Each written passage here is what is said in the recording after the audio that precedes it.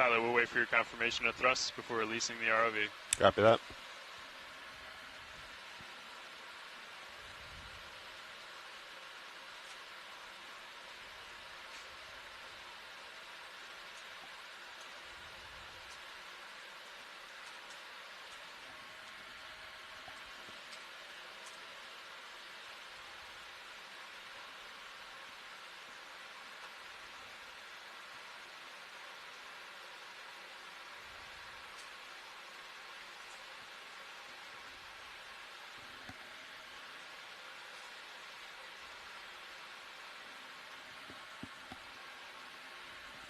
Pilot has control. Pull the pin.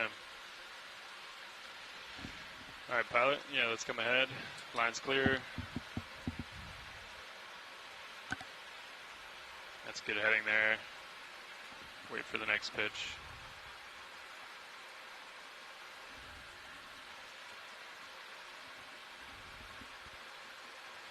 It's good heading there, pilot. Copy that.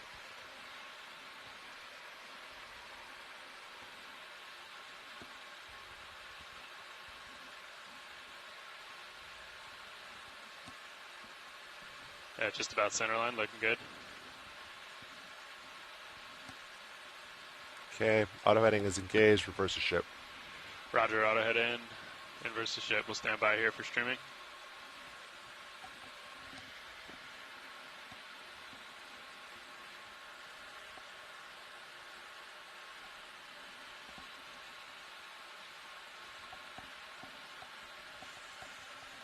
Pilot, we're going to bring our forward speed down just a little bit to try to help out with the slack here. Understood.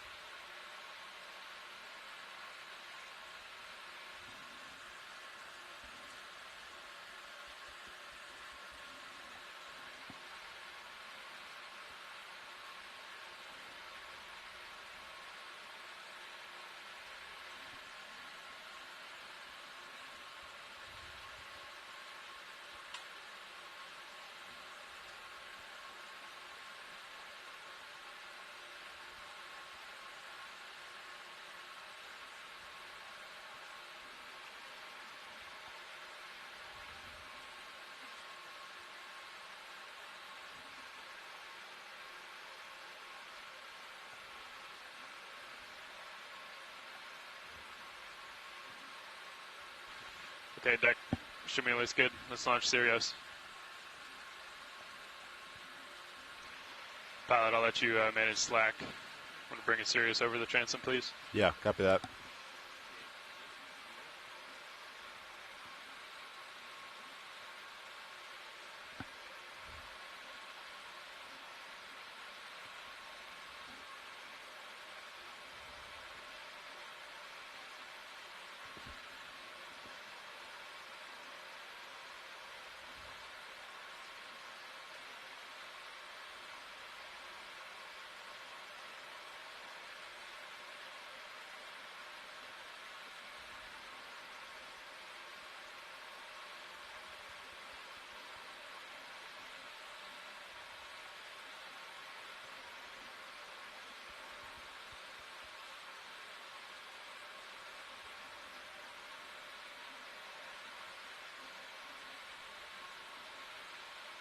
That's looking good, pilot.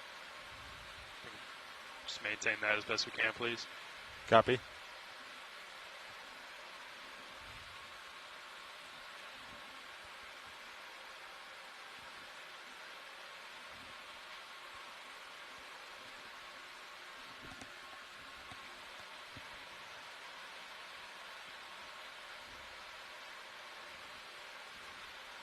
can put in a little lateral, pilot, just to come back to center line. Yeah, copy that.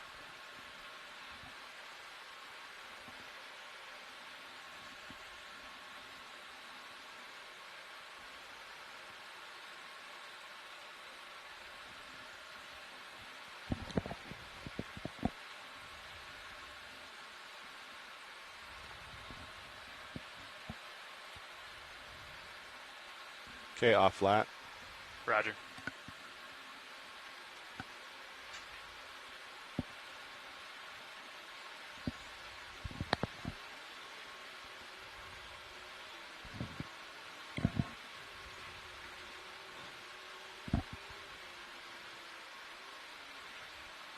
The belt on the rosette doesn't seem to be engaged anymore.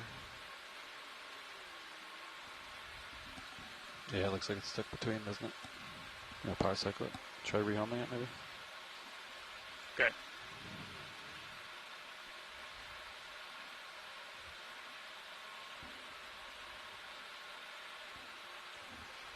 Pilot's off stick at this time.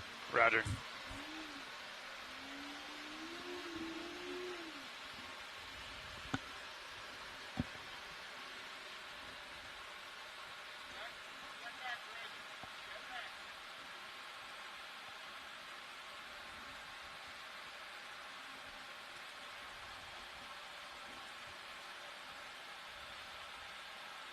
Pilot 0 the wraps, please. Wrap zeroed. You done with the wind shared? Sorry, dive super stick again. Sorry, I was talking to bosun. Winch 0 the counter, please. Counter 0. Deck, I see you. Secured A-frame, thank you. Pilot, are you ready to descend? Pilot's ready. I didn't get to... Okay, pilot, let's Got go down one. to 50 meters and hold at 15 meters a minute. Winch will do the same. Copy that. You got all the air out for now. There's not much air in it. It's fine. Copy. You can roll it.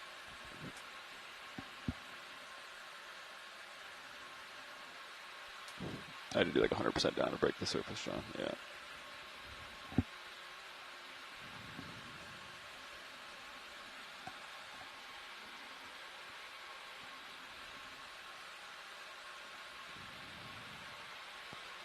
Ready for mom. We're descending.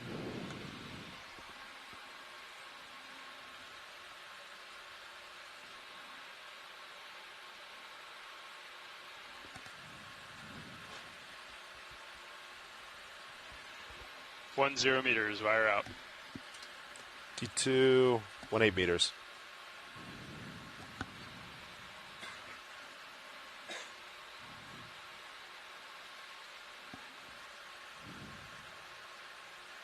See that the forward speed went down, Sean. Be advised. Yeah.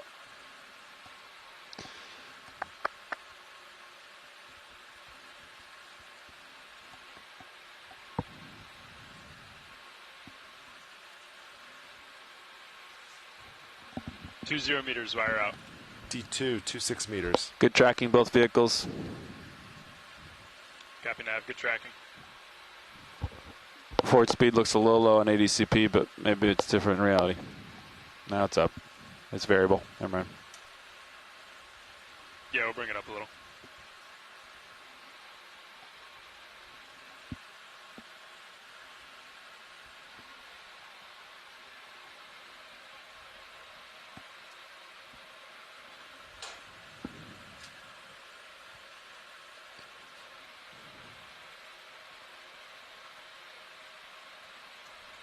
Three 0 meters, wire out. D2, 35 meters.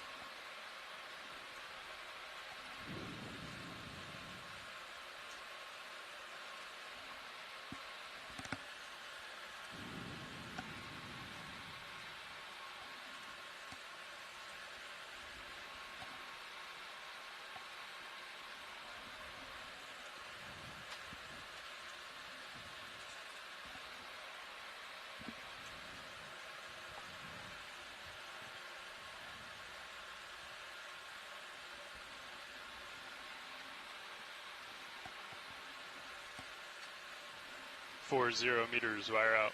D2, 47 meters. 47I. Nav, how's our approach to waypoint 1? Going a little north?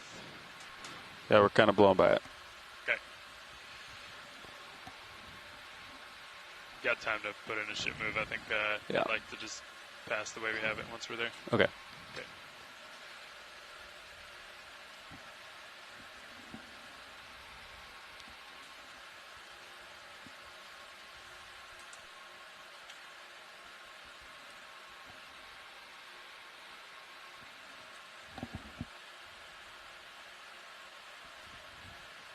Winch all stop, 50 meters. Winch, dive super. Go for winch. Can we pass control to the control room, please? Winch control has been passed to the co-pilot.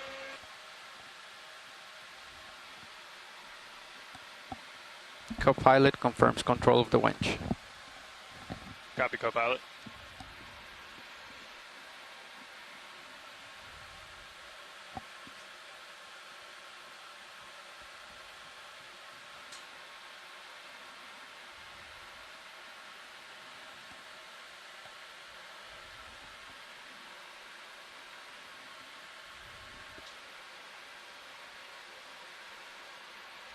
Nav, we're passing control now. Stand by. Roger.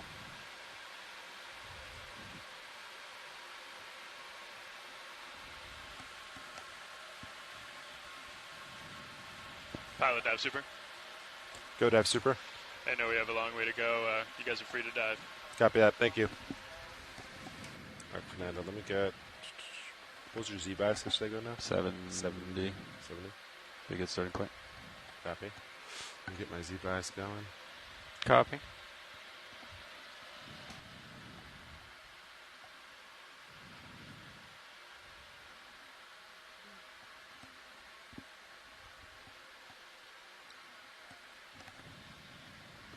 Right hand Yeah, roll. just Okay. I'm still in auto depth. Ready to start coming down? Yep. Okay. Auto depth's out. Z-bias is in. All right. D2's heading down. he's pushing down.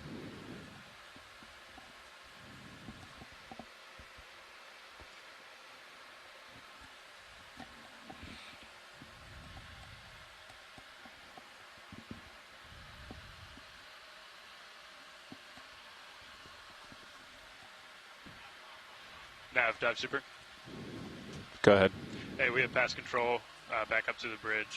They're going to maintain what we did at the end of the drift. When you come into auto position, just make sure we keep an eye on the vehicles and we're pushing out. Come to a nice, easy stop. Roger. But I'd like to give comms back to you. Okay. Nav has comms. Roger that. Nav has comms. Nice job, dive soup. Okay. Delta 4 increasing. That Delta 4-5. Bridge, this is RV Nav. Good. Go for bridge. Hey, Extended. That's great. when you guys are ready, you guys come to an easy stop and punch in auto position, and you can get your port prop and rudder going too. Good copy. All right. All right, gentlemen. The ship's coming to an easy stop, so let's keep a keen eye on streaming. The surface current is going to the northeast, so it might blow you to your starboard, but we'll see.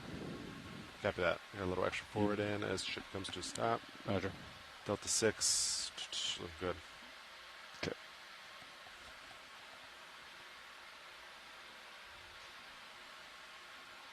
Turn my aux light down a little bit now.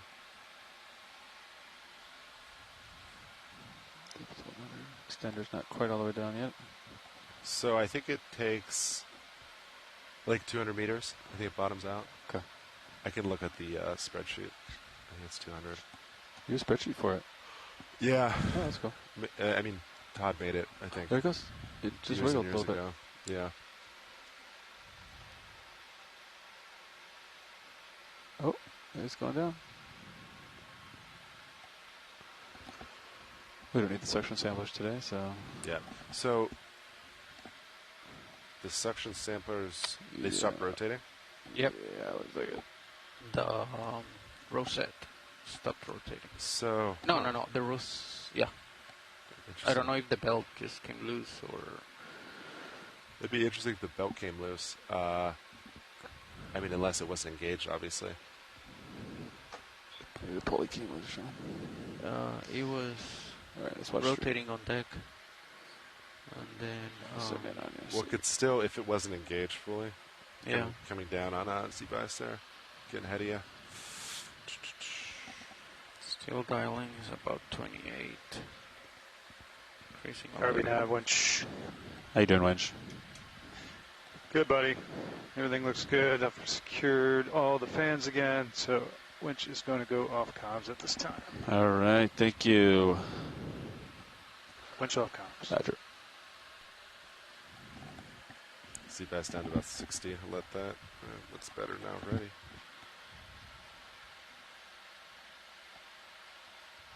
So if it was like, yeah. I don't know. We'll look at it when we come up. That belt wiggle loose, yeah.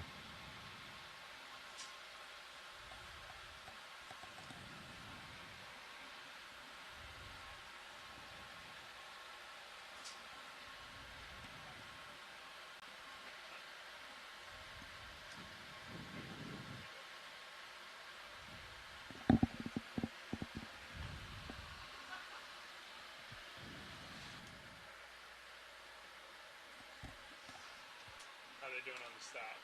Good?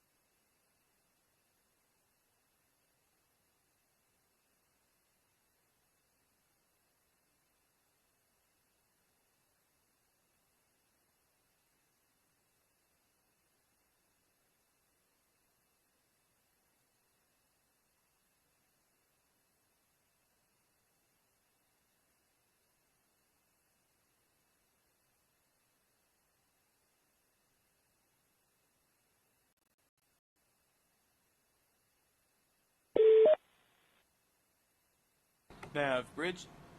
How you doing, Bridge? Hey, we are in auto position, and port prop and rudder are back in. We're just going to do a watch turnover here real quick. So just a few minutes before you guys ask for any ship movements, please. Sounds good. Thank Just you. call us back when you're ready. Thank you. I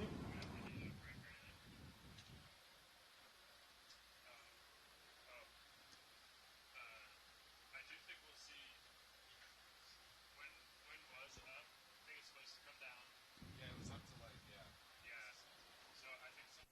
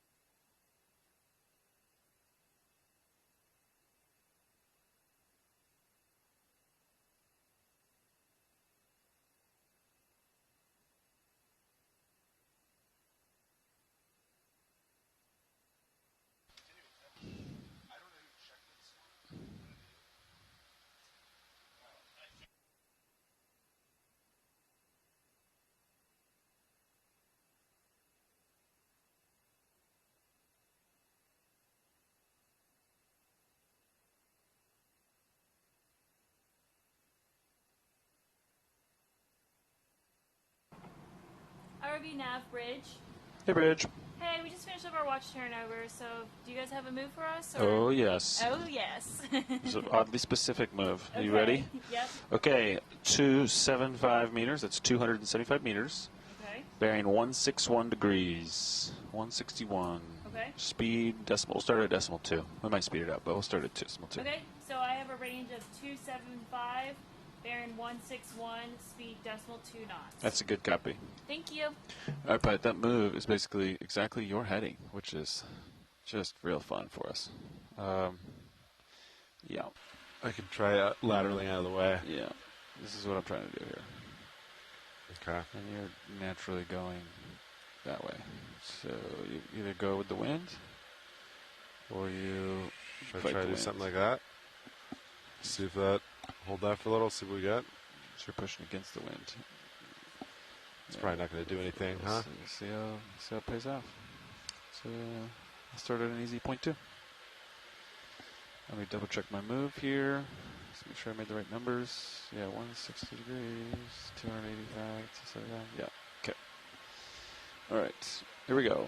Do you want to keep a healthy delta? Yeah, Delta 10. Copy. It's pretty good. Pushing forward, pushing laterally. There we Good go. Delta. We're coming to starboard. Coming to starboard. See what that does. It's always awkward when you got to move the same direction as D2. Yeah. I was hoping you would swing with the current that way, and then I would just drag you out.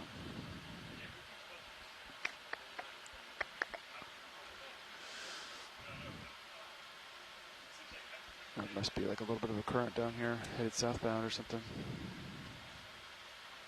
If only there was a way to see it. Yeah, the ADCP. No plane. All right.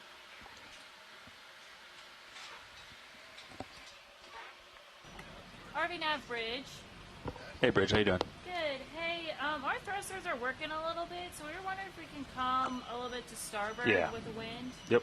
All right. Yeah, you can change heading, yep. All right, they're going to bring the heading starboard a little bit to help them move this move. Yeah, the stern thrusters work pretty hard. All right.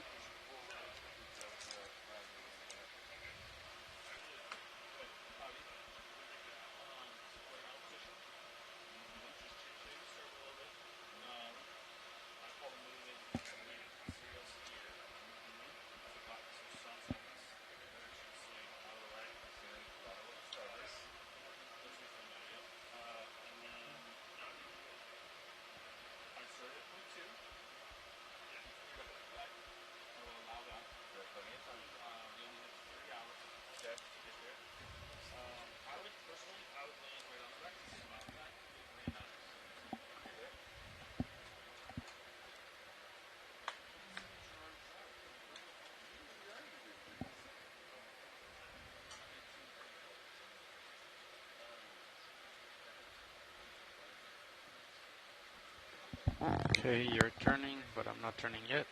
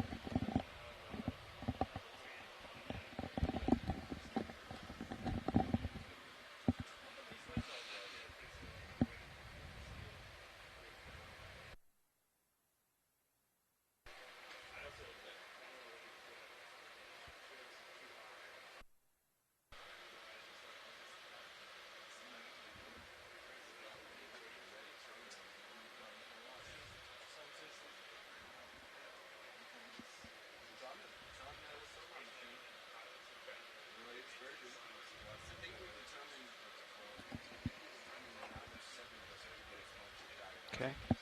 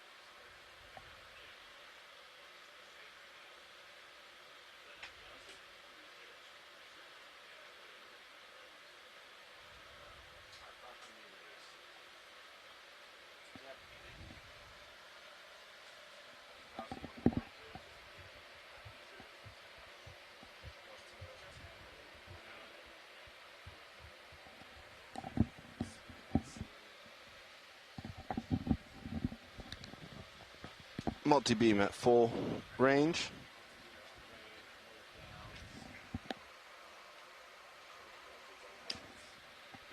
Max peak 5,768 on tension.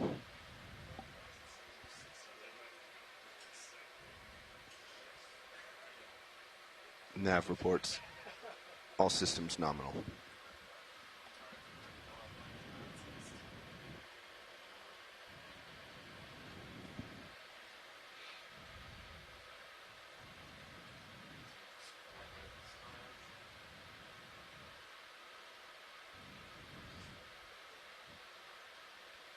Ooh, someone enhanced the checklist. I like it.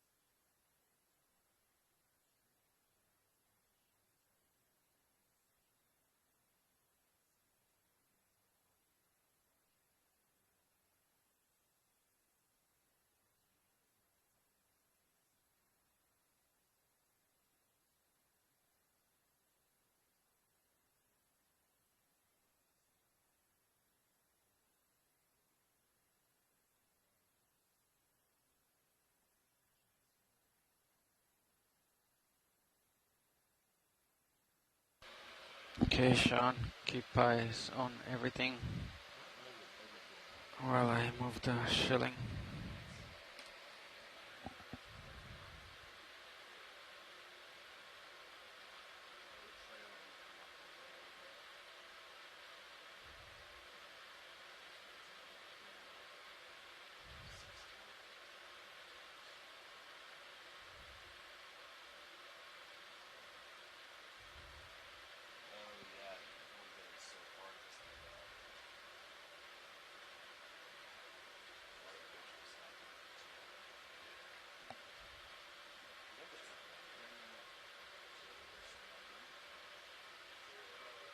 Upper swing arm down. Let me see.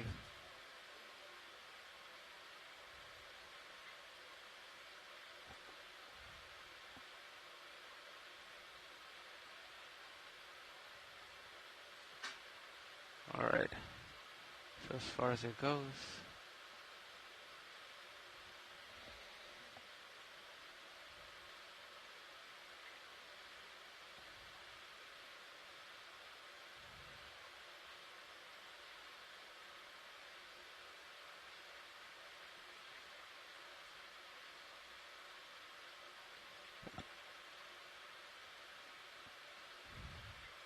It's on that side, right? So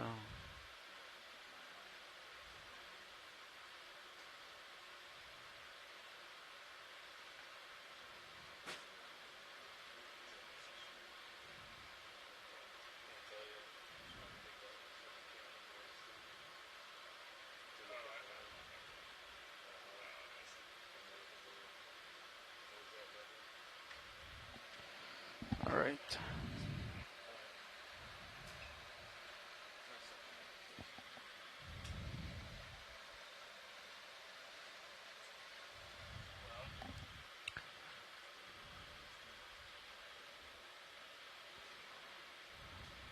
Okay, Delta 7. Streaming looks good. 10.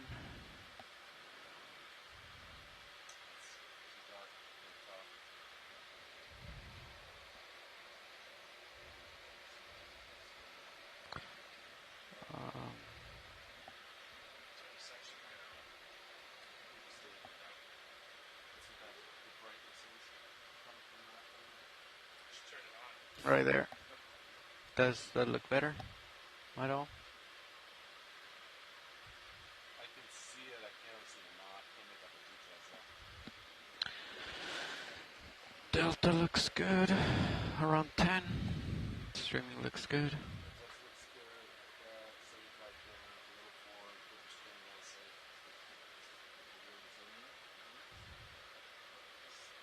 There's no way to hit the ROV if I'm moving the uppers up and down, right? Like if they're rotating? There's no way to... Okay. Alright, so let's see.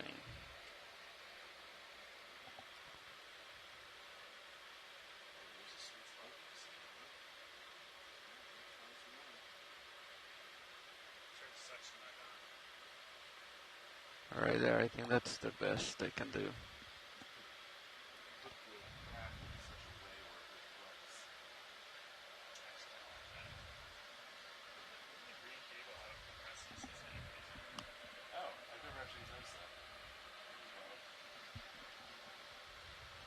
Is there something in the menu?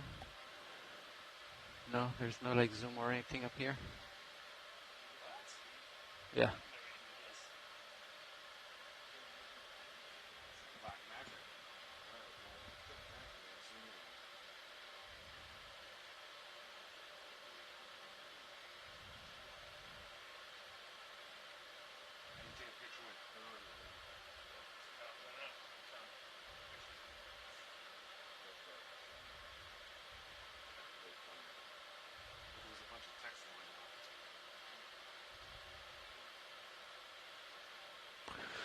Okay, Delta 10 streaming still looks good.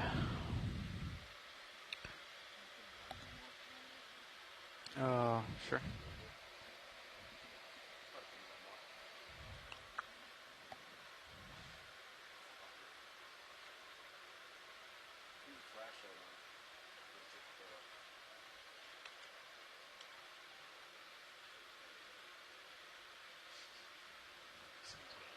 Where in the screen is it? I thought it was on that side, like right underneath the bottle. I can hear you. The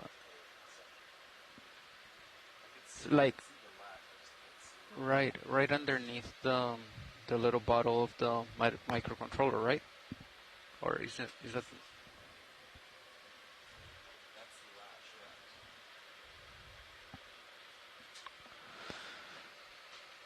Okay.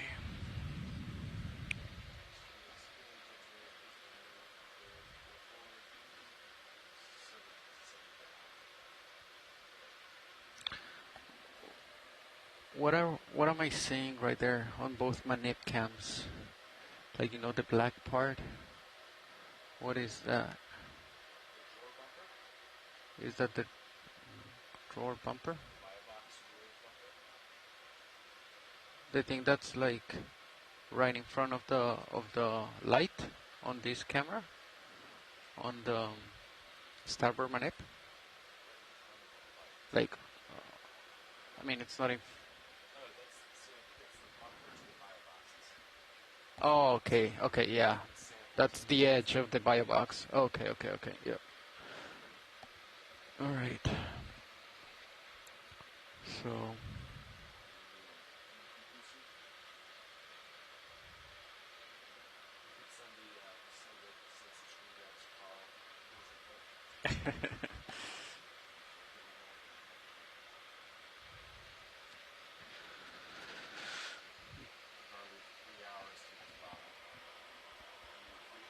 Delta, about 10.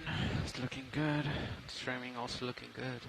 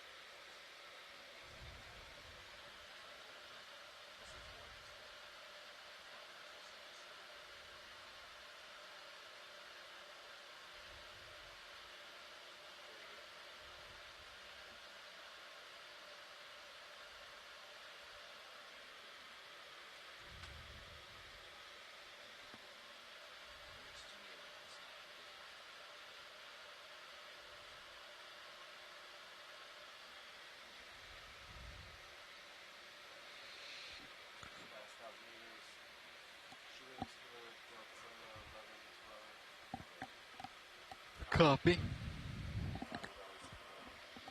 Copy.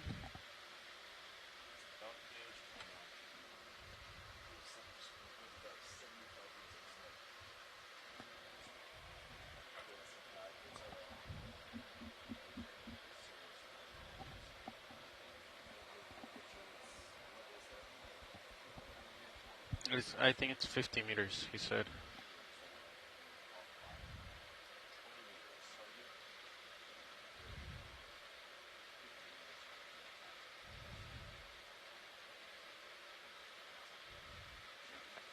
I don't remember what it was before, actually.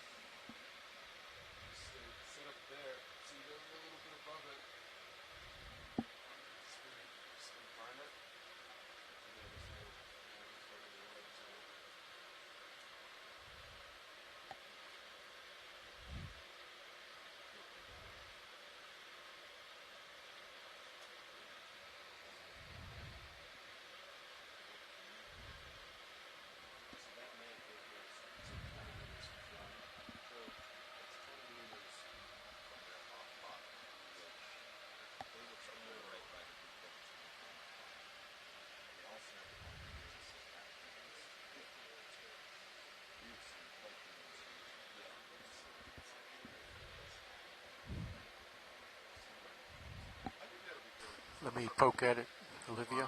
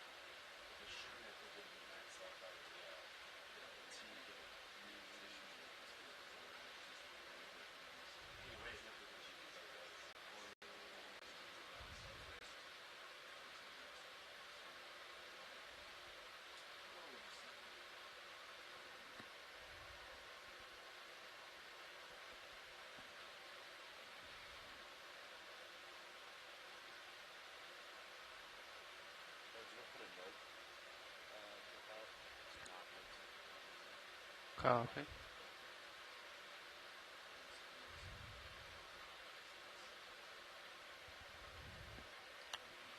Should I leave it right there, or do you want it a little bit inward of the box?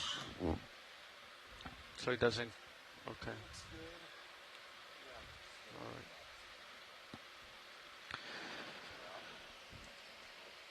Okay.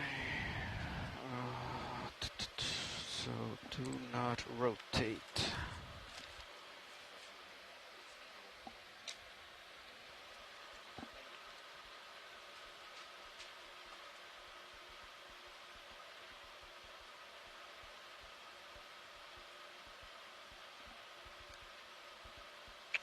Do not rotate rosette.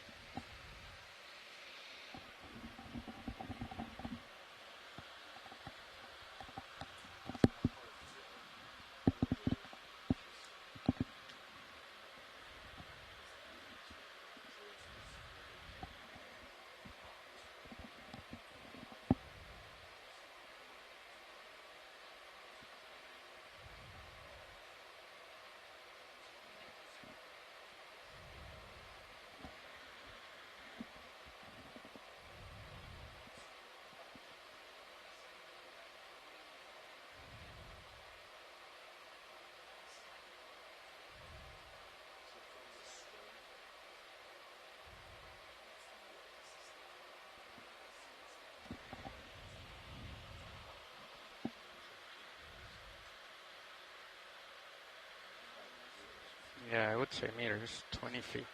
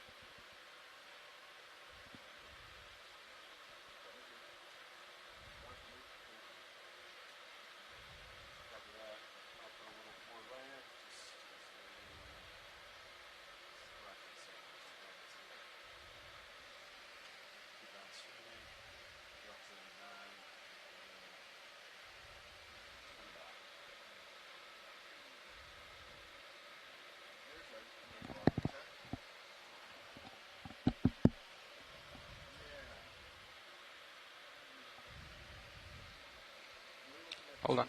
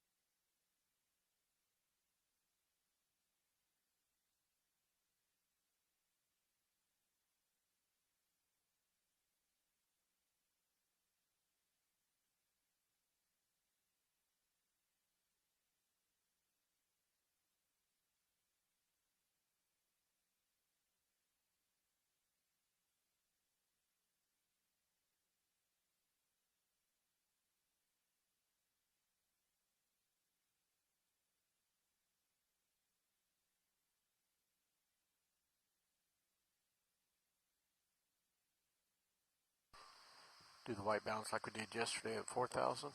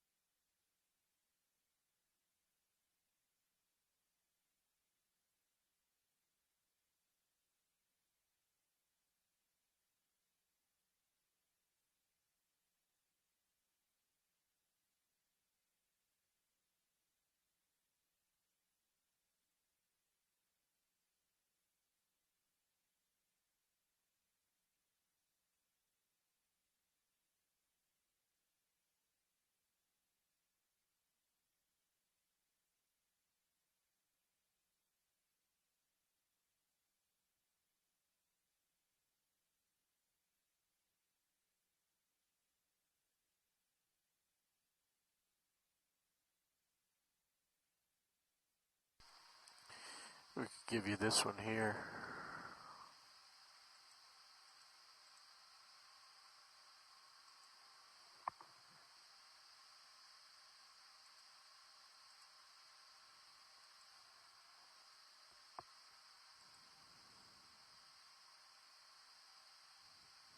It's not switching.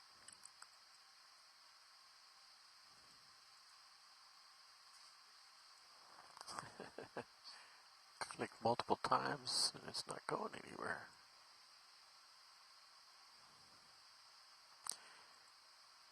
Copilot's big screen.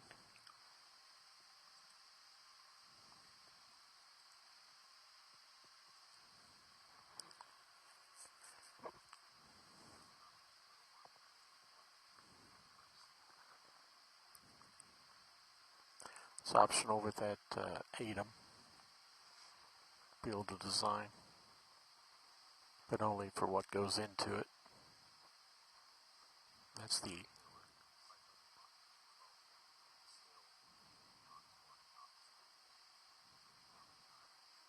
for the ROV, right? Yep.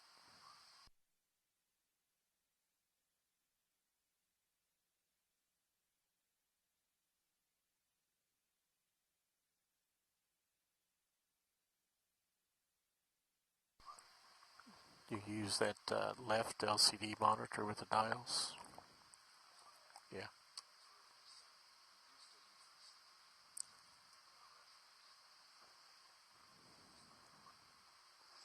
Because that's on the KVM, and I can plug video signals into the KVM as well.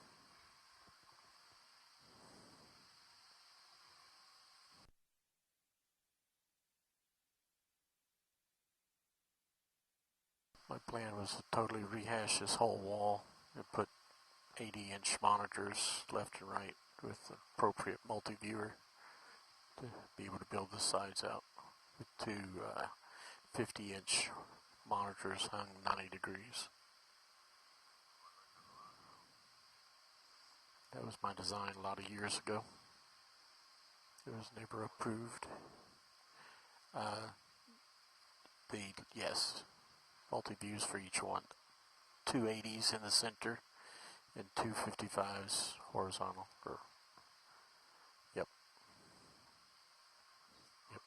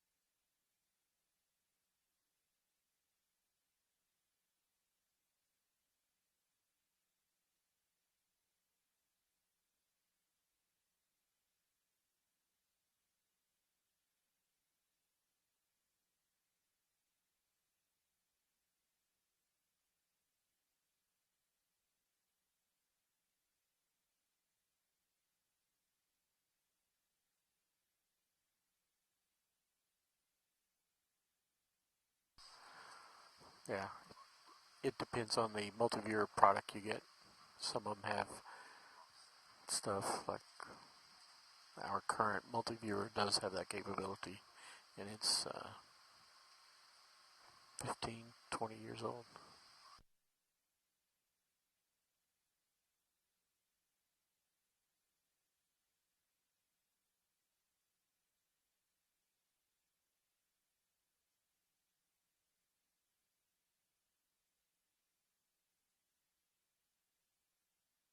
That's how that multi-viewer ended up being used. This is the way it originally was laid out.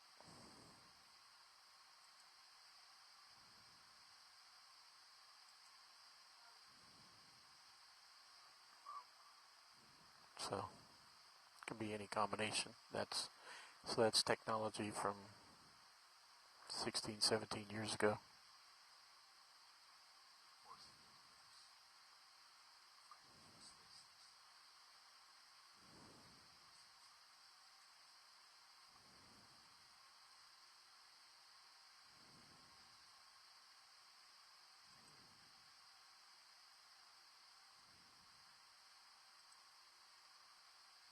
And that one's up to 20.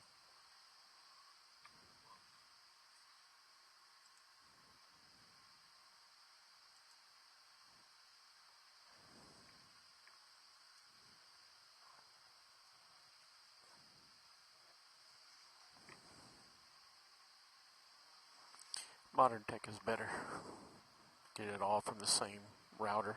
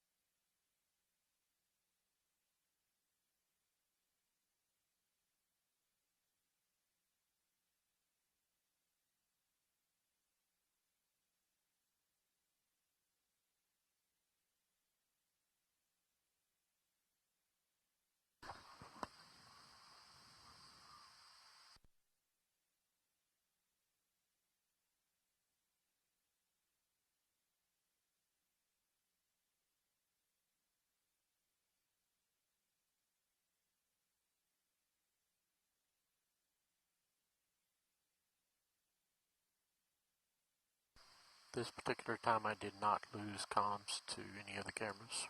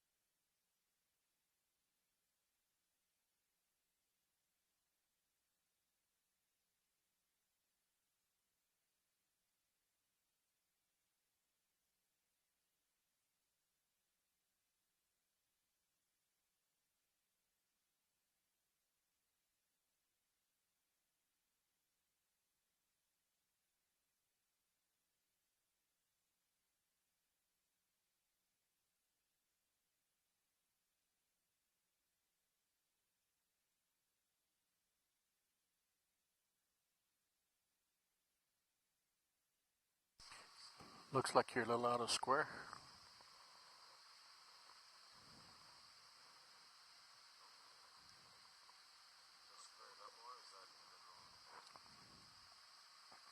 That'll work.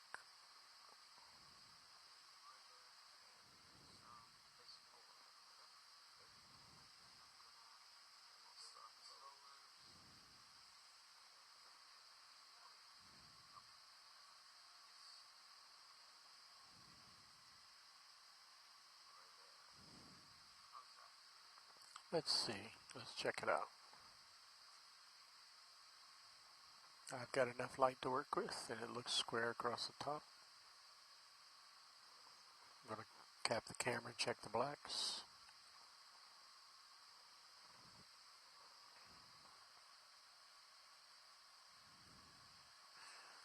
Following along at home on stream 3, I've got a quad split up showing the various angles, including the waveform vector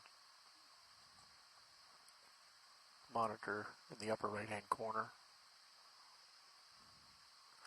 Blacks look good. Opening up the iris.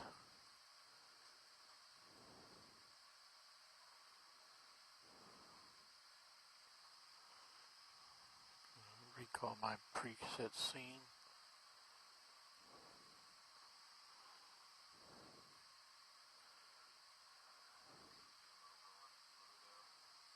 You're still, we're good.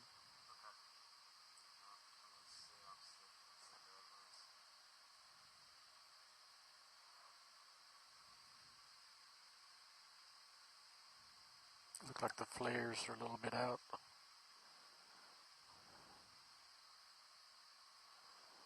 Be going down through the menus to get to the flare settings.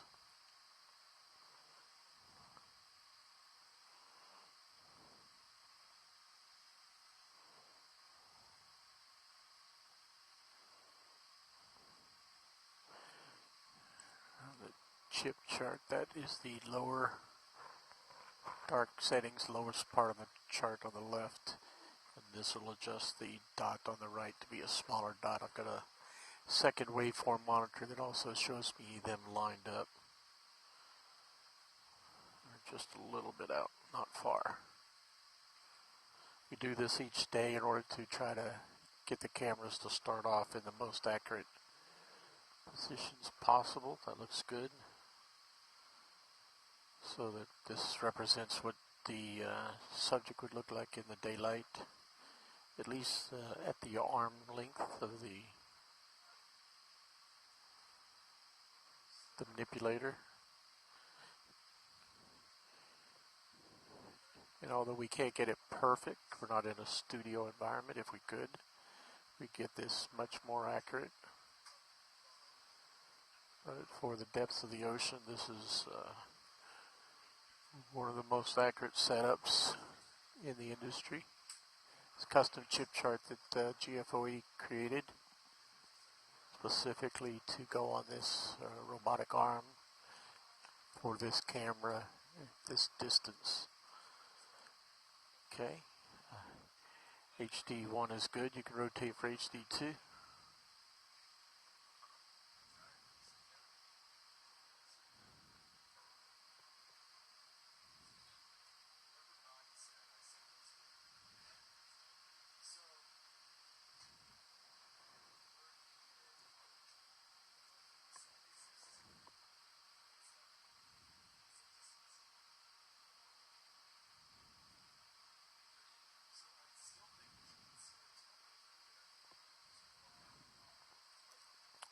Okay, that is good positioning. The red gains are a little bit out.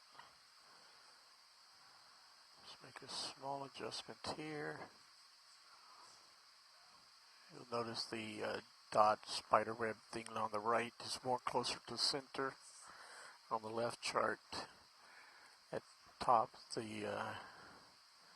fuzziness or thickness of that top of the left is more smaller, more concise into a single line. That is how these the waveform on the left and the vector on the right work. And Copilot We're good with both cameras. You can reset the arm.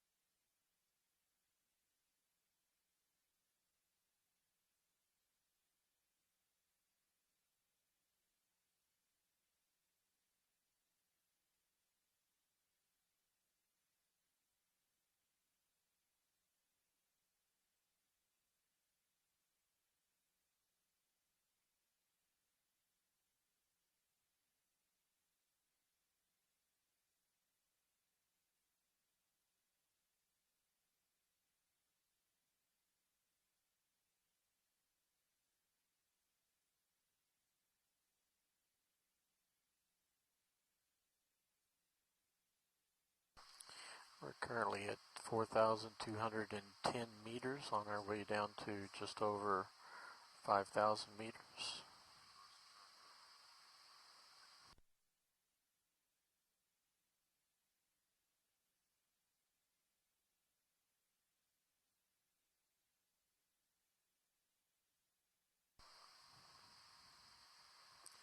Nope. Did you dim your lights? You're the only one that has the ability to.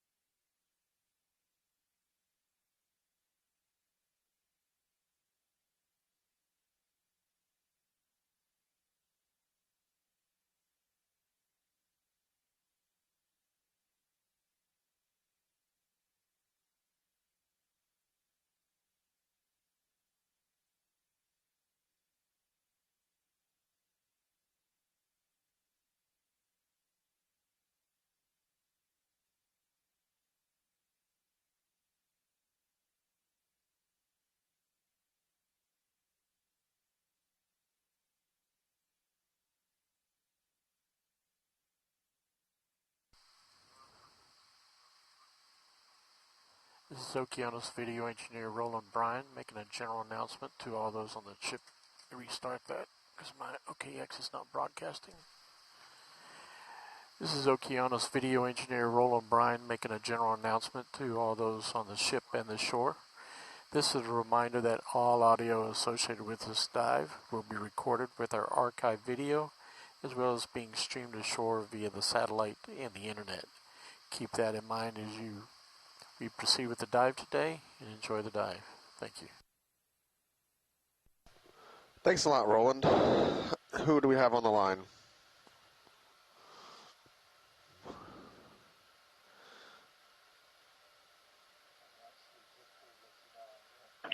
Hey, Brian, this is Phil from NOAA Ocean Exploration. Good morning, Phil. Hey, good afternoon, everyone. This is Willie Huffman with NOAA. Hey, good afternoon, everyone. This is Willie Huffman with NOAA.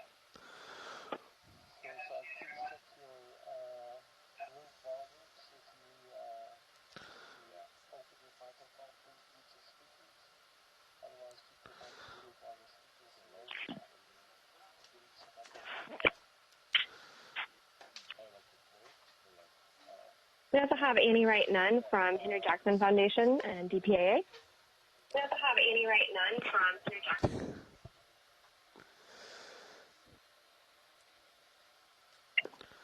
Mike Brennan. Great. Welcome all. So we are just above the seafloor getting into position. And we can kind of see the outline of the wreck already in sonar about 45 meters out. So we will get into position and start making our way towards the wreck here in just the next 5 or 10 minutes.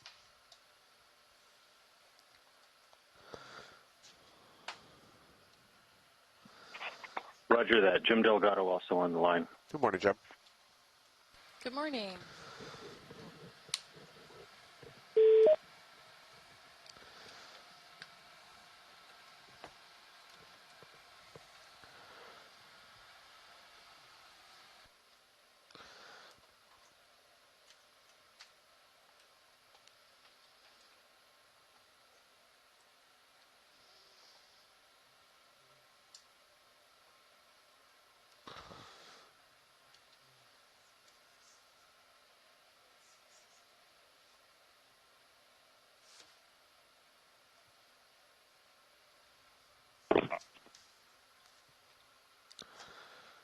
Team, this is Jim again. I just want to start by thanking you all for some tremendous flying yesterday, some great discoveries.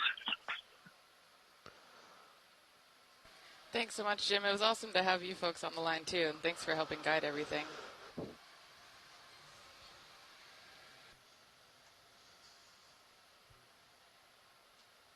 Always a pleasure. Thank you. Yeah, and we've got the same crew of awesome pilots on today, so we'll see what we can get going.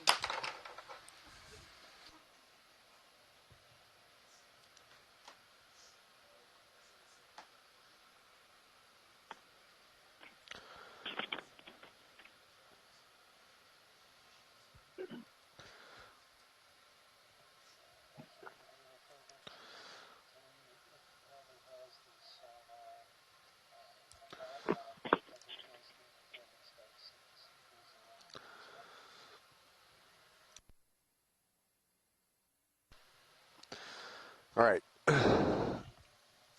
So as we just put up the blue view on Stream 3, if you want to take a look at the ship from that point of view as we get settled here and get ready to move in on it.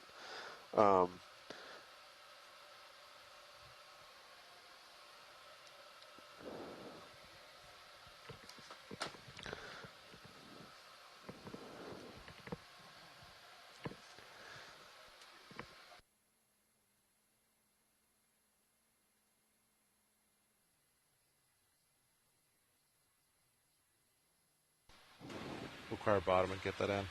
Sounds good. This is good. Good morning and good afternoon, everyone joining us from shore today. My name is Sam Quayer. I'm the expedition coordinator here for EX2503 with NOAA's Office of Ocean Exploration. Today we're doing our second dive here on the USS Yorktown. And today we've got a little bit different dive plan than yesterday. If you tuned in yesterday, you saw that we, as soon as we were pulling away from looking at the last hangar space before we surface, or made our way to the surface, meters, bearing 120 we saw what looked like in the degrees, distance an automobile. And so that's going to be the first start of our dive today. We're going to go peek back in that hangar space to see if we can get some better identifying marks before transiting towards the stern.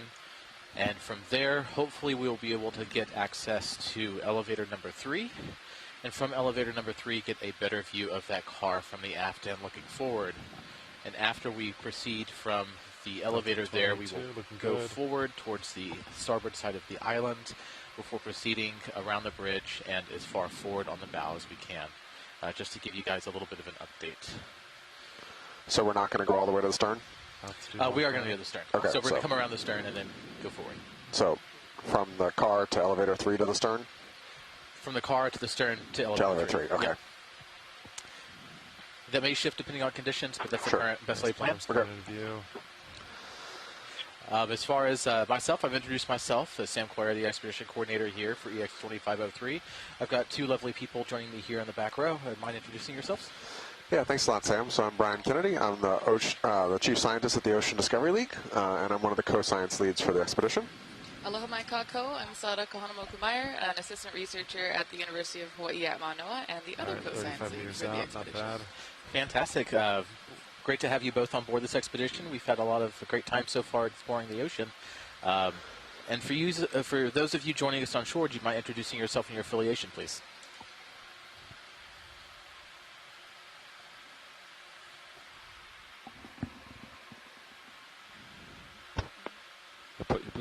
This is Jim Delgado. I am with Search. I was previously Director of Maritime Heritage for NOAA's Office of National Marine Sanctuaries, Maritime Archaeologist.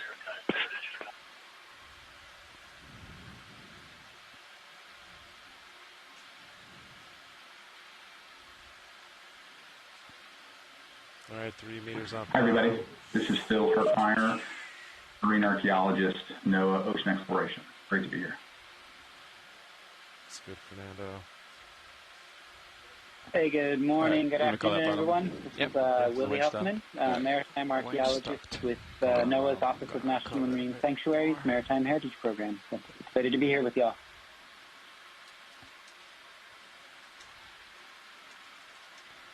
I lost my depth. Hi all, this is Annie Wright Nunn from the Henry Jackson Foundation /DPAA. I am an underwater archaeologist and the innovation specialist for DPAA.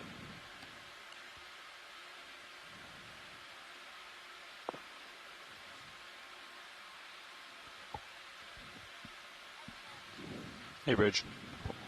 This is Mike Brennan, also maritime archaeologist with Search. 2124. Frank Thompson from Naval History and Heritage Command. You see that on the bottom of my camera? A little something? Something. It's not that little. Might just be close. That's Chuck Haberline, old retired guy from Naval History. I mean on the ground, on the floor. On the oh, I thought you were talking the floater. No. Oh, yeah, some debris. Yeah, there's some in front too. Oh, okay. All right, rotating up to keep you in view. Bridge is over now. I'm not gonna go down anymore. I'm gonna pull out the swing arm. Just letting you know we are on the bottom. Can we change the center of rotation to A-frame, please? You want to spin around, look at and that we can thing set bail out to the northwest, please. Thank you, everyone, for the question. Are you planning to get into elevator 3 from on top? Yes. If so, looking forward on the ship, you ought to be able to see that automobile if that's what it is. Yep, that's currently our plan for today. After we visit the stern, we're going to take another look at the automobile from the port side of where we imaged it yesterday. Head towards the stern after getting a couple of minutes of video there, and then hopefully come up top and drop down elevator 3 as long as our ROV pilots deem it safe to put the vehicle into space like they did yesterday. Yeah, more sand mounds. Okay, thanks. So I do want to thank everybody for joining us today on a holiday. For those of you that do celebrate, for those of you that don't, it's great to have you all here to explore this exciting site and the expertise that you bring. So yeah, welcome again, and we should hopefully be approaching the wreck here soon. We're within about 30 meters as we draw closer, hopefully to get some more visual evidence of what exactly that automobile that we kind of left on the cliffhanger note yesterday evening is. All right, we're good. I'm going to rise a little bit. Copy that. Swing arms are deployed. Drawer is all the way in. Shilling looks good.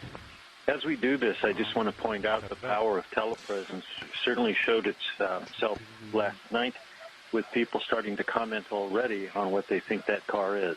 It's great to see. And watch leads run bottom. Ship is absolutely. 30 meters it certainly in front. Seems like there's a couple of theories going around. So we're moving now. And namely, so one of the biggest crowdsourcing elements of the internet, a thread on Reddit, seemed to have actually identified the vehicle, or at least have a tentative identification, as being I believe it was a 1941 Ford Super Deluxe. Was that right, Jim? Sorry, I'm on my checklist now. Sure. How many meters you want?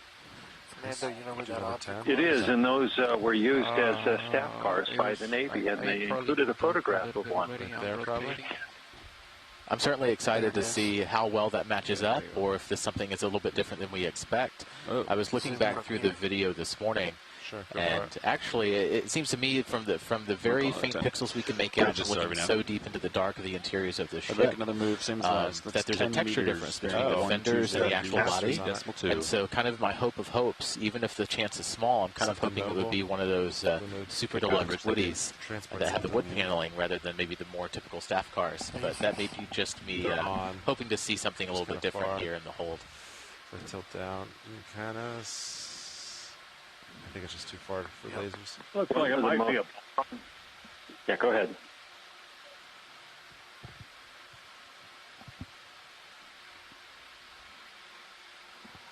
Looks like it might be a bomb cart. All right, video. Yes, right there in front, yes. You're ready. Let's start inching forward. I'll get in a good spot. We're about to do a handoff. On a dive in Greater Farallones National Marine Sanctuary, we were inside a steamer called the Ituna, looking at wreckage that nobody could identify until somebody called in, spoke directly to the onboard educators, and pointed out that it was cannery machinery, which made a great deal of sense because Ituna was loaded with sacks of cement and cannery gear heading from San Francisco to Oregon. Again, the power of so many people watching and participating from the community and bringing their knowledge to bear. Again, I love the fact that we get to do this work and broadcast it live and get people's feedback.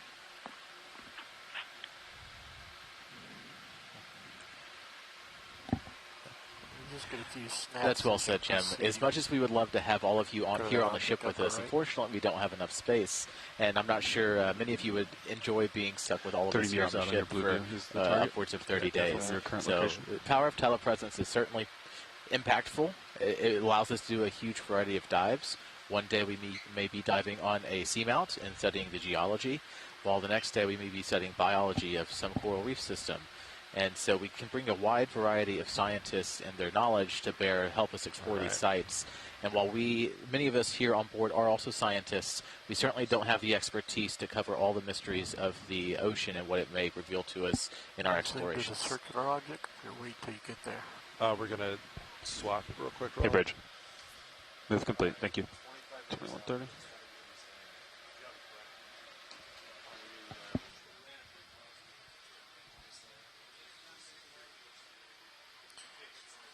Chuck, I was trying to get Bob Cressman to join us this evening, but I think he may be out with some family or something for Easter.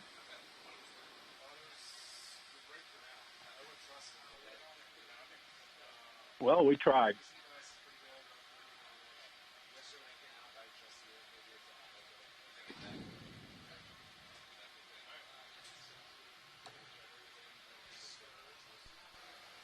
Sam, I'm noticing that there's a fair bit more debris around the ship on this side. Do you think that's potentially because we're approaching the ship from a side where it's a little bit more tilt, like it's listing in this direction? Is that right? So I believe we're still approaching the ship from the port side again. Oh, we are? But who knows during the sinking event, because Yorktown did capsize. Yeah. And so it seems like it obviously righted itself as it descended to the bottom. And who's to say that during the capsizing event, the subsequent upwelling, or the uprighting, that these things may have shifted and come out at different areas of the sinking process. Cool. Yeah, and I'm noticing in the sediments, again, more like similar evidence to what we saw yesterday, also approaching from this side with the ridges being formed with these large boulders kind of showing evidence of a really Ryan, large do you see the force blue view? moving the sediment. See the blue view? We're headed right for the garage, where the car is. Yeah, and then I think that's the 5-inch gun on the right of Nader. See that? Yeah. All right. All right, good. All right, JD. Hey, pilot, Nav. You up to speed on what we got going on here? I am. Okay, so I've called in 2 10-meter moves since we landed. When was the last move called? The last move finished 2 minutes ago. 2 minutes ago, copy. So we're going to still be moving a little bit. I agree. What was the last 15 minutes? For those of you that are joining us for the first time today, while you're enjoying your holiday or your time with family or just your weekend, we are on the USS Yorktown today. This is our second dive over 2 days as we approach the side of the wreck here. We will be approaching on its aft port side. So you haven't even felt the first and in the meantime, I'd like to turn it over to marine archaeologist for NOAA Ocean Exploration, Phil Hartmeyer, and have him share a little bit about the site and the context in which it lays today. Do you want to see the car first? I think you're basically aiming right Thanks for so much, Sam. Here at NOAA Ocean Exploration, our mission is to explore the ocean for national benefit, and USS Yorktown is really describes that well. It was the lead ship of the Yorktown class aircraft carriers commissioned into the U.S. Navy in 1937. It was built at Newport News Shipbuilding in Virginia, and it was part of America's early response to the growing tensions leading up to the Second World War. When the U.S. entered the war after the December 7th attack on Pearl Harbor, Yorktown quickly became a frontline ship. In early 42, it took part in raids against Japanese positions in the Pacific, helping slow their expansion. Notably, it played a vital role in the Battle of the Coral Sea in May 1942, which was the first naval battle fought entirely by aircraft without opposing ships ever sighting each other. Although Yorktown was damaged, she managed to return to Pearl Harbor for emergency repairs. Just 48 hours later, despite the months-long repair period, Yorktown sailed to take part in the crucial Battle of Midway in June of 1942.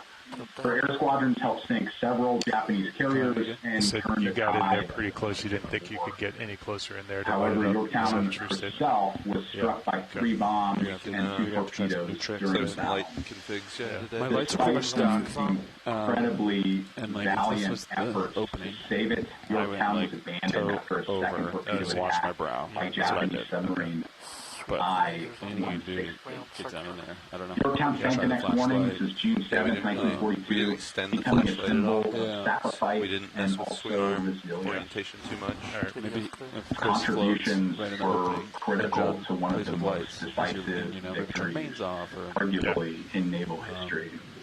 But many of the battle's mysteries went down with the ship. And as we continue to explore, more questions arise. Shown yesterday with the discovery of the mural in elevator shaft number 2 and the car in the aft hangar deck that we're approaching now. These dives are exploration at its finest and helping tell the stories of Americans and Japanese alike who paid the ultimate price fighting for country and for comrade. We're learning about our past, but also the flora and fauna that call USS Yorktown home, Thanks to Sarah, Ryan, and our incredible biologists ashore, we may have even located a new species of jellyfish, highlighting the integrated role that these sites play with their new environments at the bottom. Yesterday's dive was one for the books, and as we approach here now, I just can't wait to see what we'll uncover together. Thanks, Sam. Number 2 is the Thanks, Phil. Big letters. Great job highlighting the importance of this site and where it fits in the context of why we're here and why we're looking at this site. Yep. Currently, I can. And it is indeed a mystery in many ways. Even though the site has been explored several times over the last several decades, starting in 1998 with the U.S. Navy, National Geographic Society, and Bob Ballard, and again in 2023 with Ocean Exploration Trust and the many partners that have joined in, both with us on shore and many participating here today as we explore today with NOAA Ocean Exploration and the Global Foundation for Ocean Exploration. It really shows the importance of exploration. There are many times that in the chaos of a historical event happening, that we do not have all the answers. We do not have all the information of how something actually happened. And so the importance here today on this archaeological site, it really enables us to find what really happened and what kind of evidence of the men and the women and the soldiers and sailors that fought, lived, and potentially died on this wreck really did. And it connects us to their lives, both here and one of the trying moments of their lives. But also it helps connect things to loved ones and family, and really allows us to appreciate the true stories and the human stories that come here from exploring these sites, and really allowing us to find out real answers and solve real mysteries as part of this exploration.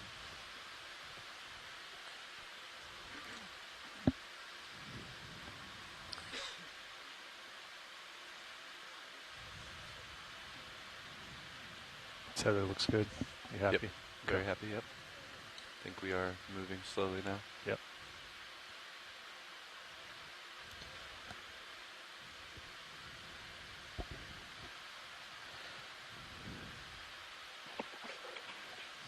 One of the things that we're seeing, of course, given that it's not been 100 years, this was the case with Titanic, is that we're seeing the paint on the hull. Yeah, I'm not 100% certain that's where I'm at. I might be a little bit proud. We're also seeing some kind of a plate that's been split off. So the hangar We didn't see door, that the screw earlier. just aft the end of the door. 8 feet, 10 feet or so. Yep.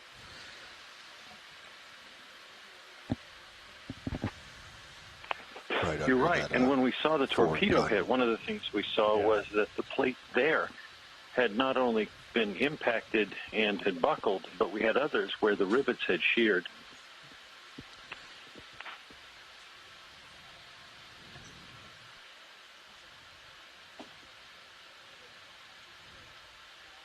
One of the questions is whether or not we would be seeing any hull failures in an area that had been patched after the quick repairs at Pearl following the damage that the town took at Battle of Coral Sea.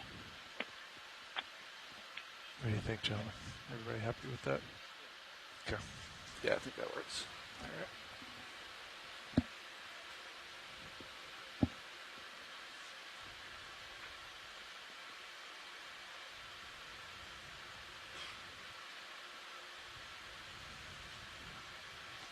It looks like, is it the tower in the distance there?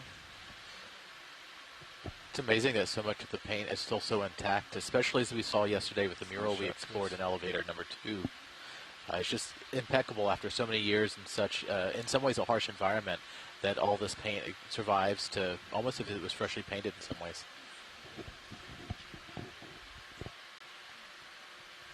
Yeah, this is the big hangar door. Oh, this is the big hangar door. Yeah, you're right.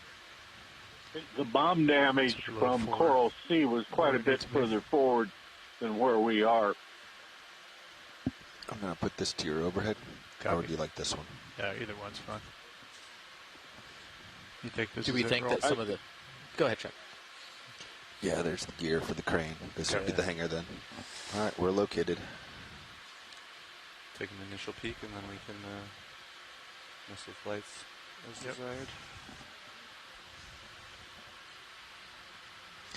Yeah, keep me full here, Roland. I just want to get a feel for vehicle and steadiness and all that stuff before we take too much. Great view of the rafters as we come up towards the space in the aft port side of the hangar. The hangar deck itself, you can see a lot of the rails where they would move heavy equipment, and in some of the places up here in the hangar space, they would actually stow aircraft that were either damaged or in need of repair or kept in reserve. Give me just a half a second. Just raising altitude here, and then I'll let you come in. So we're just coming up right where we'd hope to be. The pilots put us exactly where we left off yesterday. So we're coming up to the port side roll-up doors and the boat launch area, about frame 165, which is right where we saw the car at the end of yesterday's dive. That's a great shot, Roland. And I know we mentioned this before, but the speed with which the internet and also loved ones of our friends on this ship were able to identify the car was amazing. We got 5 minutes after we saw the car, we got a text from one of the scientist partners with a potential ID, and then I know it ended up on Reddit, and we might have a couple of thoughts, right, Sam, on what it might be? Yeah, so there's a couple of theories based on the limited evidence of what we saw yesterday, and then we had many of our scientists on shore also chimed in with some information, and going to what Jim said earlier, the power of telepresence is incredible into how we can crowdsource answers rather than having to rely on one person's research. We rely on many people's experiences, research, and knowledge to really come to some really big and quick answers. And we can see here in the murk again what we spotted yesterday, those hubcaps that originally shown and caused us to kind of look a little bit closer to reveal the car right at the end of yesterday's dive.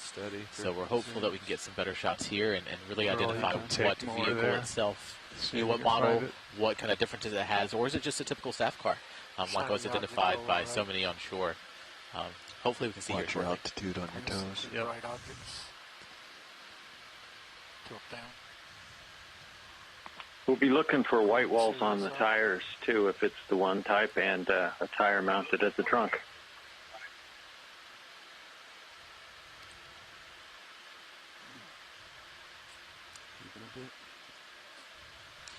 In my limited research I was able to do in the wee hours of the morning, it does seem like the Navy type of these vehicles typically kept their chrome, and you can see just a very faint outline of the chrome lining and the chrome trim.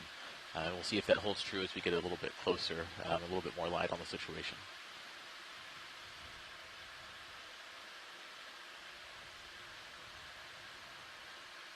Keep an eye on my brow. Roger that. Got a pretty good view of your toes in the AUX cam as well. Yep. Come up just a tad. Go ahead.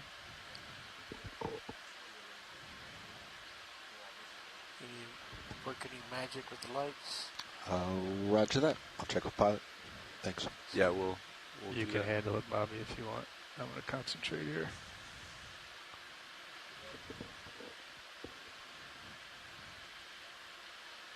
Roger that. That shredded strip is the rear hubcap, I believe. Just creeping in. Hello, this is Bobby Moore sitting in the front row at the navigator position. My fellow teammates and I are part of the Global Foundation for Ocean Exploration. We're the team that's been tasked with sort of the technical side of operations here. We have designed, maintained, operated, now pilot the vehicles that you see here on the bottom of the ocean. We're also joined by videographers and video editors that help make these beautiful images that you're looking at today. To my right, sitting pilot, is Mr. Chris Wright, concentrating on flying. I'll pass it off to co-pilot. This is John Mefford, sitting co-pilot. At the far end, we have the video station run right now by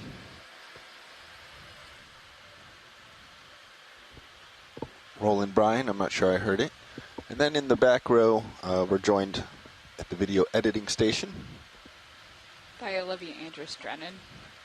And once again, we're all part of the Global Foundation for Ocean Exploration, and we're very excited to be here on Dive 2 on the Yorktown. up some gain. Thanks, Nav. Can you tell me when that last move was put in again? Boy, maybe it's my eyes, but it almost feels more clear today than it did yesterday. The second of the 10-meter moves. We might still be creeping in a little bit, but we're pretty stretched out still. Yeah, I agree. You want another 10 meters? Yeah, maybe 10. Is it me, or is there a distinct texture difference between what we're seeing over kind of the flared fenders and as you go up towards the main body, especially to the rear of the vehicle?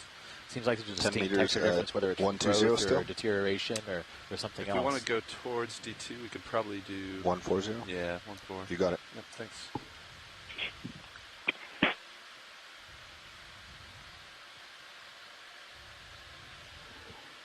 Yeah, sorry, Chris, we're pretty stretched out here. Bridge, Harvey Nav. It's okay. Ship move, please. 10 meters bearing 140 degrees at decimal 2. Sorry for the delay, Roland. Just trying to keep an eye on this tether. We're getting Good copy, thank you. Yep. Yeah, it's coming to the side, so I kind of want to. So I clearly see a spare tire. It looks like maybe the trunk is open. And it definitely looks like it's got 3 windows on this side. Yeah, I can't quite tell if that window is there something just draped across it, or if it's actual separation there. But it does look boxier than some of the photos I was seeing in the staff car I would photos. suggest turning off the main to pilot's okay. It's very boxy towards the rear, just above the rear tire there. Brow looks okay at the moment. We got your pan tilt turned up. That's port main off.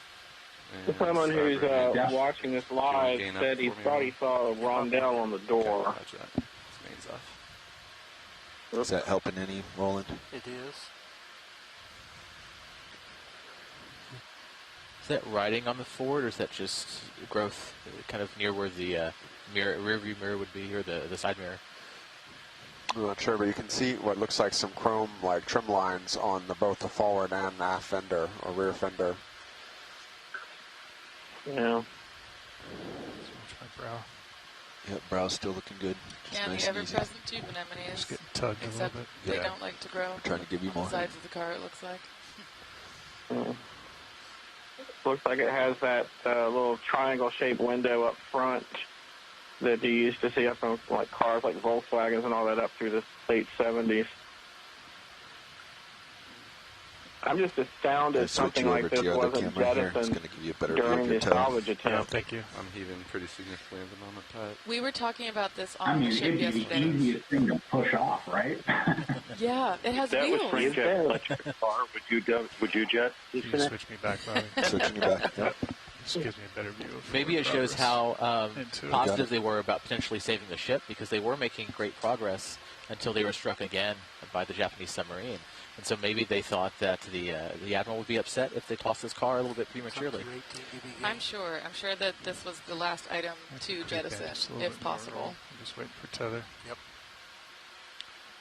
so mains are off. If Could there's that potentially any be other, the glass I sliding don't know, out? in a life and death situation, I think that'd be the first thing Mains I'd help push us through. when you're in the elevator.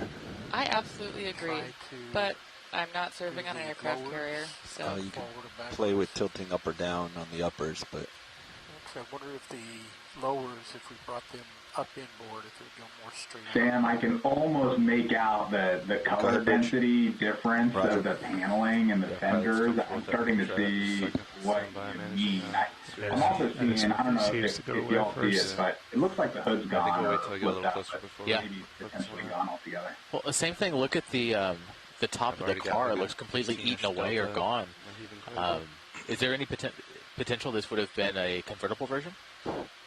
Maybe a softer top, or maybe just the thinness of the metal? I think it looks like a hard top, but yeah, I noticed the hole in it too. Well, if the ship capsized and then righted itself on the trip down, the car would have been rolled at least once around the flight deck before landing this way too. So it would have taken it minimum. If it survived the battle damage, it would have taken a roll in the descent to the seabed, certainly. It's definitely a better view than we had yesterday so far. It doesn't look too bad if we're taking a couple of rolls at minimum. No. But I agree. The roof is definitely got a hole in it. It looks like the driver's side door is eaten away, and it does look like the hood is is missing. Maybe just a touch. You want to go to the lower left tire? Yeah, I don't have a ton of maneuverability in here. Roland creeped in pretty close. I don't want to give you more zoom. Yeah. Go see a star on the HUD. So I believe we're about approaching as good a view as we're going to get from this angle. Is there anything particular? Anything else particularly you want to look at here? Because I think this is about the best shot we're going to get. They're going to try one more lighting configuration, and then I think we will have played our entire bag of tricks. Shilling light coming on. Yeah. That's full shilling. I think we've got a really good sense of this now, helped a little bit, particularly given this angle, this side. I think we can pull back. Let's go to the front wheel. I'm so glad we returned here. I mean, just nice job, pilot. Incredible skill here with the lighting configuration. This is I'm not comfortable with amazing. I mean, certainly more than we were so why don't we back off and get Sirius in a better position then? This is great look. And don't forget about that chrome trim that's going above both fenders, front and rear. I would say let's just back off. Together, look from afar. We can always reapproach when Sirius is closer. Okay. All right. When you're clear, Roland, I'm going to get lights going again so I can back out of here and get my lights up, JD. Yep, mains coming back. That was a good look, though. There's definitely more clarity than we had yesterday. All right, coming back easy. I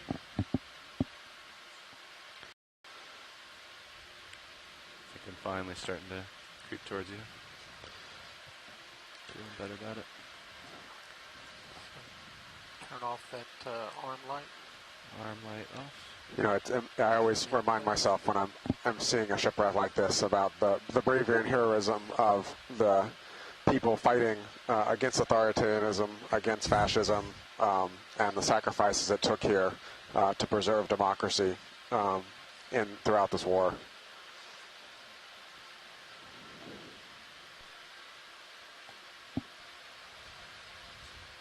Absolutely. And looking at that, I'm wondering if the car people are thinking, but it looks less like a Ford to me, and perhaps it's a 1941 Pontiac. Getting some more here soon. Yes. Yeah, we've got a little more arch in the tether now, which is great. Or maybe a Packard.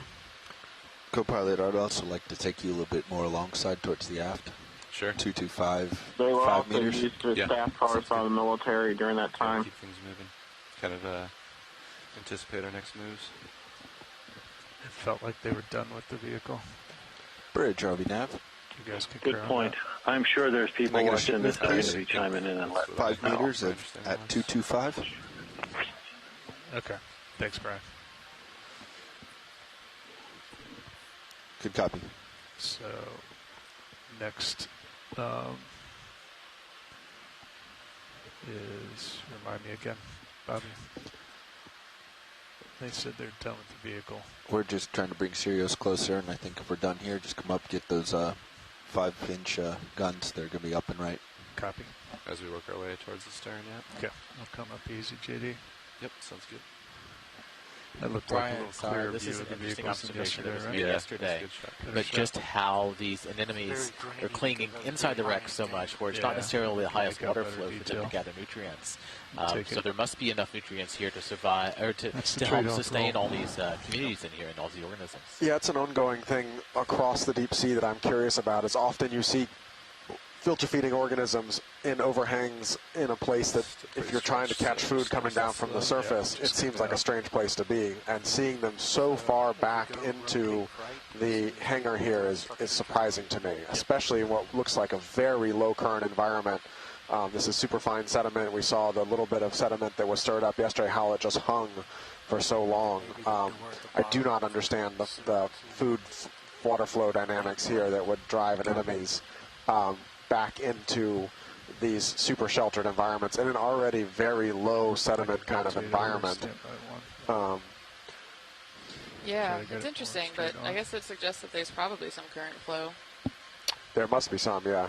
Yeah, I mean, we do see, like, structures on the seafloor that suggest that there are currents, even though they're probably slow, right? And part of me is also wondering if the ship itself is potentially providing some nutrients that the organisms that live inside of it can use. Yep. I was also reading about some studies on rusticles that were done in 2015 off real quiet in Australia. Yeah, I don't know why. And you got my port side. They were checking the level of heavy metals, arsenic, zinc specifically, around World War II era wrecks, and how the water even surrounding the wreck was much, much higher. Roger.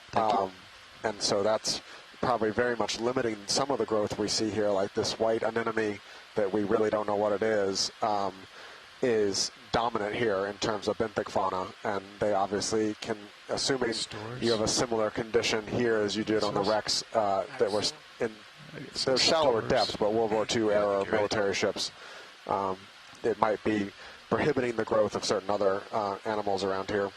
Yeah, almost certainly. In my area of work, we often call these kinds of species that proliferate or super high abundance in places like this disaster taxa, because they have the adaptations needed, or the ability, I guess, whatever it is, metabolic, whatever, to be able to flourish in hostile environments. So, I don't know, I'd call the anemones maybe a disaster taxon in this case. 4 wide. Copy.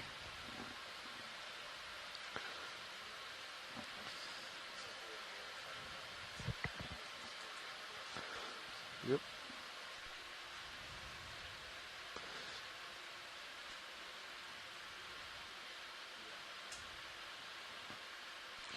Looks like we are here near frame 173, according to that door with the 173 Co-pilot, stores. I know we've still kind of moving from these moves, but based on your last 5-meter one, I think we could probably go that way a little more. Another 10, maybe? Yeah, like kind of parallel to the strike of the ship. 225 was what we calculated yesterday for a strike. Yeah, so that sounds good to me now. All right, 10 at 225. How am I doing, John? Bridge, Avi Nav. You're doing good. Am I tight? Another move, please. 10 meters at 225. Okay. I may just hey, Shoreside, are you able to hear us? Yeah, sounds good. Good copy. Pretty out there, but... Yeah, I'm just going to try to come vertical here and get some more of this. We should be slowly on the move. Coming up. Copy that. Yeah, take your time looking at some near-field stuff. We'll get you the tether for the big guns here. Okay. You can see them in your manip cam. Yep.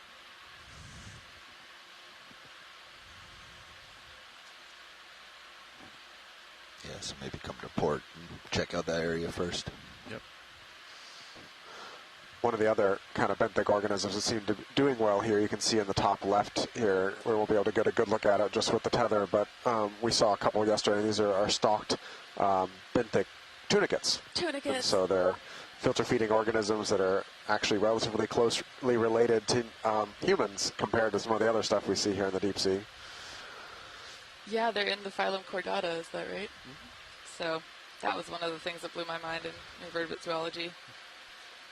And I didn't know they came in the stock Co-pilot, that last move forward at 140 was completed at 2150. 2150, yeah. Chordata is certainly one of those terms which sticks out from my freshman biology class, zoology class. You didn't have much of that training as an archaeologist, but I'm certainly happy to remember a little bit of it. With that, though, yeah, it comes back. I can just come up a little As I'm learning from Brian, the more exposure that we get, the more us, like paleo and archaeology people, can remember things.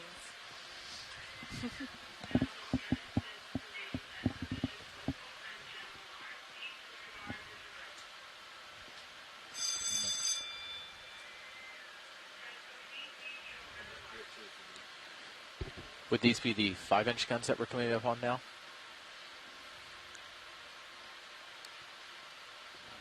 You can see it past the skids roll.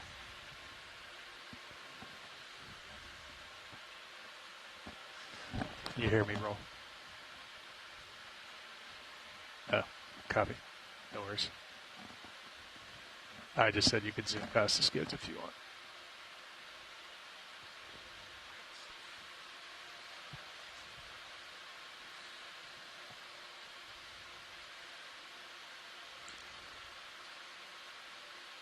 Looking great, Pat.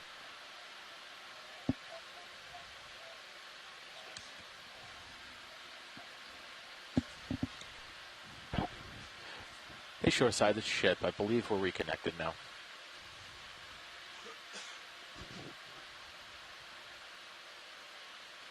can hear you, Sam. Drift back and, yeah, take your time on this so we can get you tethered. Perfect. Are these the 5-inch guns that we're coming upon now? Right. Yeah, I'm going to take a nice and slow roll, and we got plenty of time before we get tethered, so. Get a full frame view here if I back off. So this gap in the armor plating here was removed so they could get ready to jettison this, or is this was there always a gap here in front of the guns? That's been removed. They were getting ready to jettison these guns. One of the things that we keep seeing with all of this is the fact that these guys were working. They were cutting these shields in front and getting the guns off and dumping them, but they couldn't get all the way there by the time the ship went down. So again, the archaeological record is giving us a better sense of what they talked about, but with more detail.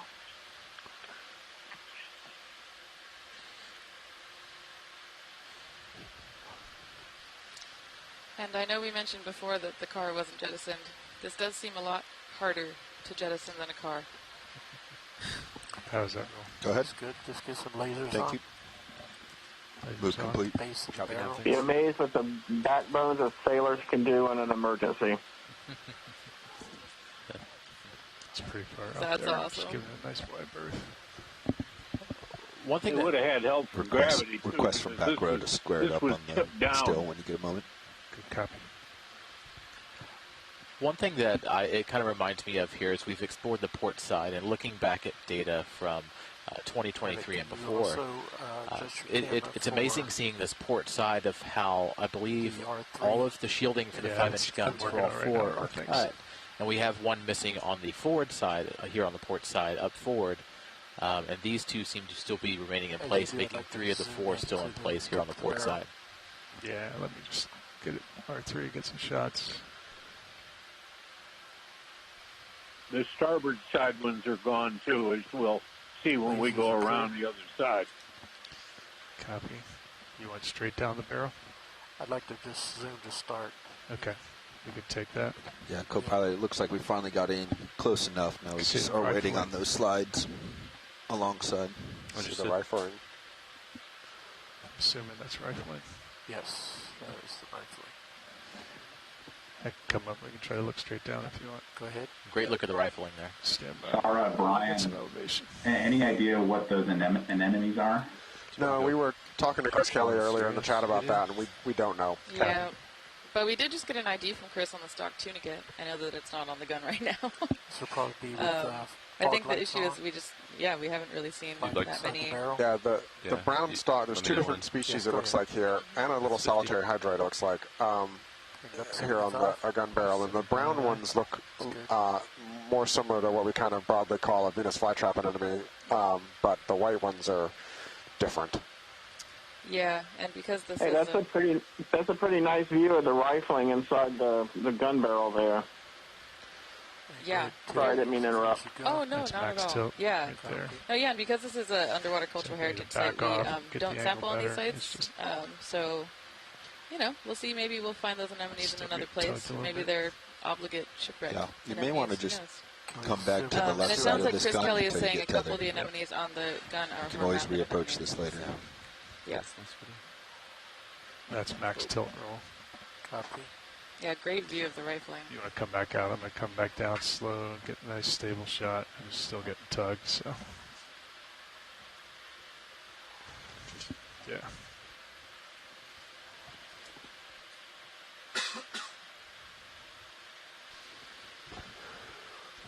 Looking behind, it does look like that number 3 elevator is at least partially open for the view we have here.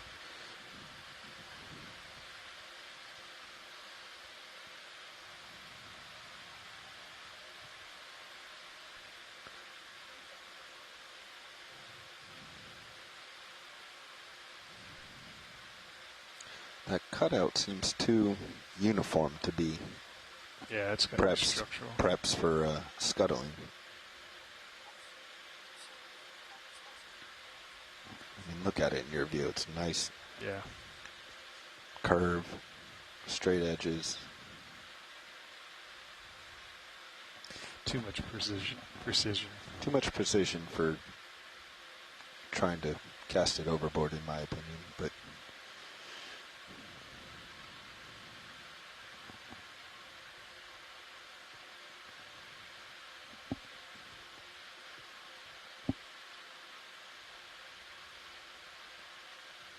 it's still backing away, roll.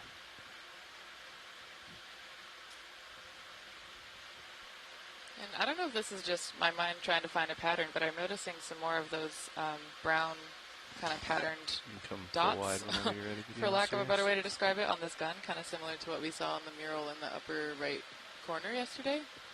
I'm wondering if it's maybe bacterial growth or something.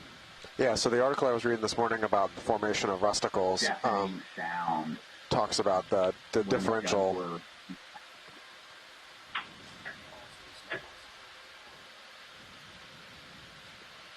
Go ahead, Phil. Sorry. Well, Brian, I was just sort of remembering this account from Dr. Pollard, which is that oral history is hosted on Naval History and Heritage Command's website, and he talks about the sound of all these guns going off at where it just never seemed that training really reflected what the sound and the feeling would be like from these galleries, all of these machines going off at once. I can only imagine seeing how sizable and impactful they are, just rifling off together would be amazing. Take more roll. Sirius is full wide. Thanks. Just to add what you said, Phil, for scale, that these... Oh, sorry, go ahead. I was just saying, you can imagine how the Veterans Administration would have been treating cases of tinnitus as a result of all these guns going off.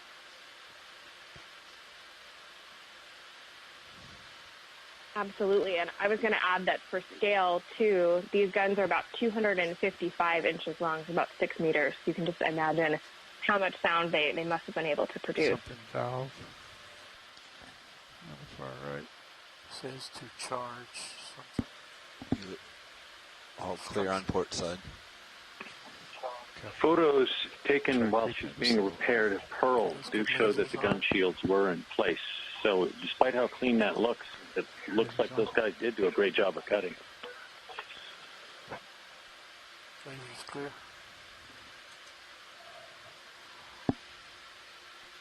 I certainly had to do a double take with how straight those lines were on all the cuts across the port side here. Just rise above the white thing. Get it out of the shot. Hinged? Yeah. Clear for Sirius. Zoom again. Yeah, go for it.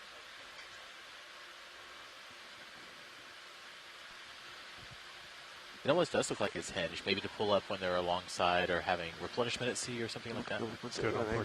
Yeah, the other one is actually hinged up further aft.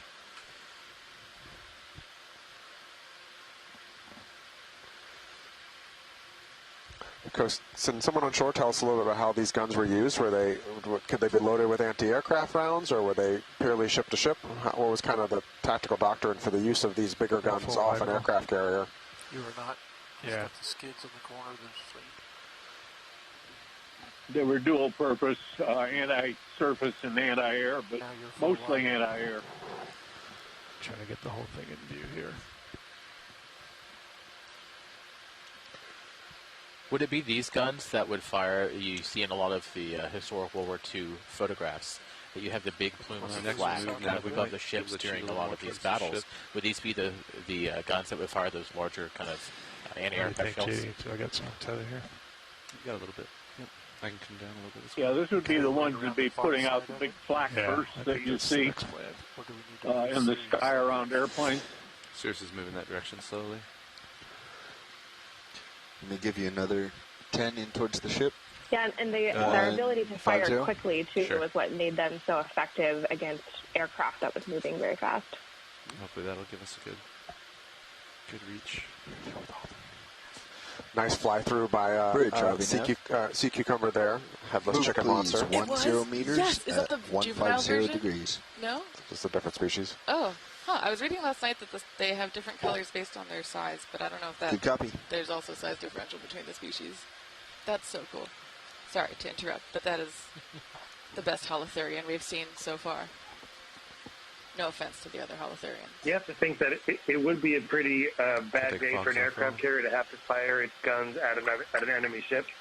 But I bet you they did use them, towards if they were to see periscopes or something of a submarine. So it's possible that when the torpedoes were coming from the Japanese submarine that sank Yorktown, it's possible that some of the gunners fired at where they thought it was. Those two square panels, one on the left, one on the right. Yeah, you can take it.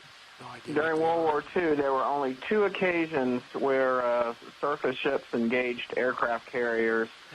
The first one was in 1940 off Norway. The German battlecruiser Scharnhorst and Gneisenau caught HMS Glorious, a British aircraft carrier, and sank her and her 2 escorting destroyers, Ardent and Acosta, in a surface battle. And then the second one was off the Philippines, where a Japanese surface force came on and attacked some of the escort carriers and sank USS Gambier Bay.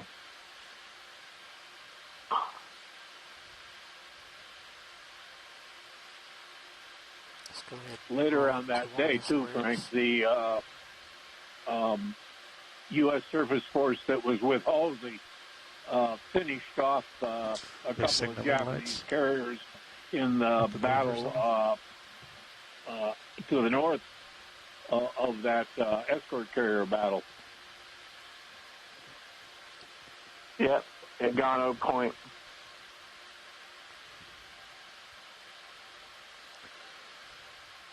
Yeah, the story of the sinking of Glorious is fascinating because it's when the German battleships were still very prominent early in the war, and it showed the power of them against the aircraft carrier. Whereas, a couple years later, tides turned and, the Japanese aircraft from the carriers took out Dorsetshire and Cornwall and Repulse and Prince of Wales and a lot of the other large British battleships. So it kind of shows that through the course of World War II, the battleship kind of faded out of prominence and the aircraft carrier became dominant. Pop and pass this, kids. The airplanes that sank Prince of Wales and Repulse were land-based bombers. Okay. Oh, that's right.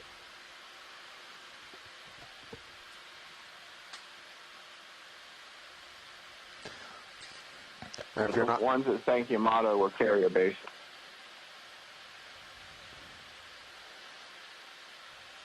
really impressive view of D2 and the gun mount from Sirius to give a sense of scale as well. I hear my turning more. Yeah, pretty stretched there. Yeah. Wow, yeah, it's really hard for me sometimes to visualize how, or to, maybe I guess, to accurately predict how big things are when we're looking at them on video. So that view of D2 next to the gun mount just really gives it scale. D2 is quite a large machine.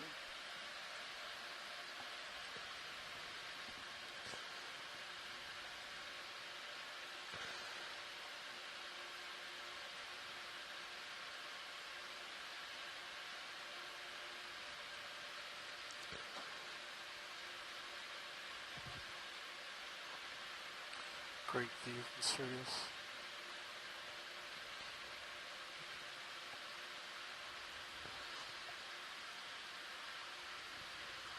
Look at the bolt holes in that shield.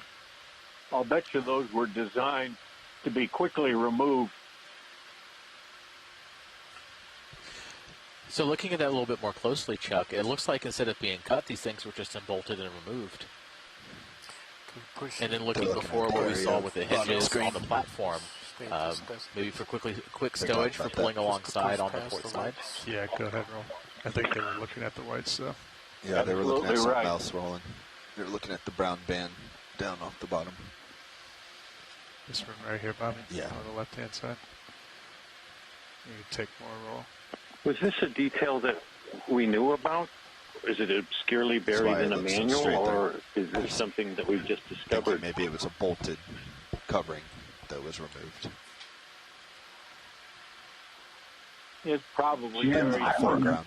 Yeah, in documentation, but right there. Pragmatically speaking, we're discovering it. Yeah, Jim, I don't remember. I thought they were plasma cut when we were looking at this in 23. I think this is new. This is new for me, certainly.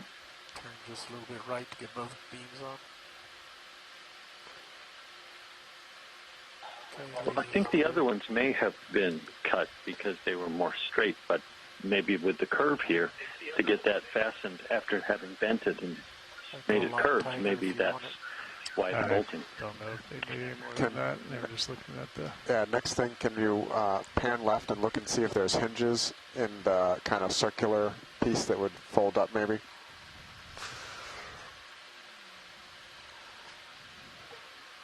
Also looks like bolt holes maybe.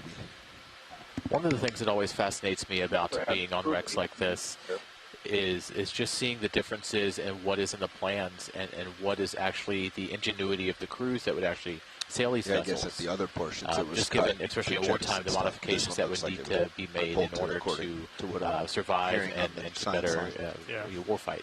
Falling out slow. Very cool.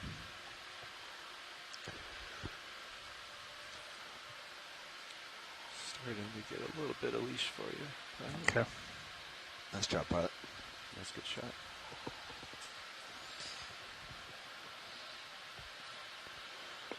Going back to the earlier photos, I don't see shields. I just heard them talking about it. The 30s. Very interested.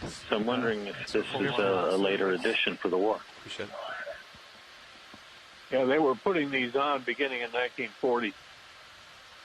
They had learned a lot from the experience of the British. Co-pilot last move finished at 22:14, so we still got motion going. Roger that. Yeah. That was at 150, correct? Take it roll. Correct. Thanks. And Chuck makes a good point. We learned a lot from the Brits when their carrier HMS last one at Illustrious 225 finished was at 2203. So repaired at Norfolk after her Mediterranean ordeal in 1940. Feel free to keep and we put some of those lessons to use. You want another? Alongside? Whenever let's do pilot's ready, yeah. Let's do another 10 at 225. Perfect. We'll keep doing these 150s to squish us in. I like it. Thanks. Lasers on. Lasers clear. Bridge, RV Nav. Another move, please. 10 meters at 225. Shift over to the...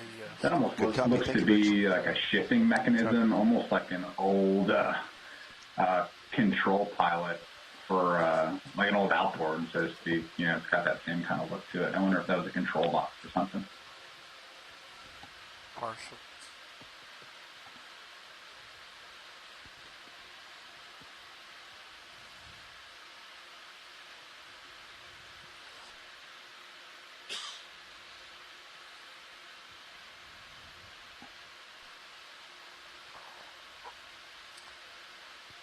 Pulling out. Yeah, I'm just going to keep coming around to the right.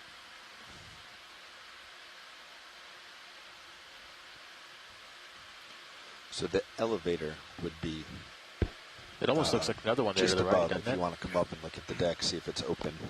It's the second 5-inch gun. In line with the other 5-inch gun. Yeah. I think that would be easier than heading to starboard. Okay. Yeah, that's very related. Pairs. We should view that second gun while we're there. Frank and We Chuck, will. wouldn't We're those just be, peering wouldn't those over be to see ammo or if there's powder pass? the elevators there. Copy.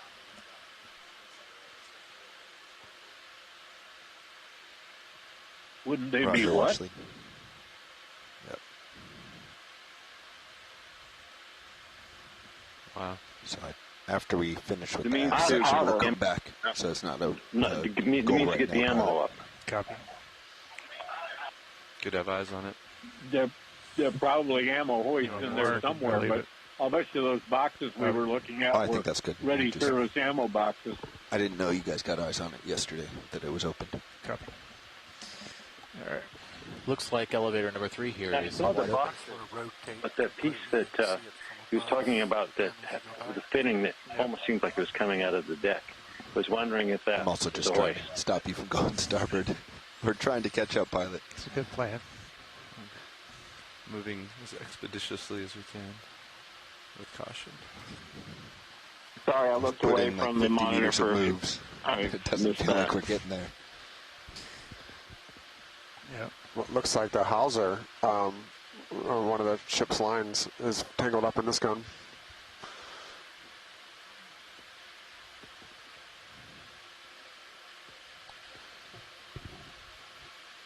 We can also see it almost looks like the aft portion of the flight deck has been ripped up here as you look further aft, after the elevator.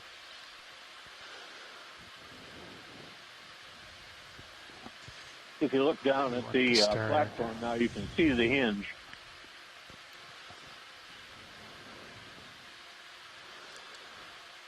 Yeah, this one's certainly hinged up at an angle compared to the one adjacent to it. How far back would you have You to think go another to get 15 two-shot? towards? Too far? Another 150? Yeah, they're pretty far spaced apart. I think you'd lose the light on. Is that a firefighting hose or a lifting strap or something underneath the barrel, draped across the base of the gun?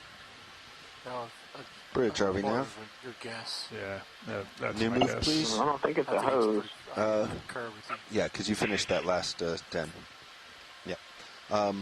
New move, 15 What's your meters. That's aft 1.5, bearing 150 degrees. I think you're Look okay. inside the toolbox. Well, is that a tangled hawse, or is that line that they were rigging to try to cut that gun? Yes, that's a good copy. ditches? We're kind of doing this zigzag Yeah, I pattern was just back and thinking it forth might be between that. 150 and There's something 225. to help pull it Yep, off. thank you. Although a sailor that's watching says it does look like a fire hose to him. Yeah, good copy, John. It's hard to see where There it the is. barrel is at. Yeah, just wanted to be cautious. I think you're doing great. Absolutely. Pretty shot of that forward gun in your port rail. Love that.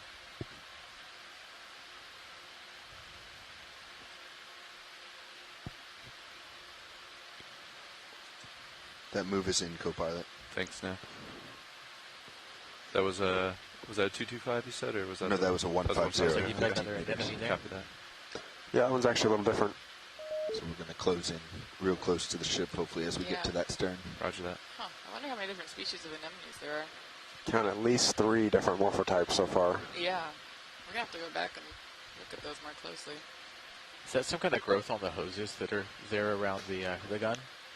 Almost looked fuzzy when we were zoomed into it. Well, the fire hose reel we saw in the launch bay Can you bring certainly multi-beam back was down now that all we're kinds not of watching our bacteria covered. Yeah, just so I can see the Yeah, I also noticed no, sorry, on some of your the pen. rust holes there might be some tube worms growing on there. And Again, if you want it. there's a species of deep sea tube worm that has endosymbiosis Oh, with look the at that. chemosynthetic bacteria that lets it, Did you live see in that, co-pilot? producing If you environments, come up a little places bit. that are kind of Get that tough whole to live elevator. in for other creatures. So I'm Look at wondering if that. those Like might right be there? similar. Yeah. That's pretty incredible. I don't know. Hard to tell. I'm going to record this. Hannah Fleming here in the chat Great just idea. mentioned that this guard also looks like it's been unbolted intentionally. That's good. Go back up and see if we That sailor that's watching this says that Yeah, that's probably as what I about thought as what good might an be a angle as strap we is might get. actually, he says it All looks like the a way fire down, hose. It was which is probably past the mounted on the skid, so bulkhead that this came is off probably the best we're going to get. during the with ship light. sinking and just got tangled on the gun. Yeah, I'm coming up easy. You can take partial. Fog lights on. Fog's 50. That makes sense, particularly if stinking by the stern. It's a nice view of the rifling again.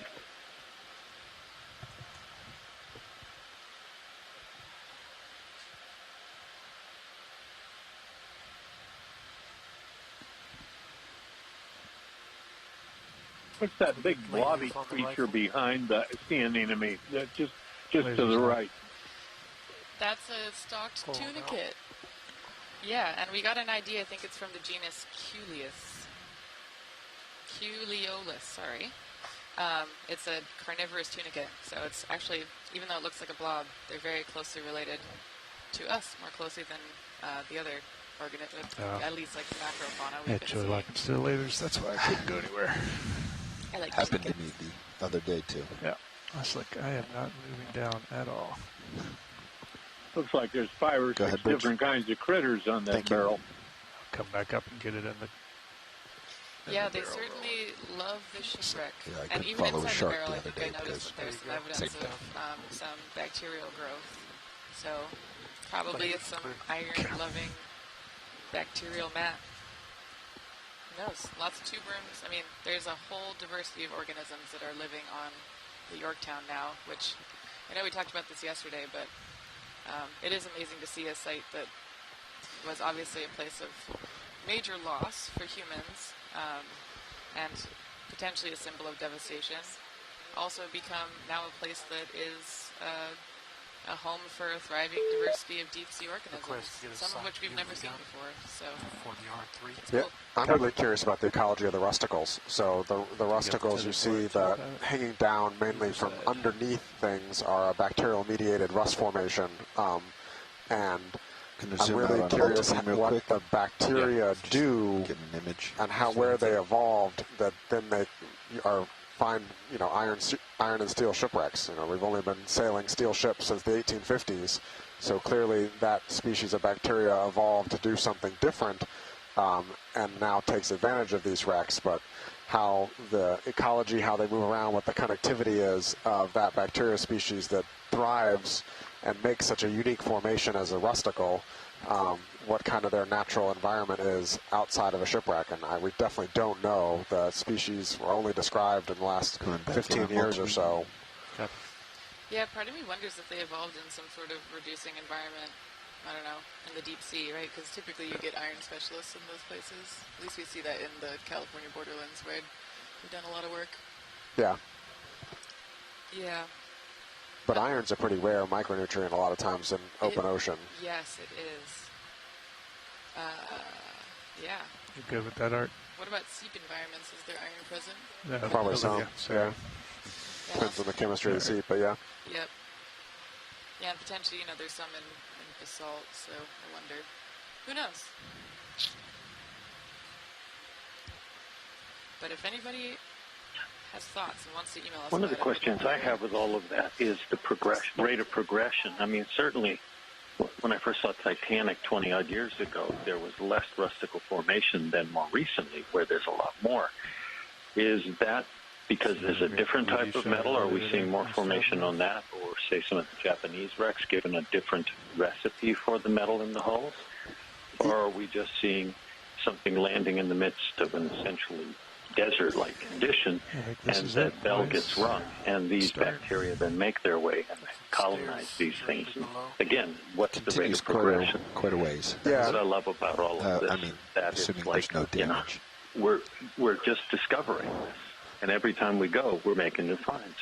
Yeah, the most recent paper I read about their formation seemed to draw a connection between what type of paint was used. It should be about so the same length as the two shipwrecks that were used in the study, the Australian Navy ship Sydney and I forget the second vessel, had a very different rustical formation rate in the area below the waterline versus above the waterline, and they were assuming it had something to do with the anti-fouling paint versus the surface paint. They indicated it may have been damaged upon impact with the bottom. Broken up. Yep. So we're just. You are now looking at the area where the back end of the flight deck broke off. Yep.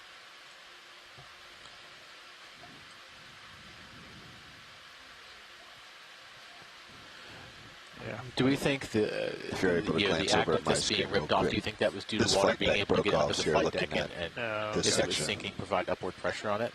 Or maybe air got trapped underneath it? I don't think we'll see the letters. Yeah. They would kind of be up in that area. Broken off.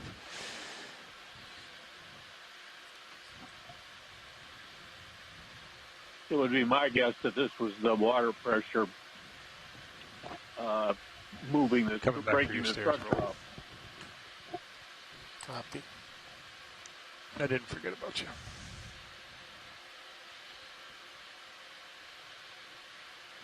Yeah. Schematics are indicating a gallery walkway right along the outside edge here. Okay. Between the guns and the back of the flight deck. Well, this sounds like a perfect time. You want to clear those fogs, JD? Fogs off. To swap out here, so let me get some auto depth and back away. You're welcome to take some more if you like. think Chris was going to come in there. Yep. Last part of the shift. Look at the big windstorm. I'm just going to swap out real quick, bro. Stand by one. Get your mic open.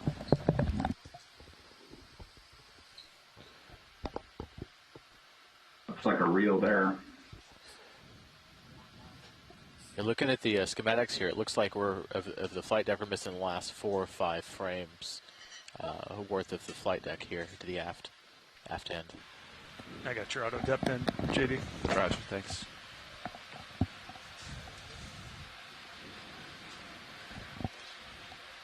So this should be approximately where the landing signal officer's platform would have been, yes?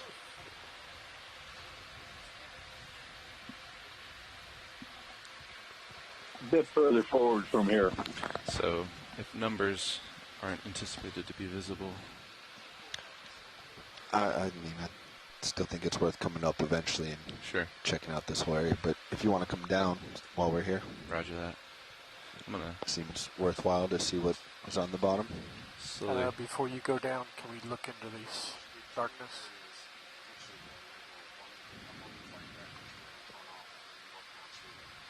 If you go straight down from here, you'll probably see the ship's hull number on the side. Roger that.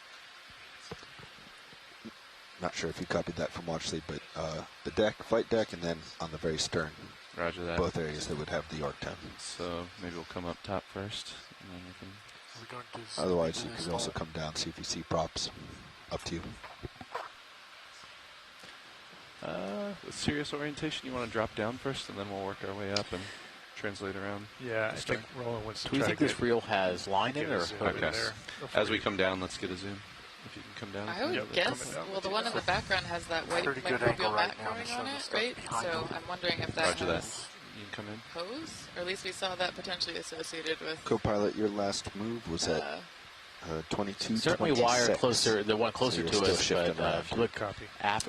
midships of that, that's certainly the same white growth that we saw. That last one was at 150, so it is bringing you in towards the ship. Copy. Advised. Understood. Thank you, Bobby. On that reel that was hanging kind of up on the wall, right? Yep, just adjacent to the door. Okay, go ahead and look at the spools. Spools, copy. Looks like hose. Nice. Hose eating For microbial mat. firefighting foam, probably. Yep, I bet that's tasty. And it looks like there might be tube worms. Yeah. That's as far down as I can look there. So that's an entire, like, come down a little bit. chemosynthetic community. It is. Between the feet. Oh, that's very cool. This is a great day. Plenty of tether. Roger that. Coming down a little bit.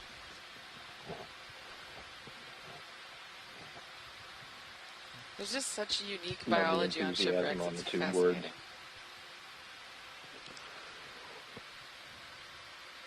Lasers. Lasers on. In a lot of ways, a shipwreck's like a whale fall or a wood fall, just a bit more complex in the materials that it brings down with it. Yeah, it actually, yeah. And I have a feeling it might last a little bit longer than a whale fall, or at least not be as exploitable in terms of what's available to eat. But yeah, it's cool. It's cool to think about as a source of food that will probably persist for, I don't know, I'd say a couple centuries, if not many See more. if we find any markings. Who knows how quickly these organisms can exploit the resources that the Yorktown brought. Nice and easy. I'm sure somebody does, and I should read those papers, but... Well, it's certainly interesting to have a case like Titanic, to where it's been observed so many times over the last couple of decades. You're actively seeing the decay of the shipwreck to the point to where parts of it have collapsed. Yeah, being able to put together a time series like that really helps us figure out the rate at which organisms grow, the rate of resource exploitation. It also gives us some, I guess some base points or baselines to compare against, even though this is obviously a very different ocean, different system, different ship, many different materials present. It's still something, which is often better than starting from zero. As we descend. And so for folks that are streaming in from shore, those lasers are showing 10 centimeters between them, so that gives you a sense of scale. Yes, let's look in that opening as you descend. More favorable now. Yeah, so this should be the port opening right at frame 186. Finally, going to zoom into the darkness. Yeah. I'll try See the paint change color here? You're going from ocean gray above to sea blue below. What is that? I'm not seeing any indication of the name on the schematics, but so looking at the schematics here, it looks like this would be an area where you would have the gangway, essentially lower for either boats, taking people on or off. So one deck below the door. For that, at least on the plans. A little bit. Yep. Rotate around. Roger that. And then coming around the stern, Bobby, should be somewhere along there. You want to move me again then? Yeah, 225. Yeah. 10 meters. Yep. Nice view of the degaussing Stay cable. ahead of John so we can just. You want? Should I cheat it to port a little bit this time? 220, 215. The degaussing cables wrap around the ship just below the flight deck level, or below the hangar deck level. Take you a little bit more directly towards the stern. 10 meters, 215. Copy. Continue to slide to your left. Bridge, RV nav. Rotate right. Slide left, rotate right. Move, please. 10 meters, bearing 215. What is that, John? Could it be a counterweight or something if they had Good catwalk copy. system there? For lowering and raising the catwalk? Rotation here, Roland. It almost looks like some kind of fender potentially too. It's riveted though, so or at least it has the top of my brow, Roland. So that's probably about all I want to give you there. Almost looks like a paravane or something. I was wondering about a paravane as well, but it doesn't make any sense to have it there. Yeah, you can tilt pin and tilt up for the brow if you'd like. Yeah, I could take it. Check your Go for it. We brought it down. Certainly, it looks like it's in its home, right? That aperture seems to fit it just well. And a quick pause. I'm not sure if I heard John Partial. Is that you on the line? Do you want to introduce yourself if that's the case? Yeah, that is John Partial, the laggard John Partial, who's been in and out. But, yeah, I'm here. This is really cool. And I'm just struck by the incredible detail that we're able to see on these vessels as opposed to the wrecks of the Japanese carriers, the pair that we found so far. You know, we're barely able to identify what deck we're on, let alone, you know, pieces of equipment and individual bolts and stuff. This is just blow away. It's well said, John. It's so great to have you. For the folks listening in, John and his colleague Tony Tully wrote one of the defining books on Midway called Shattered Sword, and has been a part of these explorations for many, many years, including the Ocean Exploration Trust-led mission in 2023, and certainly leading up to and executing this mission here as a part of 2503. So great to have you here, John. Coming down easy. I really appreciate the opportunity to be here. Thanks so much for having me. So that's Is that piece that we were looking at a minute ago, could that possibly be a gyro compass? Roger. Give us a wider view. Ah, here we go. I finally found it. It should be directly on the stern.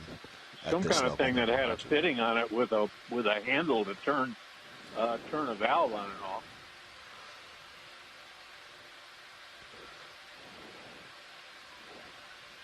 Is that the propeller guard we're looking at right now? And you guys got to move in like towards the stern a little more. Yeah. We do.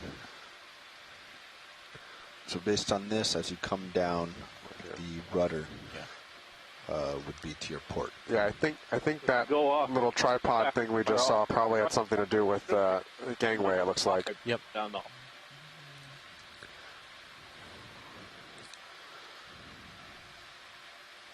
Roger that.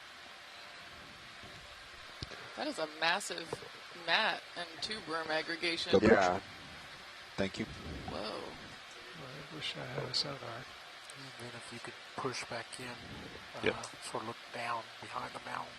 You can see the black boot topping here. That shows that the mud line in this location is just about at the ship's normal water line. Perspective, I just can't tell. Roger that. What that is for me. All right, pushing in just a little bit. Let me know when you're ready for tight on the... Would that big mat and mount be an indication of organic material? like canvas or other things that has just been transformed. Oh my gosh.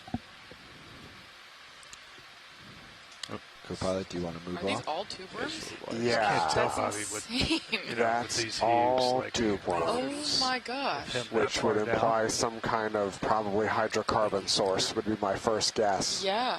I don't know. This gives me chills and not in a good way. Yeah, No, I yeah, think the this deck is, is to your left. Nightmare fuel, I would think turn is it the scientific face term. what's coming to you. So could there be a hydrocarbon link from one of the tanks here? Because I believe this is with some of the fuel storage tanks would have been in the oil tanks. That or some kind of lubricating fuel, but this is really... I did not expect to see something like this. They're being overgrown by those Yes, you bacteria have that they that seem secondary to be associated gun in the with deck right in some above it. places. I mean, Yeah. this doesn't look exactly like what you see in the Gulf of Mexico, but generally, only time I've ever seen tube worms like this and this kind of density in the deep sea is associated with some kind of cold seep environment. Oh Yeah. my goodness. I mean, that makes sense. As a reminder, your with the highest point I'd be was very surprised if 5143. tube worms could utilize carbon from refined heavy fuel oil. I don't disagree with you, but what else would be providing enough energy source I didn't here get a height to have this kind of density? The guns there, but yesterday our tallest point on the port side deck was 5149. Coming up. And the ship was surrounded by fuel oil when it sank, and the side would have been all coated with fuel oil. As low as you can. Yep, this is full down. I mean, this is by biomass and abundance, like at this depth, this is outrageous for the amount of life in this. Your right brows by that this tight a community here. There's got to be some kind of very specific food source here, and I am definitely just totally speculating what it might be, but. Yeah, and Chris Kelly is suggesting that these might be serpulid worm tubes. So it's a tube building worm that has these kind of like mollusk-looking shells. Let them hold for a minute. Copy. Yeah. I don't know, those of you who look at a lot more shipwrecks than I do, have you ever seen anything quite like this before? Okay. Just got you push past the skids. Roger that. Let the fog lights stay on until we just look a little bit at the base. Okay. No, I've only seen tube worms like this growing on 18th century wrecks in the Gulf, where there's like decaying wood, primarily. Keep an eye That's on my above storms. you. Yeah. Yep. Thanks. It almost looks like they're all kind of congregating towards a certain source. You know, they kind of narrow down to maybe where a leak is. Exactly. Yeah. Or at least where whatever source they're feeding on is. I mean, right here at the turn of the bilge, I don't know what just would looks be like mounted down sand here, to your port. You're clear. Roger. other than some kind of refined hydrocarbon. So What about those holes you're looking at? Those holes you're looking at are discharge holes, I believe. Yeah, I'm thinking, what about like sewage discharge? Oh. Potentially. Yeah. That's an interesting thought. That's a very good thought. I mean, we did spend an Yeah, entire that's coming from us. Oh no, go Over ahead. 1,000 guys. Yep. As far Yeah, as I we spent a whole rotate a couple dives ago talking about how the deep sea thrives on poop. Yeah. So I do think just back up a little totally bit could more. be. Shipwreck or seamount, it's all the same. Really, life just art imitates life. Shipwrecks Bobby, I imitate wonder if it seamounts. makes sense to bring me more Wow. directly behind That's the stern so I can just get if we do have mind-blowing, Yorktown, though, I to see can that get Yeah, I think that's where we should aim. Of organisms. Your last move should bring you alongside here 10 meters. Consider that when this ship pulled into Pearl to get fixed after the Battle of Coral Sea, they really had 72 hours. Would they have been able to pump the sewage tanks before heading back out to Midway? Probably not. I'm about to come back up. Would they have even had sewage tanks? That was not a day of great environmental sensitivity. Tether looks good. Yeah. I'm not tugging on Yeah, it, my just- suggestion too. There was no such thing as OSHA back then. So for a while. That's 18. Yeah, George Matsumoto's noting in the chat that many Basically, of the tube worm tubes directly appear on to the be stern, empty, so I even think with that's a really this good point. I'm wondering tripod if that we're this looking is at should be the name. a living Roger community that. of tube worms, or if it's So the tripod's remains of a coming tube worm into community that flourished Yeah, 8 and through the rudder, the props the looks like sewage that's all tank, maybe buried real quick, based on this. as probably that. pretty We- immediately we after got the down Yorktown one made it to below the the seafloor tripod. and then One deck. disappeared. So and what we're seeing maybe is hold their this step and some we'll fossil start remains. to translate. I think so. Roger. We'll have to go back through the video and take a look. We have a move in that way for you, But pilot. if there were no sewage tanks, if these are discharges, there would have potentially been sewage in the lines that might have worked its way out. Yep. And it was after 10 that meters, was done, then they quickly died off without a further fuel source. As the guys are saying, there were no actual sewage pretty tanks. far up here, I think that's why. I was just uncomfortable with the guns. Roger Maybe these are discharge worms. Not saying there weren't, that there very likely were not. When I was working on boats in the late 50s and early 60s, you just dumped the stuff over the side. You went to the toilet and pumped the thing, and it went right over the side. There could have even just been residue in the pipes that these things consume. 5. Start of numbers. Look on the right. Yeah. Great look at the number 5 there. So get a square up on the number. In work.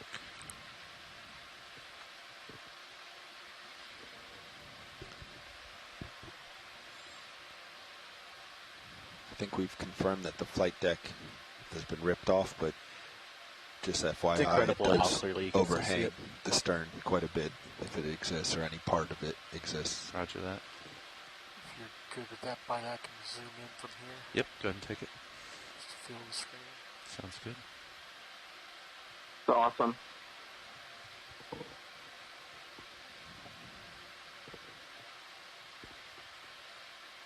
Laser's clear.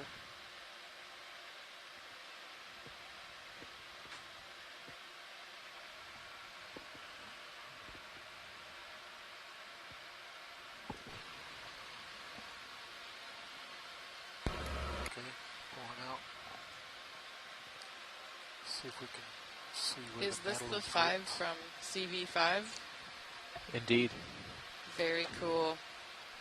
Indeed, it is. What do you think? Probably another 10. Just think some boat has made striker hung over the side to paint that up. Yeah, it's only been 8 minutes since we did those 10 meters. I'm sure he's looking down from heaven right now. The maybe big want to smile cheat on it his in a face little bit and his more. work paid off. 200? I'm comfortable because there's nothing out here, right? So even if I'm going. But Chuck, 200? how does this compare with when it was, I believe we saw it in 1998, how does it compare now in 2025? A better back shot? Yeah. Roger that. I don't know if we see the Yorktown. I think 200 will still take us along that direction with matching that curve of the stern. Okay. Yep. Sounds good.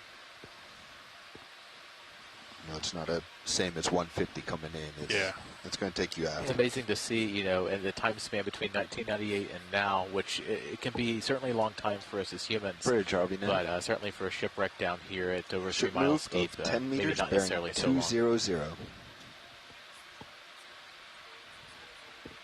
Looks to me like the name is coming to view on the right. Y-O-R. Yeah, there's the York. Agreed. The name is coming to view on the right. Roger. Yep. We're looking at our minute cams as well. Don't see any. Yeah, you can definitely see I'm just coming down nice and pirouetting around the end here. Yeah. Center screen eye. You can come in a little if you want, Owen. Whenever you're ready. Rush. Yep, Y-O-R-K. Yeah, in 98, Chris, I'm gonna we saw the add 5 Y-O-R. meters to that You move. see the other letters. Bridge, Harvey, now. This is much better. Can we please add 5 meters to that endpoint? So it would be a total of 15. Thank you.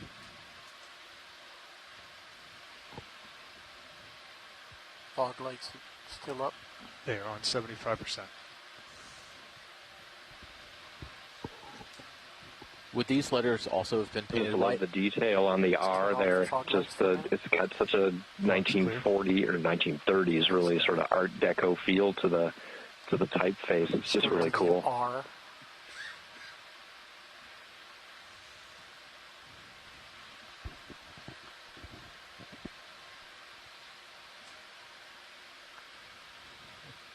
Would these letters also historically have been painted white, just like the 5 we passed? Just tugging you a little bit with that heat. Yeah. Sorry. Copy that now. I got my tail turned away from you a little bit. From here, do you want to sort of go up to the Y? Yeah, I think so. Slide. In Want it peace to stand out, right? Yeah. Probably It's a really just nice painted shot them all of the color. starboard window. You can see how canted it is. we're getting a sun in, in the bottom.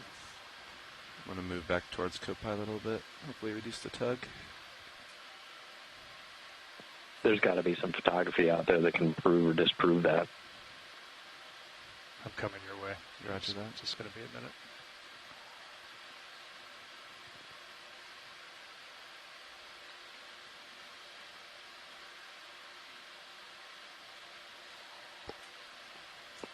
Well, this discussion takes me back to what we saw when we were looking at the Japanese carriers. Video team the question is, would these things have been painted and then painted over with just hull color to help keep the name off? From the still camera? As we saw with the painting over one of the Japanese carriers, get tether first, though. that name? Go ahead and do your slow pan. That would make sense. Down to the right? Yeah. I mean, you know, the size of the numbers on destroyers became much smaller as the war began. Yeah, understood. Once we If you have look at the pictures tether, we might be able of to ships get taken closer. during the war, you'll very rarely see the name on there because it's usually been painted out or obscured somehow.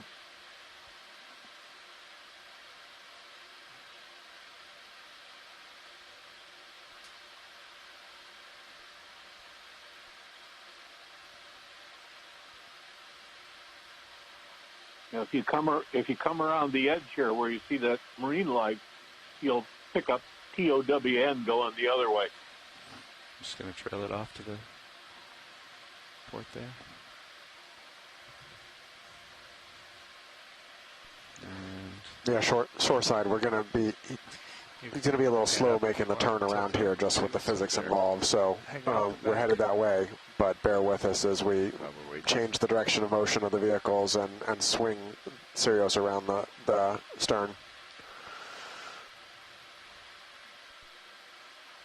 As we're sitting here, you want to rise and show the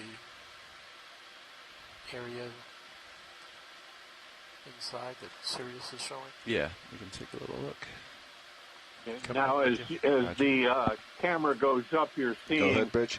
Roger, thank you. Right in the middle at the top is the base of a 20-millimeter gun, and over to the right of it is the stand of a 50 caliber machine gun. This is. Put me pretty close to this is where Norman Pichette and other people were injured when the bomb hit off the stern and exploded on the water.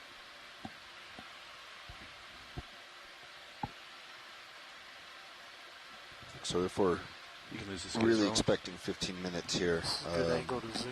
Chuck, was that the same individual you mentioned yesterday that would have fired machine guns from the port boat pocket to grab attention after being left to sick bay? Steadying up. You can come on in. Yeah, exactly the same guy. He was manning one of these guns on the stern and then taken to a dressing station and left for dead. And then he came up and look great on the skids. Brow looks good. Struggled up and found that machine gun in the boat pocket and fired it to get attention. Look good. Thanks.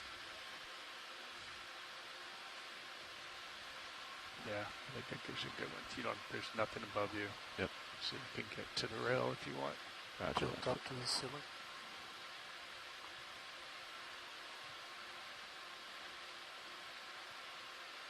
How much the view pulling out? Roger.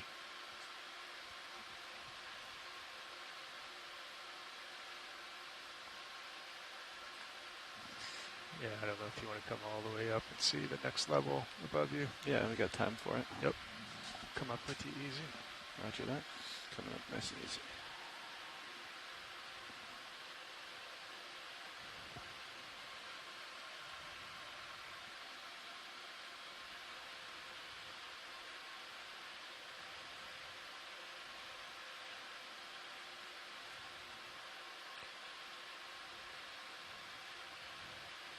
Kind of nice that is ripped off so you can Looks actually like a see big winch inside. and pulley system there. It is. See if lasers will Going up to the pulley up to the right. Lasers on. Look good. Nothing above you. Copy, thanks. Clear on both sides. Did you want to zoom on that wheel at all, Roland? Or? Yeah. Okay, let me steady up and you can come in slow. Yep. It is really great as we kind of swing around stern here to get a sense of the lift of how it's laying. It's a good perspective on it. Lasers clear. Partial. Roger.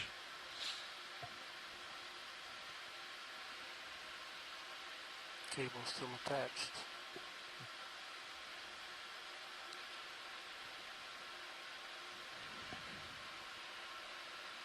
Okay, I think I see So looking at some of the original schematics of Yorktown, it seems like this area held several boats here on the stern side, and maybe this kind of winch and pulley system would have been part of being able to stow and deploy some of these ship boats that they had back here.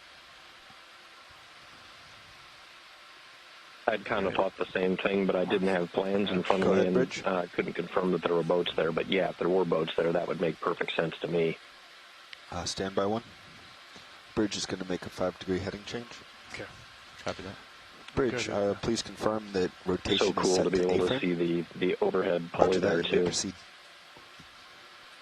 Absolutely, and just seeing how that that steel is twisted, I think it really exemplifies how powerful the force of water is to rip away this whole part of the stern section on the flight deck. Are we going all the way to the top here, or going back down? I think we got time for it. I'm going to go ahead and come up, and then we can come back down once we have a little tether. Coming up with you. Copy that. Just a bit white on the starboard side. Roger that.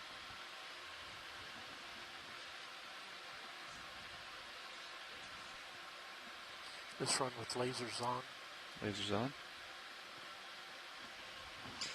Nothing above you. Nice and clear. Copy that.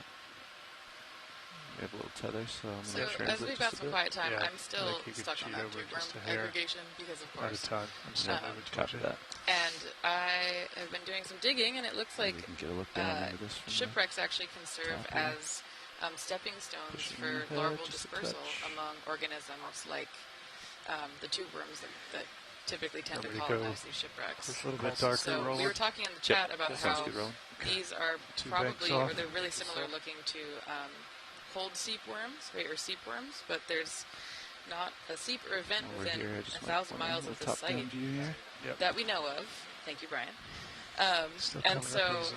it is Purple it's bits possible on the left. that these worms are moving from shipwreck to shipwreck, Kinda establishing these netting. communities, thriving off of potentially the more expendable Keep your eyes peeled, resources that exist co-pilot, once for the the shipwreck lettering. first settles, I creating think their it's, larvae. I think it's and then moving gone, on. but just in case. And those are dispersing to other shipwrecks nearby, which is just a fascinating piece of ecology to think about.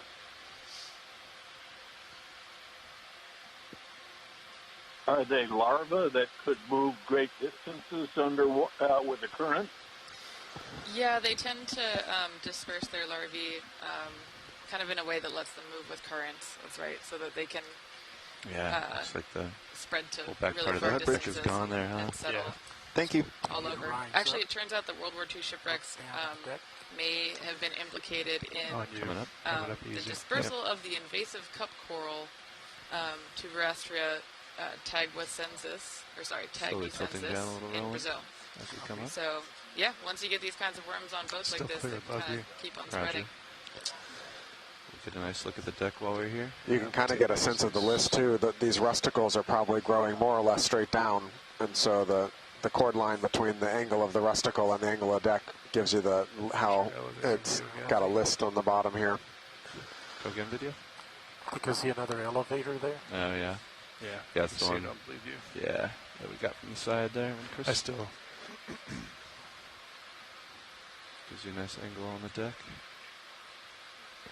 Continue to rotate left. Roger. And I'm going to hold here elevation. You get a view of the guns there that you surveyed.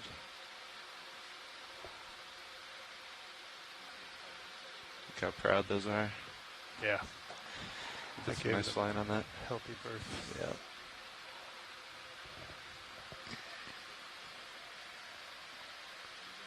Yeah, I think by the time you do this and then we come back down, Sure. I'll have enough to where you can get around the corner. Roger that. David, you comfortable with me centering these guns here? Yeah, yeah, absolutely. Roger. It's almost eerie seeing out the gloom as you lose the light. I'm giving you a little bit more. Pointed skyward and the yawing opening of the elevator. It's not bad once I'm off the flight deck and I'm not right on the edge of it. Gaining up. Okay.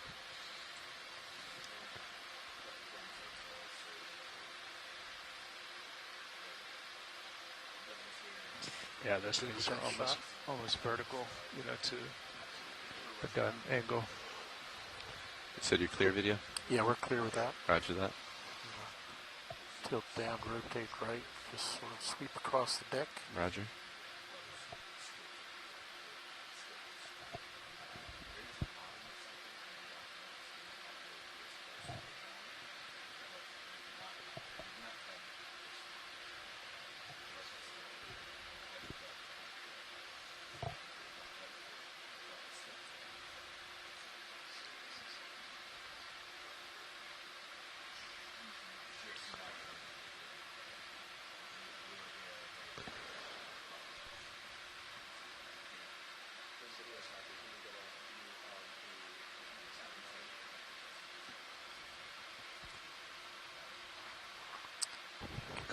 Co-pilot, could I get you to adjust your heading?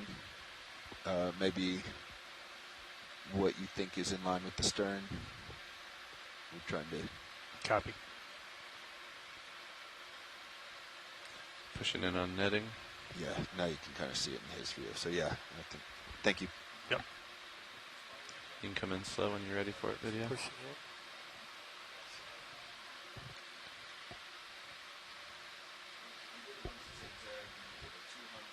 Do we know if they would have this type of netting around the edges of the flight deck, kind of above the galleries, but just below the flight deck for people walking around on those catwalks? Lower left, directly below the left laser beam, there's like a clamper on the edge of the line. Maybe where there was no catwalk. Copy. Straight down.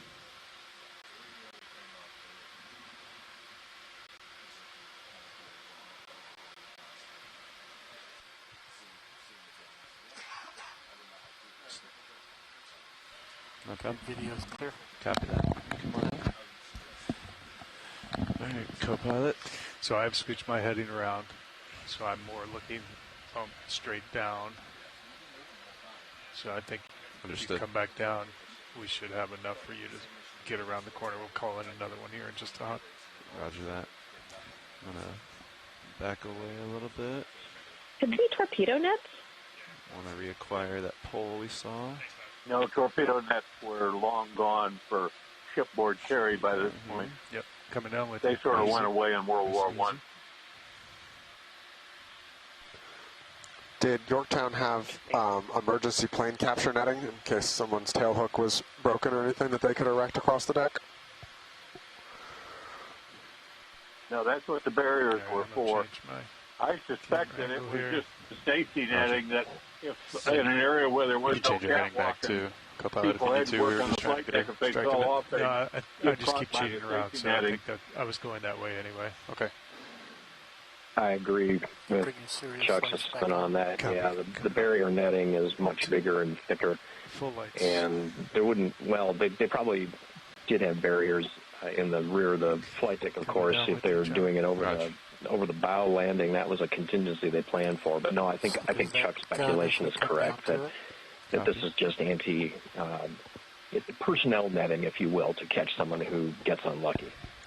And let's continue to run with the lasers on. Looking back at the plan, you can stand the 220 millimeter guns, one on each side, and a 50 caliber machine gun in the middle.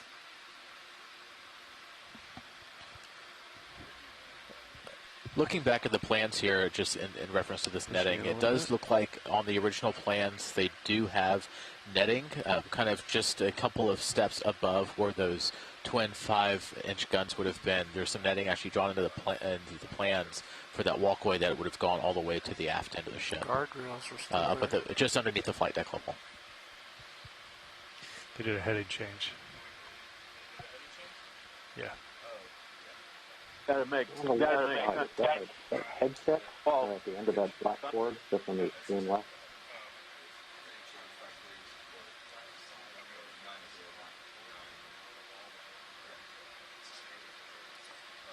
Roger that. It's on the left side of the screen there. Roger. Moving towards it. I think it's interesting in this area that, yeah, you have two 20-millimeter Oerlikons and, a 50-caliber machine gun. We're at the very beginning of the U.S. Navy's process of basically festooning their warships with, any aircraft weapons on any available deck space. The 50 calibers are going to be quickly relegated because they just don't have the range and the hitting power.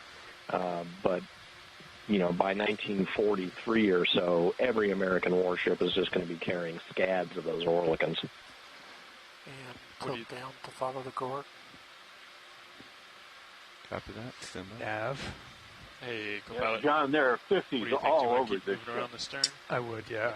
Okay. They clearly were reluctant to give them up. Yeah, for sure. For sure. It was 200, yeah. Do you want to come in a little? Is this some kind of firefighting gear we're looking at here? A little bit behind him is a better shot down, or just trying to cheat across the corner. I think we could split the difference. Yeah. Do like 160 or something like that. I don't know, but it's really cool that you can still see the bakelite plugged into that receptacle there on the bulkhead. That's just really, really neat. Let me turn my head here just a little bit. 80. Yeah, it looks like cabling for the sound-powered phone. I don't think that's firefighting gear. It just essentially almost seems like that black piece there was a back plate, and then you have a tank right next to it at the foot of the support coming down. Did you want more look at that watch, or is it okay? Do you want more look at that? Or? Right. So that's about the strike there. Yeah, we're 020. Yeah, we could go like 150. Yeah, that sounds good. Good with that. It's amazing that plug stayed plugged in, despite half the stern here being ripped away underneath the upper levels. 15, I'm clear behind me, so zoom on that if you want. Want to do 15? Yeah, I see it. Okay. Lefty side base, right there.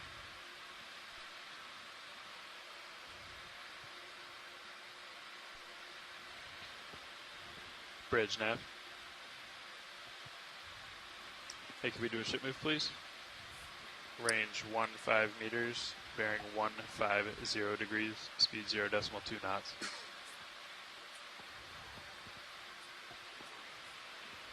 Good copy, bridge.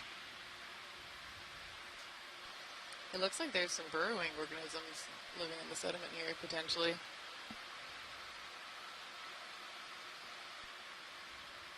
Move is in, pilots. Good copy.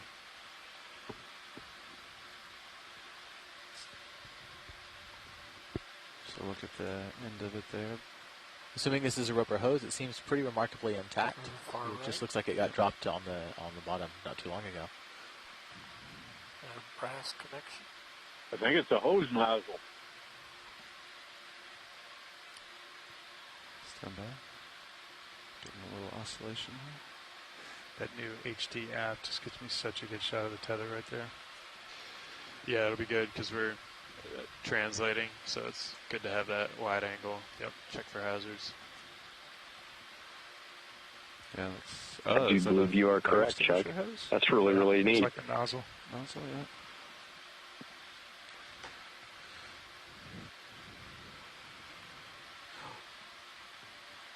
We've got a comment here from the science team on board. Looks like they think it may be a fire extinguisher into a nozzle of fire extinguisher or something similar. Below the gun, the square panels. Raj. I'm hearing fire extinguisher from some of the people listening and watching this as well. Yeah. Don't know if I can rotate much more from this position here, but stand by while I stabilize. The action report talking about the bomb that near missed off the stern and hurt those people. Yeah, also said it started a small fire on the stern. Yeah, go for it.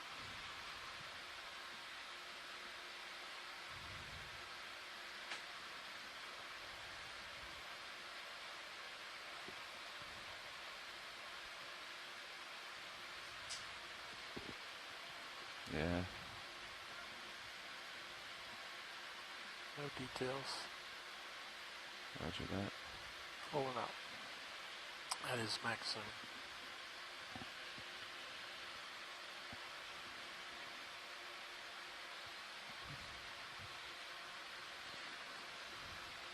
Linda Sunderland here in the chat thinks it's a CO2 extinguisher, according to her firefighter husband. Copy. Thanks, Linda. Coming back around towards your heading there, Chris. Yep. Just get some light on that starboard side over there. That's really neat. I think they mentioned this middle gun was a 50 cal.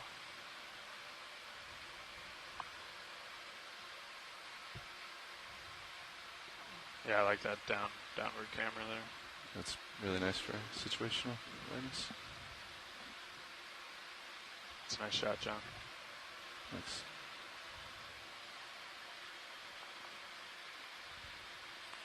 So look at those two handles in the center. Roger that. Easing off the pirouette. Tilting down a little bit. You can go for zoom roll. So you should have enough tether, John, if you wanted to try to come down and get the town on the starboard side. Yeah. Moves complete, co-pilot. Chuck, a comment you made yesterday was interesting about seeing all these 50 cal gun mounts and how they corroded a very specific way. It seems like almost everyone we've seen has shown the same white type below of us corrosion. Yeah, should be below you, just that. on the other side I'm going to come down video nice and slow. We're going to see if we can see the rest of those letters. You just be mindful, right? The angle is going to whatever metal they were made from is obviously very different than the bases of the 20 millimeter guns. Coming down. Coming down with the easy. Rog.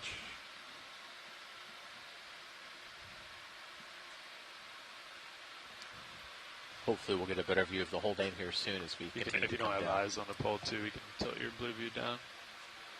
I got good eyes right there. Oh, nice. Yep. Perfect. Full screen. Just drop down at this angle. That's another good view there. That was really neat. Yeah. Descending slowly around. Stills are bang on right there.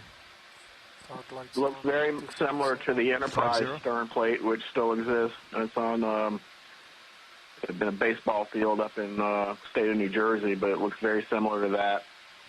The way half of it's on the starboard side, half is on the port side.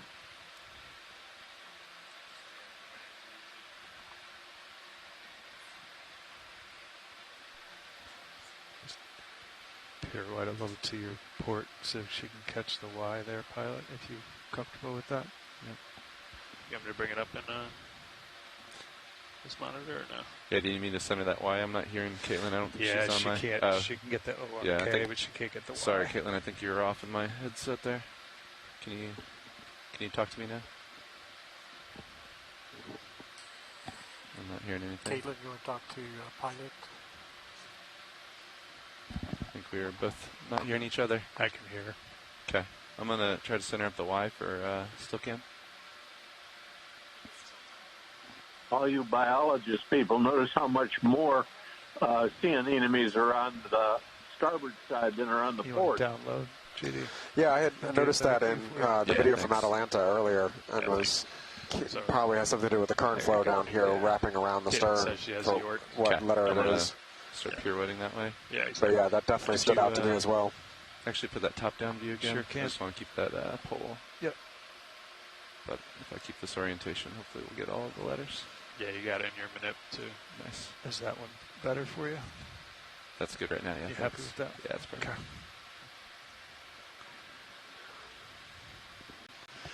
There she is.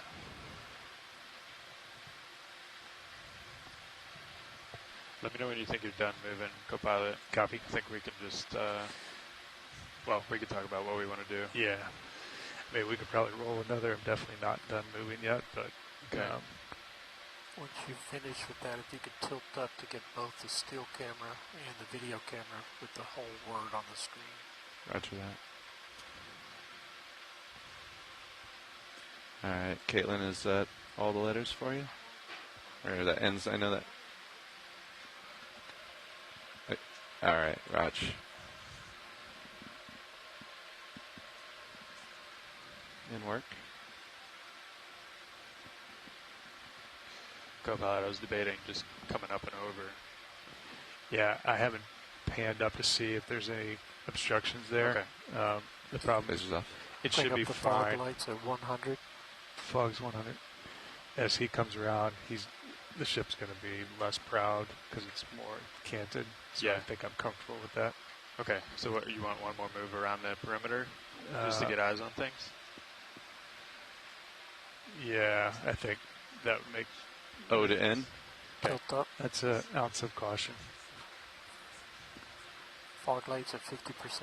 50. How's that centering?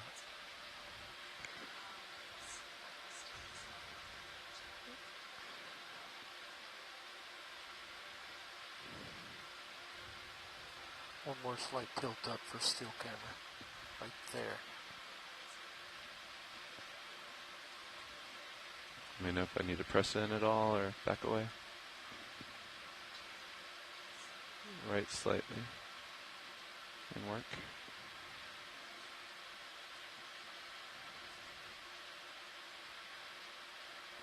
Yeah, we could move you, co-pilot, like 130. Do we know underneath that top coat of paint what the primer color would be? I just get these glimpses of that sort of sandstone red color that's just under the T, and there's also one on the bit, piece missing of the top paint on the bit above. I mean, is that potentially a primer, or is that oxidization, or any idea?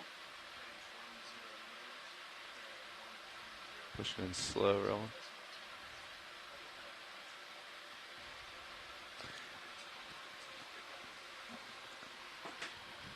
That's a question for the forensic scientist to answer. Yeah. Yeah, Sirius has a great view on it right now. Let's try the fogs at 25%. Or the model community. Fogs at 25. Fogs off completely.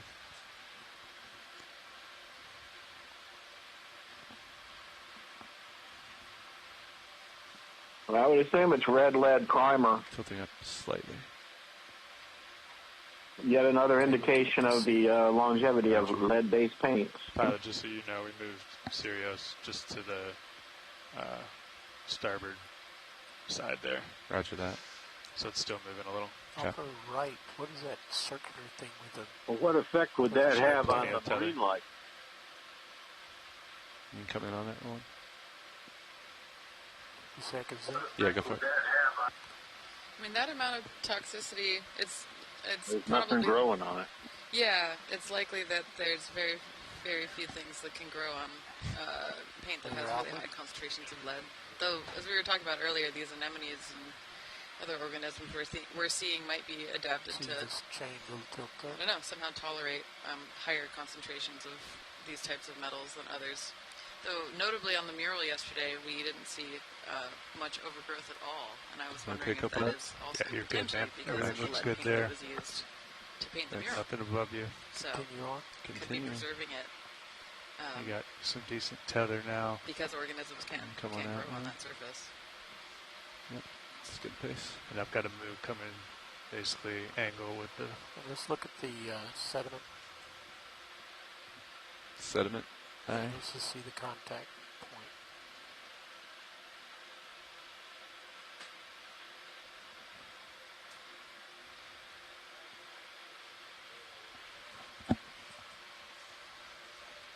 Of the pole or the hull? The hull. Brian, sorry, any idea why we may have more anemones here as we approach kind of the starboard side of the stern here rather than the port side? Nice skid there. Oh, eye hook.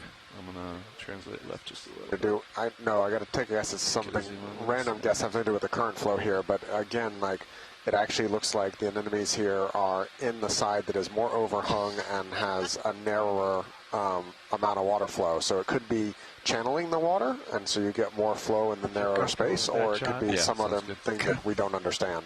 Back to our earlier conversation about how many of the anemones were on the underside of the flight deck in the hangar that was shocking to me. And it's a long-term question I have about deep-sea filter-feeding organisms that like to be in overhangs that I don't have an answer for you yet. Guybridge. Yep, it's just funny to see how many anemones there are in these places. Take whatever view you need, potentially sheltered. Yeah, and this appears to be the same way they were distributed in the 2023 video from Atlanta. I noticed that they were more on the starboard side as well. what actually might be really interesting is to compare that imagery from Atalanta to here and see how much they moved or how much they actually sat still. That's a really good point. I can rotate. Yeah, that's a really great time point to have to think about how, shorter term population dynamics might be occurring on the shipwreck. Yeah, and Katie Croppell in the chat's pointing out about scour around shipwrecks and how they change the local hydrodynamic flow and create different scouring patterns. And as we approach both sides here, the amount of ejecta and mounding out as far as 90 meters from this wreck is really an amazing amount of force when Yorktown settled here. Put out huge ripples and waves that reshaped the bentos here for quite a huge area around the shipwreck itself. Yeah, and also, probably affecting how localized current flow occurs. Towards starboard. Okay. So I'm going to... lots of interesting...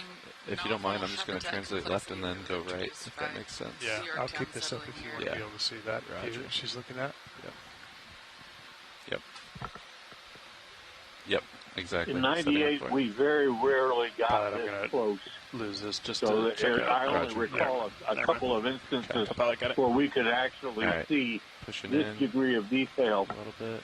And the only seeing enemies I recall seeing were up on the face of the pilot house. Keep an eye on that pull for me. Yeah, there were, I don't know, 3 or 4 of them up there. Both Chris's. Both Chris's. And they were larger than this. Okay. That's amazing, Chuck. I really like that kind of observation. Hey, and team, I really love the fact that Katie's on and that we're getting chat from her, given all of this scouring and the other aspects of the colonization. That's why we do this. It's this level of collaboration and looking at these wrecks as more than just historic sites, as powerful as that history is. And then we'll go for the full view. Yeah, I think that'll be a nice one. You get the Y there. You come just a little left. Yep, push it left. I would think that argument might well be persuasive if you were to go to National Geo and ask for copies of the video from '98. Yeah, plenty of room on your right.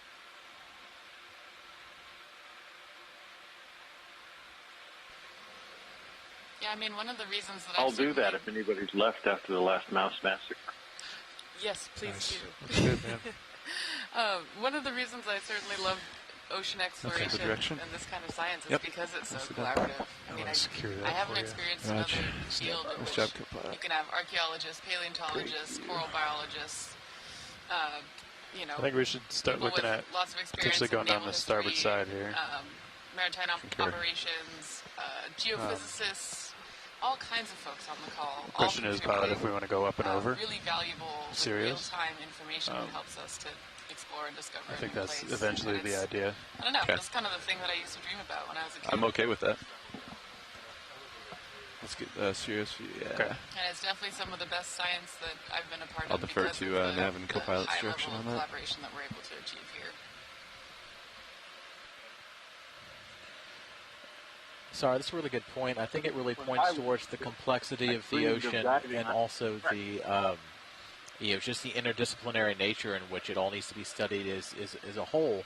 It can come as its disparate parts, but at the end, to really explain the mysteries of our ocean, it really needs to have a piece from so many disciplines to correctly explain it. I don't remember what the heck I had over here. Just want to get eyes on this cable here. Yeah, I'll keep an eye on rail cam too. Somebody asked yesterday how high could the guns elevate? Well, there's your answer. So I think the idea, John, is just both vehicles come up from here. Almost vertical. Come up to flight deck and then start moving forward on Yorktown. Roger that. We have no moves in at the moment? We do not, no. Okay. And the last one ended 6 minutes ago. Roger. I say let's get one in. You want to? Let's do it. I'd like to maybe just characterize the starboard quarter a little bit as we're doing it. But I'm fine to get one in as long as we get eyes on everything over there. Roger that. Okay. What do you think, Chris? Stand by. Look at John if you can. 0. Your heading actually is pretty good for that, right? Yeah. Maybe 040. Yeah. If we're gonna cheat towards the starboard side. I don't think there's anything proud back here that I can see. Nothing in blue view here. My only concern is that hanging out, and catching the tether. Yeah. Well, before we get it in, why don't we'll let pilot come up in the water column and get eyes on stuff. Yeah. Yeah, if you're up, John, then yeah. Just a little update here. We're currently repositioning to get a little bit higher above the stern here to go ahead and give us a better shot of getting over the flight deck and looking towards elevator number 3. Yeah, I kind of took a peek over there. Yeah, if you want to paint it, Chris, feel free. That piece of steel stripping that's sticking out toward us was the first thing that human eyes saw of Yorktown in May of '98. Right, I think we're good to get a move in. When it was visited for the first time. Let's do 10 meters, 040. Yep. Does that work? 040, There's your structure right there. So we got coming off. Good view on the sonar on stream 3.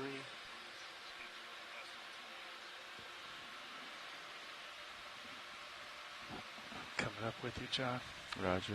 Actually, slowly dropping right here just to keep this. I'm going to turn to keep you in view. Copy that. Chuck, thank you for that, because what I'm keep being struck by is how rapidly all of the work that we've all been doing over the past few decades becomes history just in terms of the story of underwater exploration and discovery.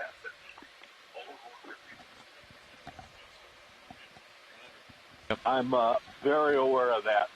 Couple more minutes. The first time I did an expedition was in '92. The thing is, it'll By take that point, Ballard was an old hand. So. Yeah. And things changed a lot from '92 to '98. Yeah, why don't you let me stretch out and then we'll... And boy, have they changed 27 years since then. Oh, absolutely. I remember some of our early discussions, like back in the 80s, with scuba diving and things like the Summers. And that's very ancient history. I'm just going to peek over that way real quick. Remind myself what's over here. That looks good. Thanks. That's as far as I'm going to turn left. Can't quite tell what that is in the... Oh, it's a barrel. There's like a shiny metal barrel on the sediment, yeah. Gotcha. Yep.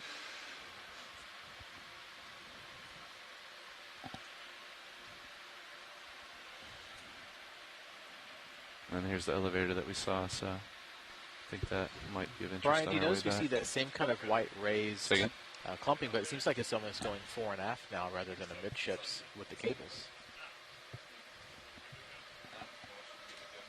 That's for Ritter. You guys swapping now? Okay. Yeah, they certainly have that repeating pattern across the deck. We've seen it several times, and you can see the white, probably bacterial mat staining around anywhere that you kind of see holes in the flight deck. So clearly we have some kind of wood-eating community here as well. So there was an gear cable just aft of the number 3 elevator. You can see the elevator coming up and the arresting gear cable, and that shows up on the drawing I've got here in my hand.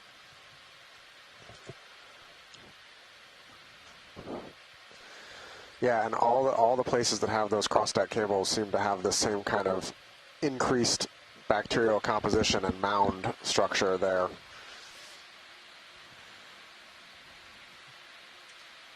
How's the bias been? They were like that in '98 too.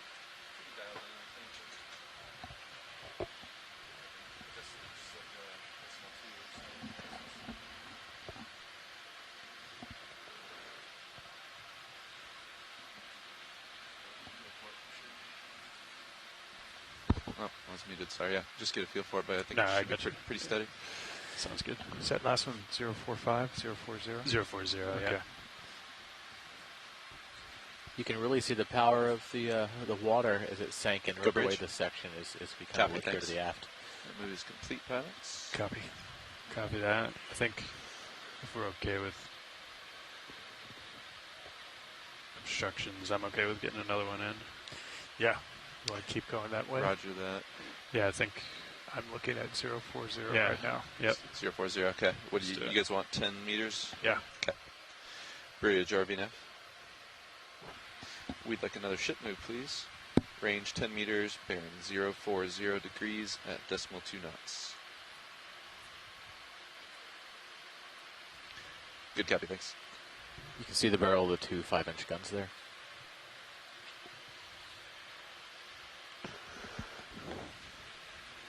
Watch these. We have two moves in As we get closer, coming up over the flight deck now, so we'll just wait for some of that tether. From in front of them, too.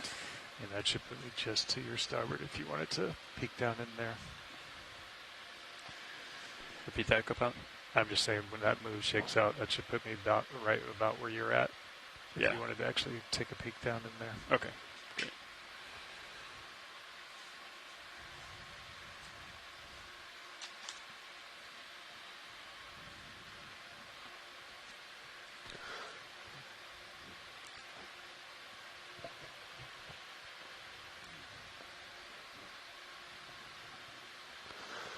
So do you hypothesize during the damage control efforts here that they had lowered the elevators to try and lower the center of gravity of the ship, or just put as much weight lower as possible, or was it for other reasons that they would have had the elevators down during the damage control effort? I'm not sure the elevators were lowered. They may well have blown out as the ship sank. Looks like there's something with some writing or some numbers there at the bottom of the elevator. Is that potentially is it a wing shape or a plane? That's a plane. That's a plane. That's definitely a plane. Is that also something to the left there? Does that look like UXO? You want to come in a little, Roland? That tank that's to the left? Absolutely. That's a plane. Hold there. Go for the numbers. Okay. Could everything have shifted this side when it rolled and capsized? Look over to the left. You can see the wing. Yep.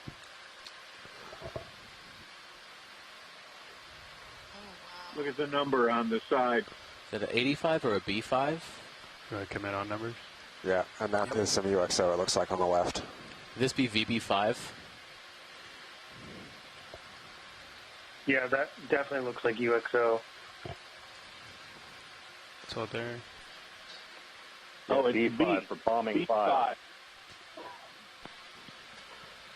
It looks like VB5 to me. It's an FCD. You can see the perforated flap on under the wing.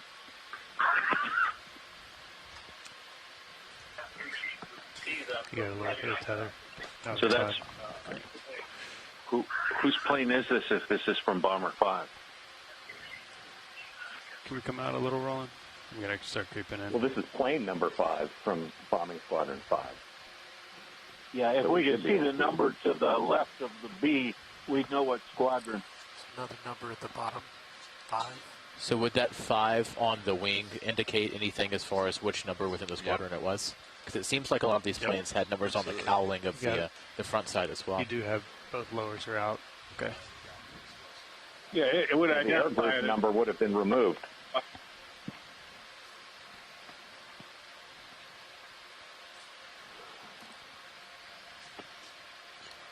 That's certainly a bomb there to the left.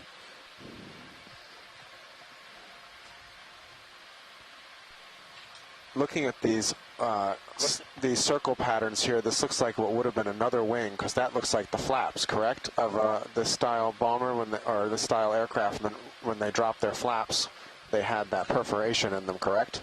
There's a tire there. Yeah, so I think this is actually two different aircraft. It's an overturned aircraft. It's an overturned aircraft with potentially with a bomb still mounted on it. The bomb is attached to that wing. Whoa, Yep. That bomb was mounted to that wing. That's wild. The bomb is Just what they're mounted on the talking cradle. about. So there's a tire, there's the bomb. See the drop cradle. Yeah, absolutely. Yeah, absolutely. I don't know what the shiny aluminum is, but Would these be the guns it beneath forward, it? clear of the propeller arc, and there's a main gear. No, that'd be hydraulics for. Actually, let's come in on the bomb. Looks like Look at the wheel right there in the middle. Hold there. Lasers on. Wow.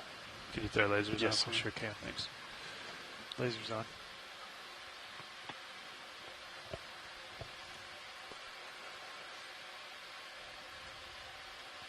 Just watch your port rail pilot. Copy You that. can see the wheel well here there for the retractable gear. Board, please. Got it. So imagine these would have been planes waiting on the hangar deck.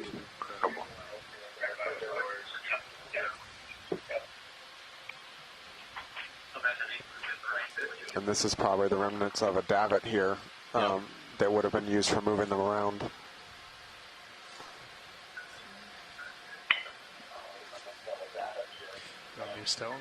They look like another piece of UXO and up here kind of to the top right. Yeah. Yep. Please. That's full inboard on port side. On the lowers? Yep. There's another plane at the top. Oh, sorry, I meant sort stow. of at like a 45-degree angle to this one. That's why I was questioning, but you got there.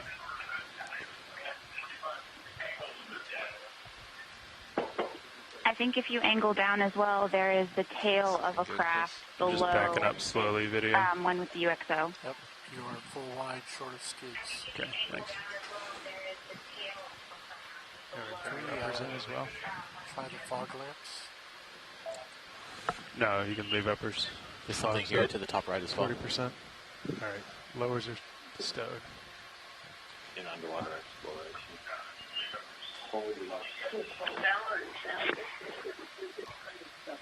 No, they couldn't. I think the significance of this can't be understated. Let's come back overstated. This is a combat veteran SVD from the Battle of Midway. These are the planes that won that battle. Hydraulics care. Hold there. Thanks, co-pilot. And we're looking at one of them right now. And this one was being prepared to launch, probably with the bomb mounted, and they just didn't get it off. This one was being prepared. Are we thinking these are two planes? One inverted and then one to the right that is right side up with the lettering on it and the numbering? Okay, I'll come down just a touch. There are at least 3 planes here.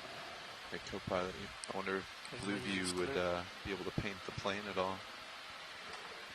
Russ, you're absolutely right. This is an absolutely historic moment in underwater exploration.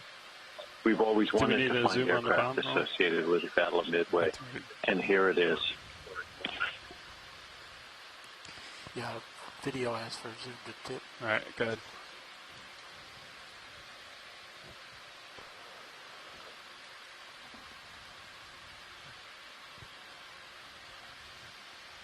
Not just that, but for a twist of fate, a bomb that could have been dropped on a Japanese ship. Copy that. You're in good shape right now.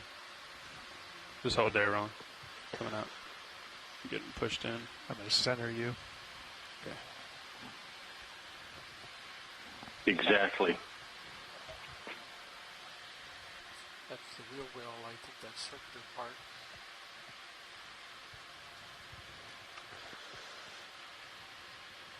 So you can see that recess in the upper right is the where the landing gear would fold under the wing. Okay, as I center up, you can zoom in there. You talking about that pole? Yeah. There? Yeah. Thanks. Now, yep. Yeah. Laser's clear. Copy. Laser's clear. It seems highly unlikely, but as we zoom back out, can we look to see if there are any data plates on this flipped over one that we can potentially Can you see? speak up a little bit, Roland, for me? Yep. Thanks. Tilt up to the tail fins.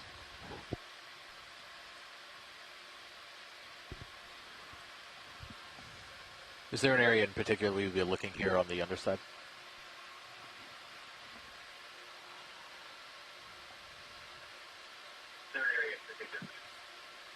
That's a great question. I don't know the answer.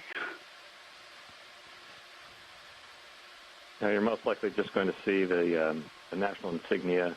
Somebody mentioned that they thought they saw part of the tail. The bureau number would have been painted on the tail, though it would have been on the canvas covered section of the rudder. But those actually did survive on the Lexington site. Probably felt it.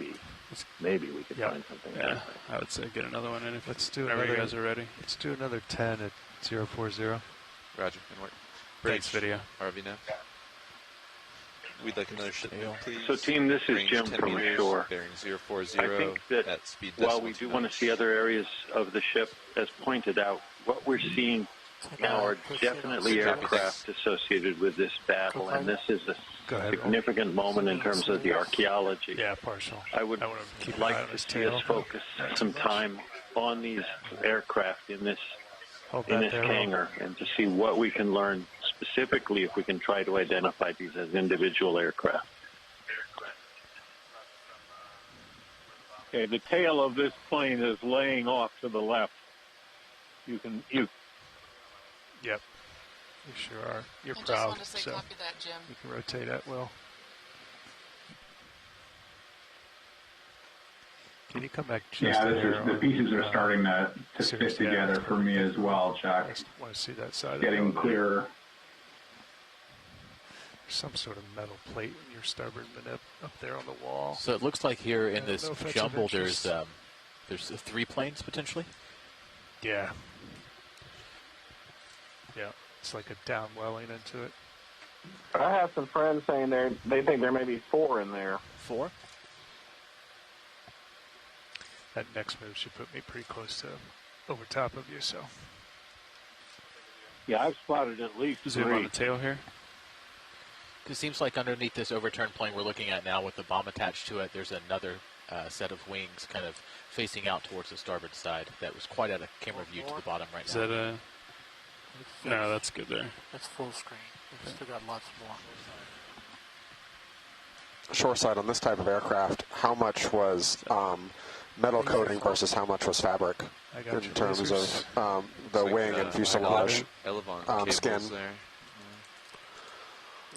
Most all of it would be metal, with the exception of the control surfaces. To the right. The elevators, the ailerons, the rudder, just to lighten them. I don't have any more tilt. Basically all moved by human power. Some heaves. I think you should be okay. Okay. Yeah, as you get closer, you can come up. Yep. And just come up and over me. Go ahead, Rich. Copy, thank you. So watch lead, I'm at full tilt down, so I just have to back up a little bit here to try to get the rest of the tail. It's an awkward angle. Okay.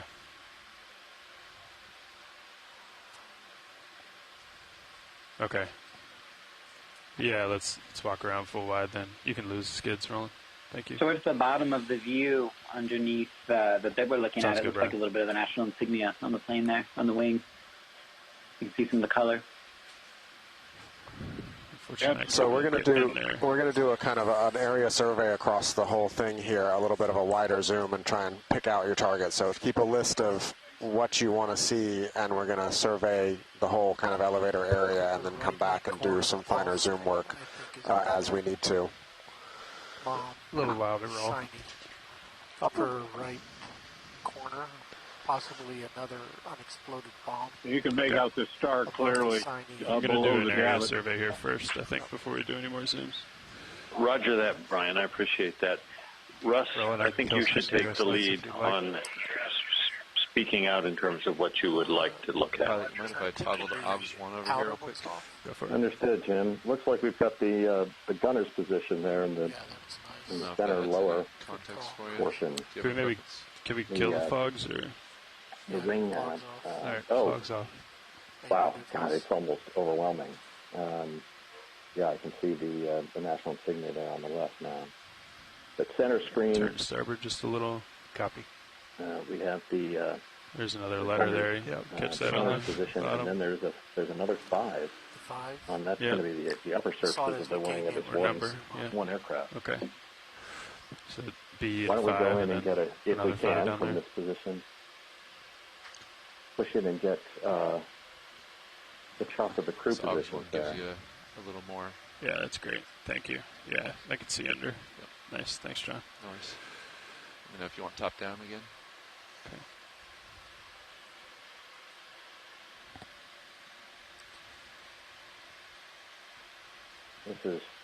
This is really stunning. I completely did not expect to see this today.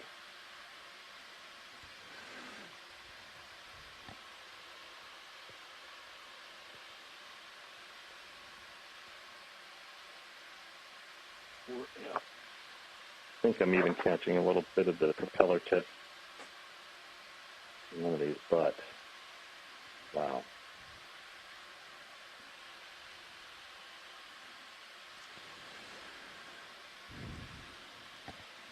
There's a star on the left.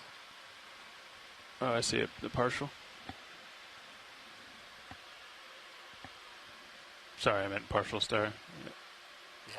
Yeah. Great example of the importance to go back, right? I mean, there's been several cruises. You're good. With so much to see, but wow. Pull that tether off of you. Yeah, maybe.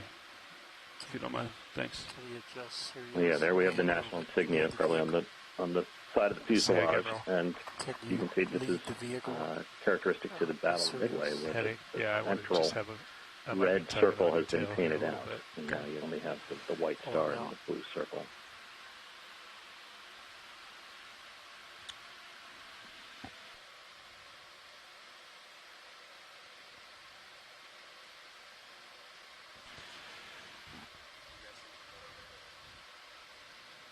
No. Unless I come all the way around behind you. But even still, it's tilting away from you. It's difficult with the debris kind of sticking up there, too. Yeah, you can't go anywhere with that pipe on We this have the side. underside of one aircraft there, just about dead center with the bomb in its cradle. Yeah. To the upper side, there's the perforated dive break. Should be on the move that way. Last move completed 43. Previous completed 34, so you should be starting to feel allow it to slow its dive and maintain control near vertical over here. Dive to the target. You might turn around 180 and look to see what's down behind you. Looks like the tail has sheared off of this one, which would have extended out, towards the top of the frame, but now it's folded over to the left. I think we're seeing the underside of the horizontal tail. Let's bring up those Sirius outer lights. Copy. Full. They are. Aft par, the poles are off. I don't know, is anybody seeing any sign of the arrestor hook?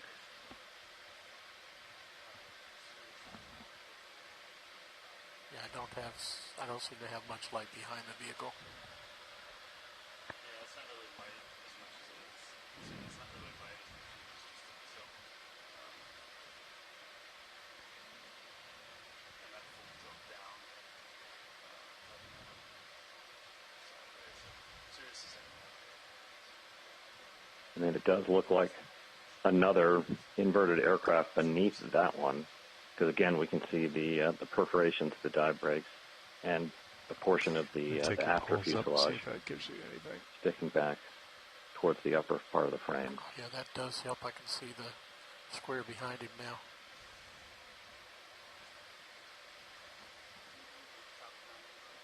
Yeah, gotcha. Russ, do you have a sense of which types of aircraft we're seeing here with those slotted big flaps? I'm assuming these are dive bombers, yes? Oh, yes, these are Douglas SBD Dauntless dive bombers. No question about it. The perforated dive brakes would only have been on that type of aircraft. They would not have been present on the TBDs, the Devastators, the torpedo bombers, or the Wildcat fighters. I don't see anything on the wall. But what's just so stunning about this is because it was the dive bombing squadron that turned the tide of the battle. Yep, you're clear.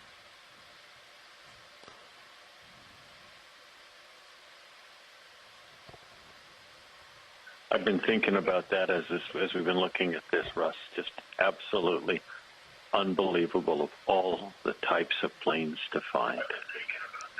Starboard, upper, and I mean, they almost certainly they are combat veterans. These are the planes that returned from the strike on Soryu, and we're being prepped to go out again.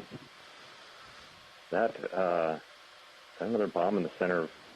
No, thank you. I don't know if that could be a bomb the way it's distorted like that. Would that these look like imploded pressure vessels? Would that be a fuel drop tank potentially in front of us? Would they have drop tanks on these planes?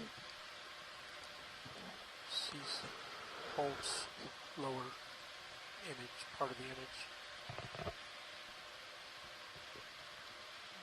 Can we that's lead very ROV unusual. again with Sirius? Yeah, I don't want to lose his tail.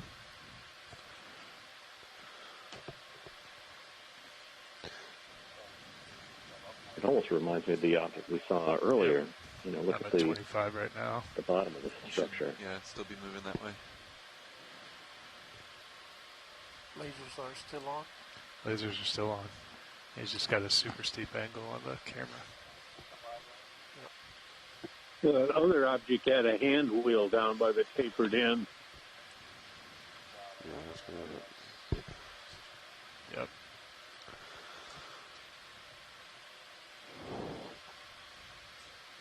Are those oxygen cylinders that are racked to the bulkhead there?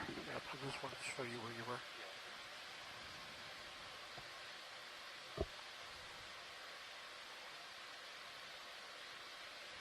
Not only that, but one of them is imploded. Yeah.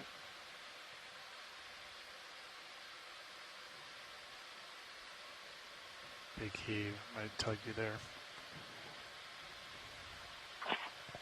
And with that, I'm thinking about Dick Best and the fact that his scrubber didn't work, and that activated his TB and took him out of flying after nailing those two carriers.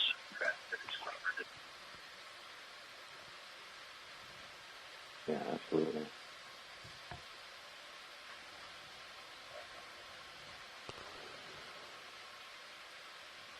I guess if you're going to only fly 2 combat missions in the whole war, those are the ones that do it.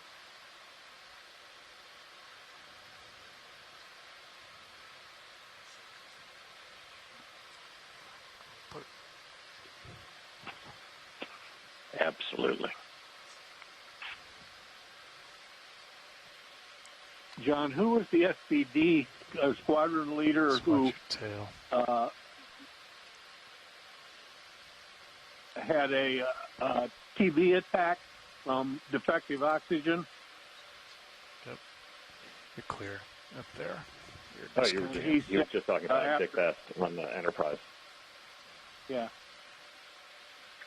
Dick Best.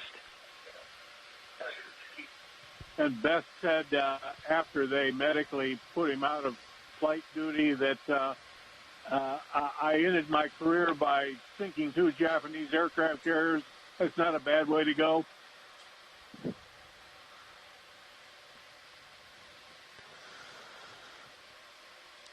All right, shoreside. That wasn't Best, was it?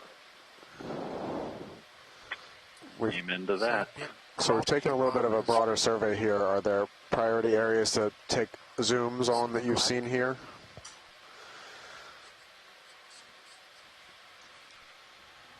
We may actually be directly above it. There was a, it looked like we could see into the crew positions on one of these aircraft. Yeah, we should be directly above that one right now. So you want to look in the cockpit in there?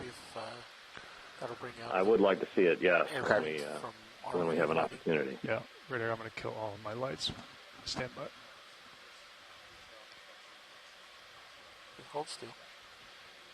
Stand by. Oh, Russ, do I recall that we had an opportunity when we were looking at the cockpit of the plane inside Independence that we could have seen some of the right kind of plates that would give us a view air? That serious position. It was, we could see into it, but it was, John, my head's all over the place, filled nearly to the rim of the cockpit with I'd probably wait till he comes out of there before we do anything. And it was also a little I'm backing out. Yeah, Last to get event position, but there should be. Okay. Conceivably, there's data plate. Yeah, I mean, we could do another 040. Like on the side rail. That'll bring me down the hopefully there's stripe some other of people the on. starboard side. If anyone has any input to offer, We do 10 meters. 040. You want that? through the portal. He's good with that. You guys, right. Well, we've got one DPA colleague here. Yeah, let's do it. 10 meters crouch. Right online Bridge, and able to chat. We'd like another ship move, please. Range 10 meters, bearing 040 degrees at speed decimal 2 knots. So yeah, I think we're directly above the gunner's position now Good on copy, SPD. I think I'm proud back there. Yeah, I think you are as well. John, could you bring back the aux view for me? Gotcha. Thank you. And shoreside, you get a really good sense of, you get a different perspective and a different sense of where the aircraft are laying from Sirius. So stick out stream too, and it'll give you a different feel for the space. Keep coming back. I think it's hard to tell in the Niskin cam. You can see these Can we get the Sirius black lights on stripes for just kind of a running minute? diagonally Up and down at the bottom of the screen. That's a non-skid walking surface along the wing route, just alongside the fuselage.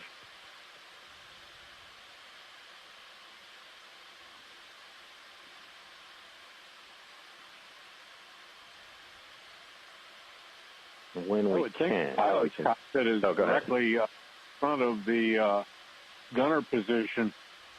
I thought I saw the head rest. All right, I think I'm. Yeah, your tether's good for sure.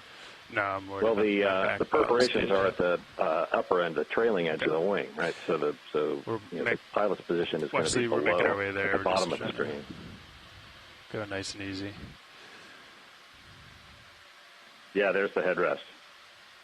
That's what you're talking about, right, Chuck? Yeah, there we go. Right. Are we able to zoom in on that ring that's nearly in the center of the screen? Yeah, the pilots are positioning the vehicle. We're going to get you a close look. We're just working on getting all the logistics sorted out. Got it. Thank you.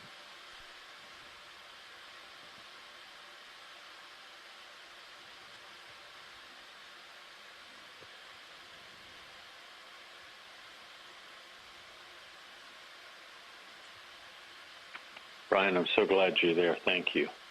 You and the team are doing this tremendously.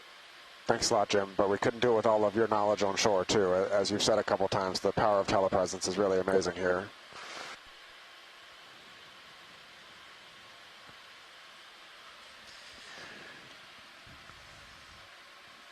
Okay. You got some real experts here with all of our colleagues.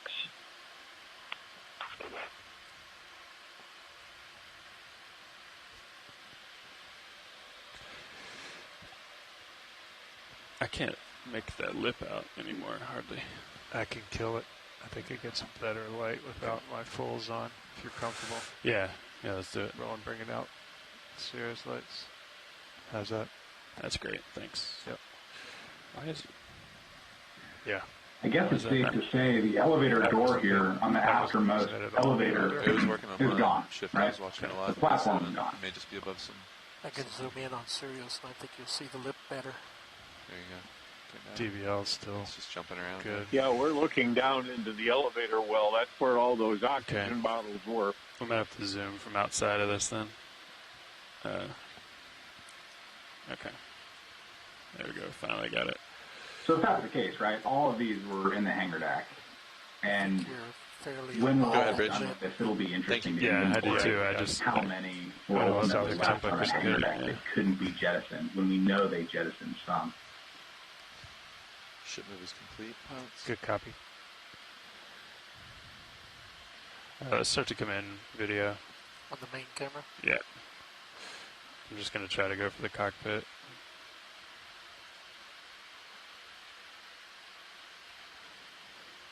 Going to come down nice and easy. Hold there. Partial.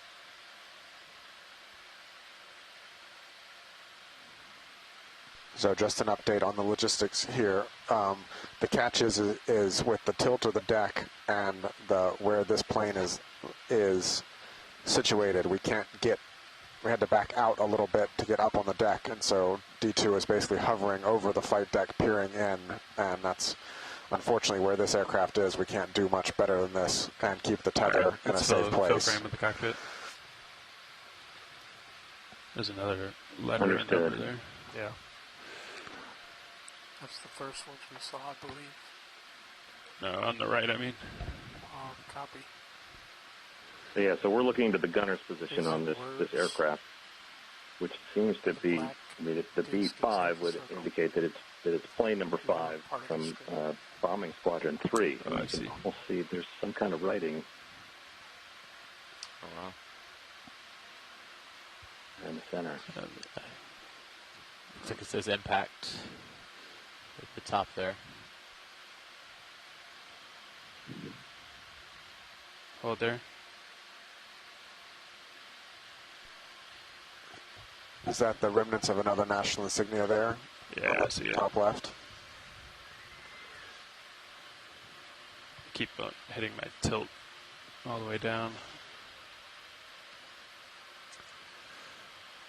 We're creeping in. Just watch your. Yeah, I see it. Good. Yep, thank you. Come up, and I'm just going to lateral. Yeah, that very well could be. Still partial. On the side of the fuselage. Yeah, just hold there, Rowan.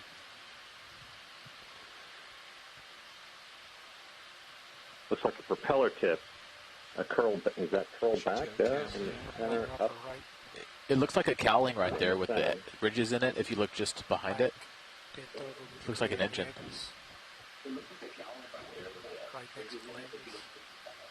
I think that's the plane that is upside down, isn't it? Yeah. Yeah. I don't know if we're going to be able to get that cockpit from this angle. Yeah, that's the engine of the plane that's behind it and underneath. Good eye. And I think that's a curled propeller tip with the black and the yellow. All right. You should have enough tether there. I was just thinking that looked like a bent propeller tip.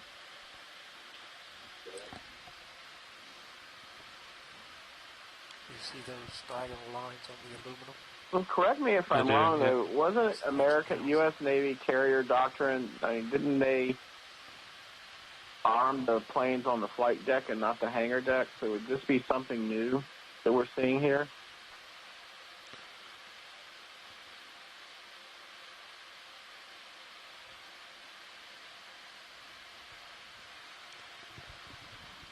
Still partial. Yeah, that could be a yeah, that's come by. Up and they couldn't get it to run, so they struck it below. Correction. There's another insignia there on the wing. Oh, never mind. I've lost camera lens control. Regaining. Yeah. Above the nice tire.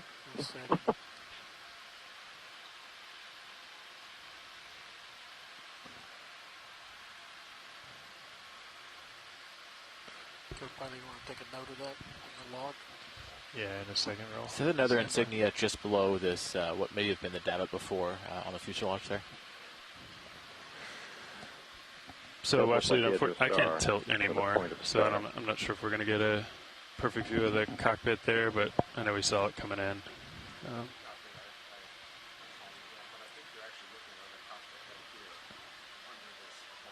Okay.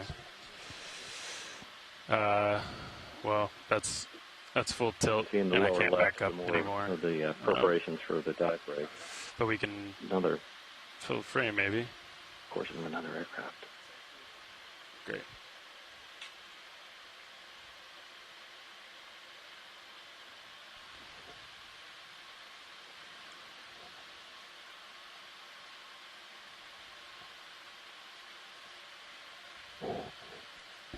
All right, shoreside. The geometry here is quite difficult for flying. So I don't know if we're going to be able to get any great zooms in this corner of it. The other side is a little better geometry, but it's still pretty rough in terms of getting close zooms. So what's your highest priority kind of thing here? That's about the best shot we can get on either of the cockpits from where we are, just by the tilt angle of the camera on the ROV. Tail. Yeah. But the tail and the first fuselage and wing set we saw is a little bit better from the geometry standpoint, but still not great. I'll back up a little bit. Not too much. Yep. I think we've got a wealth of material to work with here already. We're going to be going through this for a long, long time. All right. Well, then. I suppose, Jim, go ahead. Come back out partial. Then just thinking about time, we've got less than 2 hours on bottom remaining. Do we have enough here, video here, and we want to go ahead and move towards the island and check out the stacks, or is there more to be done here? Something on the wall in front of the ROV. The only other thing I'm wondering about is there an opportunity to look into the forward section of the hangar bay from within the... No, this is as low as we can get given all of the entanglement hazards here. There's nothing on it. Yeah. Roger that. Words on it. Yeah, watch. This is Nav. Hey, just an Chuck, update do about you an hour happen and a to half know left if on bottom. Yorktown had a hangar deck catapult like the Essexes did, early Essexes?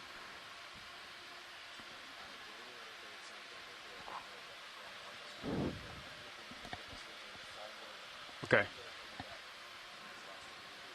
Okay. Can you bring my swing arms in then? Yep. Stand by. Thanks. All right, shoreside, we're going to give it one more attempt to look forward into the hangar deck. I don't think we're going to see much, but we'll check that one more time and then head up towards the island. While we set up. Go ahead, Ron. That sounds great. Thank you very much. Yeah, I agree. Brian, team, thank you very much for this. This is pretty epic and important. The aircraft are a pretty high priority. Lasers clear. And I like what I'm looking at right now. Lasers off. So with this, once we move past this, I think the regular progression of events can go. But this is the first time we have actually seen aircraft associated with the Battle of Midway on any of these wreck sites. This is game-changing in terms of our understanding of these sites and in terms of the level of discovery. And it speaks again to the aspects of this battle, which was not only between ships, but aircraft. So thank you. This is really important.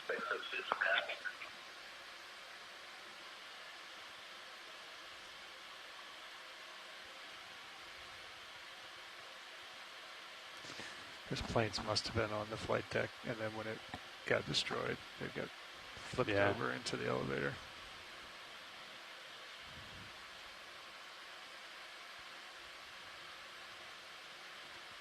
Tilt down while I'm doing this, Roland. Yep. Those pressure tanks.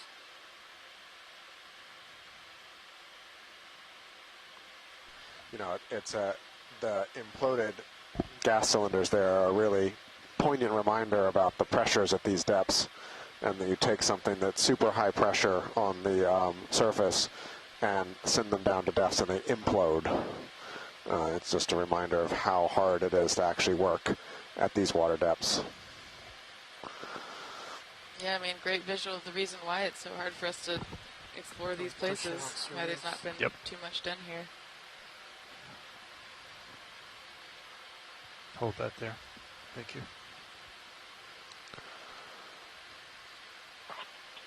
And with that, I just want to go back and call out Bob Ballard and the team in 1998, Chuck being with us. But everything we've done has been a progressive step.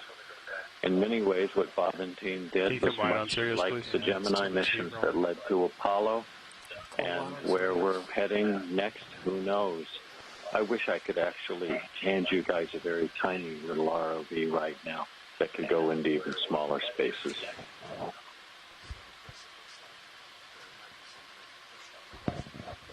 That's the next step. I think it's the vehicle. Okay. We can try to make sense of that. So you're heading towards the stern. That's my heading, the way you're pointing. That's 040. I'm headed towards the bow, right? Correct. Oh, yes. Sorry, I said stern. I think we may be seeing glimpses of the vehicle here looking forward here in the lower right. So that's the direction of the moves we were making previously. Okay, great. That's the vehicle. All right, let's come in there.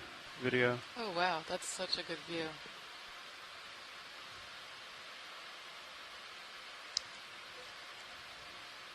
Great eye, Sam. Wow, isn't that something? Yeah. Now that's just amazing. Here we go. soft top, right? I don't know if I get much. Yeah, Sam, does that confirm your soft top theory? It looks like it. It looks like it may have had hard sides and the soft top. We look clear, right, John? Yeah. Okay. Doing good. I think I'm okay to get the swing arms out. Video, you think that would help? Or? Boy, this is unbelievable. I don't think so. Okay, let's leave them then. There they are. I can get more zoom. Yeah, let's do it. Yeah, look at the pictures. Hold there, actually. Keeping on. Looking at the pictures I'm looking at here, it kind of does look like a woody, but I can't really verify if that's wood or not, or it's been eaten away, but certainly the window patterns and the top match. Could we track focus on Sirius when you get a chance? Thanks. Not responding, gonna have to reset the controls. Now we just need a license plate. Understood. You're just creeping in easy. Yeah, good call. Thanks. Sorry, everyone. I stepped out for like Let's come 2 partial minutes. on the vehicle, Is please. that a vehicle? That is indeed a vehicle. Partial. Wow, I need to stop stepping away. Yeah, so Mike, we're in the number 3 elevator looking forward right now. So this is forward starboard from the number 3 elevator. That's incredible. Great. Or you need to step away more so we can find even more. Yeah, I'm gonna Let's fill frame with the vehicle rolling. Mike, this completely explains that story coming out of Midway where the Admiral said, "Wait a minute, where did you park my car?"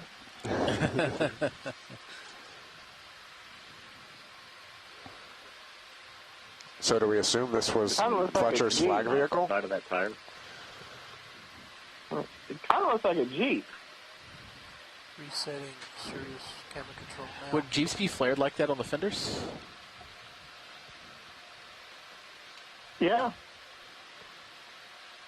With chrome trim? Well, that's another one. It's an Admiral's Jeep. An Admiral's Jeep may have chrome. Spare tire looks like it still has air in it. Thank you. Spare tire looks like it still has air in it. Looks drivable to me. It was in type of tire. Yeah, go for it. Copilot, if you want to get that camera out a little, do a selfie, go for it. Sure.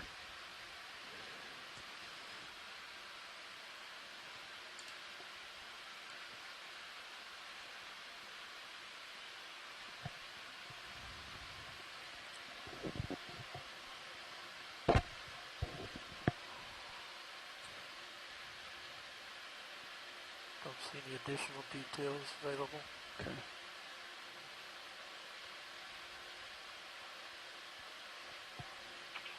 Here's an open request to all of you automobile vehicle folks out there. I'm sure you are being attentive to this and you understand what you're looking at. Please post on this. It really helps. Yeah, we could try. Brian, I think that's full tilt. Oh no, we got a little bit more. Full wide. Okay, let's come in partial video.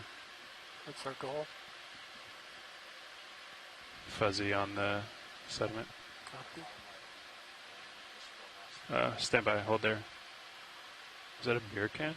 Or? Not a beer can, but I think it it's is the italics. Is that the chrome edge of the bumper there? Oh, in the foreground, I see Brian. Yeah, okay. This stuff? Yeah. You go ahead and zoom. I gotta.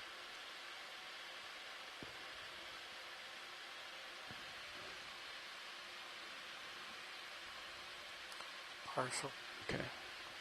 Gear max. Okay. Let's come wide. All right, shoreside. Any final requests in the elevator before we head to the island and try and look at the starboard side of the stacks?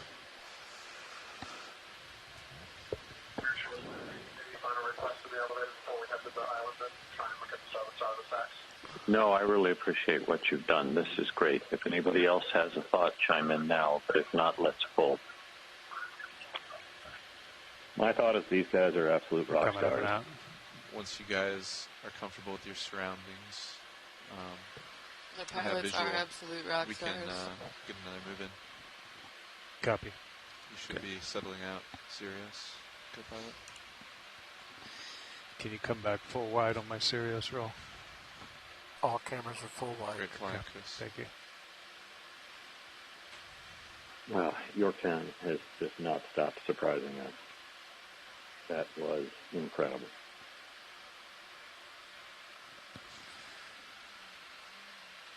When he comes out, roll, I'm going to get my lights back on.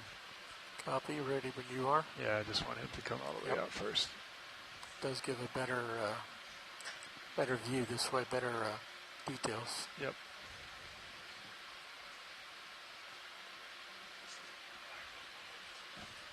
Coming up with you.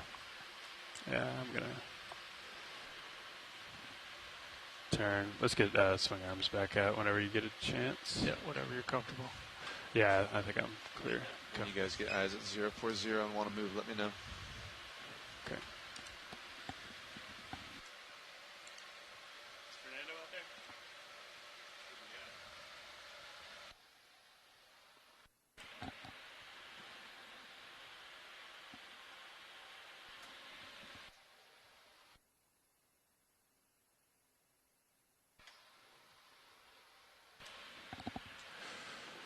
Nice, thanks guys.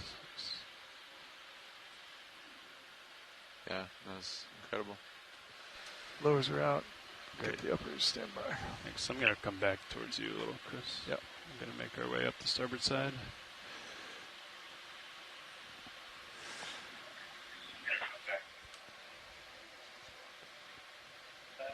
Yeah, it was really tough.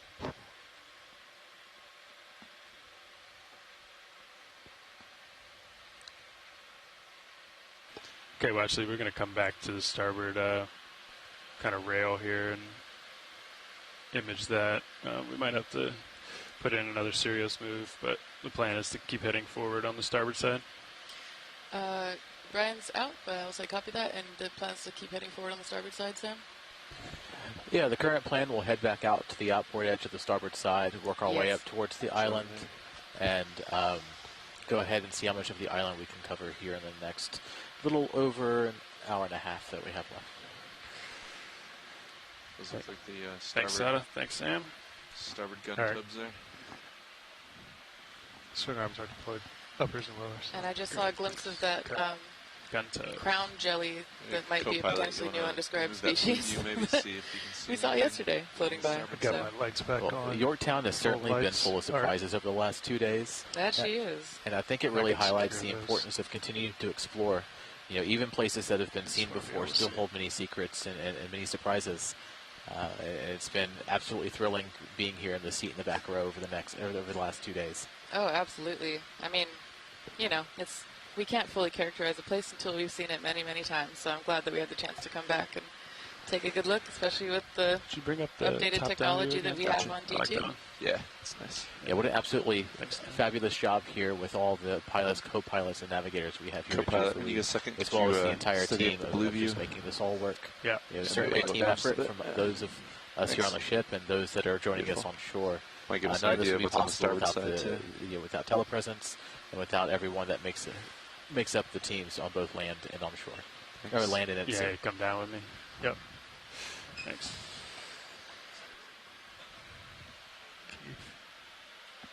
As a matter of not huge interest, hey, roll. I've got there are a couple of shells lying on deck. Adjust for me. Just to the left of the furthest most gun, the gun that's to the left of the one you're seeing. Coming down easy. Coming down easy, yeah.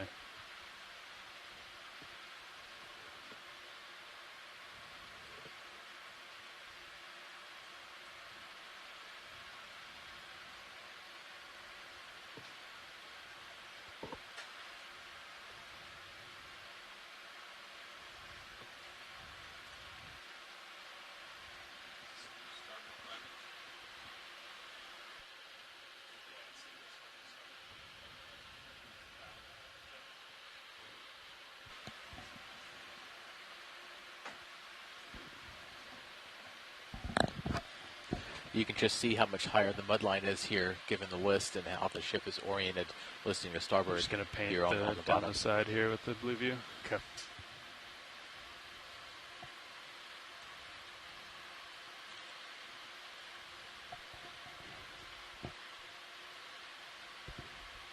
Yes, and are we seeing that the shield did not get completely taken down on the gun after this?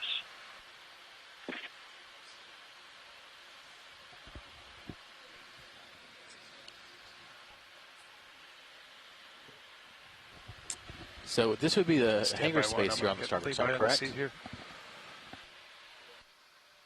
Looking out starboard.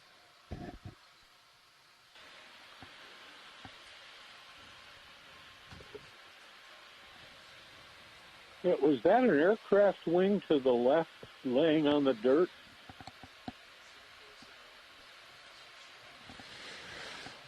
Directly in front of us? No, further aft. Yeah, to the left. Looking for an aircraft wing, maybe? It almost looked like a piece of bulkhead, but... It looks like a piece of bulkhead to me, but...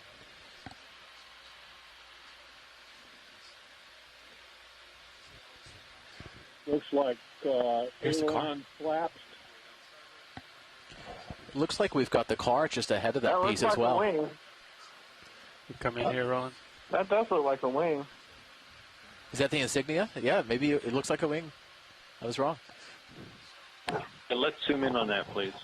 Oh, there. Oh, there. Yep.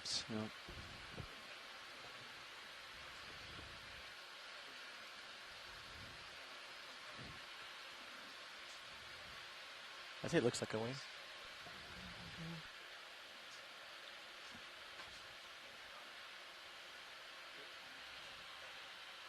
Yeah, I mean, you can see the aircraft internal structure there with the green primer.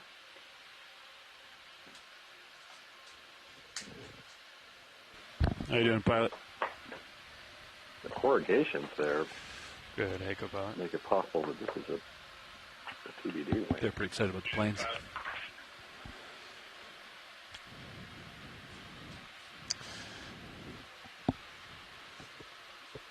Okay. So, Brian, what would really be good here is, as we're doing to characterize this wing, take a look at this area. If we can drop down closer and look in from this side as well, that would be great. But if we also can, let's just take a look back at those two 5-inch guns. We do have about an hour 13 left, co-pilot, so on your shift, be cognizant of that. Jim, we've only got about an hour and 15 minutes left, so what's your priority of looking back at the guns versus making sure we make it to the stacks? Video. Let's just see if we can. Is this what they? Yeah, that's the car flare, isn't it? Yeah. We've seen the stacks previously. Let's still try to do it. But what we're doing right now, I think, is pretty essential characterization. Yeah, agreed for inside the hangar. It was the question of going back to the 5-inch guns or not.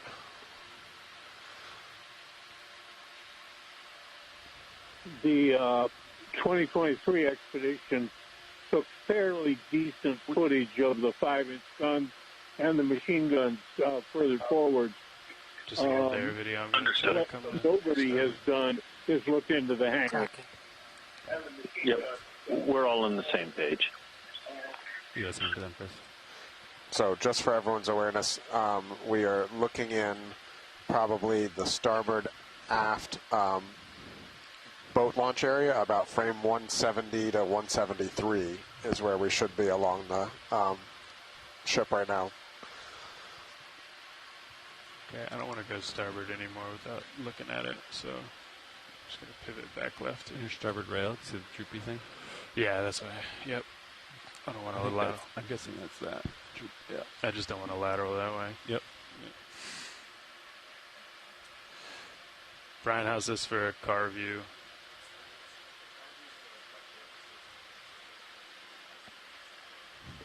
Okay. Well, that's the car.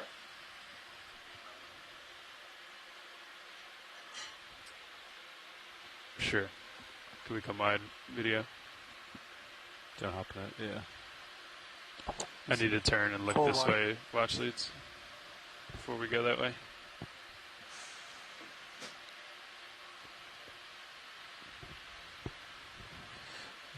Certainly looks like the car got tumbled around a good bit.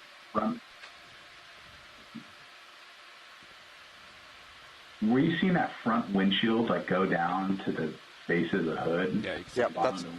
Yeah, that's what we're working on. We're going to get back in there and look in the hangar. We've got to do a object avoidance clearance check first to see what's around, and then we'll come reposition around this obstruction and look at it from the forward side.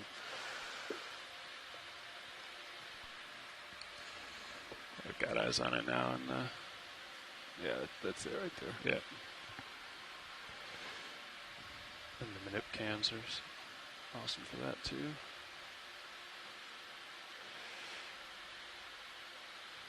You just keep an eye on my swing arm there. When I come back, turn left. Okay. Yeah, try to get the engine. Yeah.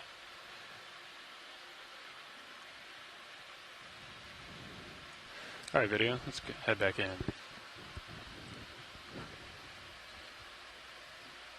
Seeing this angle and seeing those chrome accents up to the top, it's looking more and more like that Ford Super Deluxe from this angle. Can you get a cylinder count? Yeah, and looking at the weathering pattern on the doors, it almost certainly looks like wood to me from here.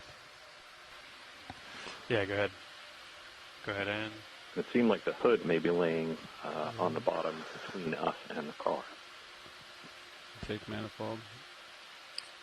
Upper right, the fender has an interesting object. Chrome. So are we looking at the I engine? just find it amazing there are not just one but two cars on the hangar deck of this ship. Chrome bumper, round headlight. I think we're looking at the same car here. Just we were in the elevator, and then we came around. We're actually looking at from the starboard side into the same space, just from the opposite side of the ship. I do the same thing. I float in. Everything's pushing inboard of the right. There's a lettering. It says ship. Is that a license plate? There is a license plate. Yeah. Okay. Oh, Sam, you got a fast eye. It's Max. About Max there. Okay, I'll try to bring it center. I wish we could make more of it out. It's like ship almost. Looks like some of it is I can corroded just read away. ship, but that's not all. Yeah. Looks like some of it's corroded away a little bit further to the right and top there. I'd also guess that looks hand lettered. It does. Yeah.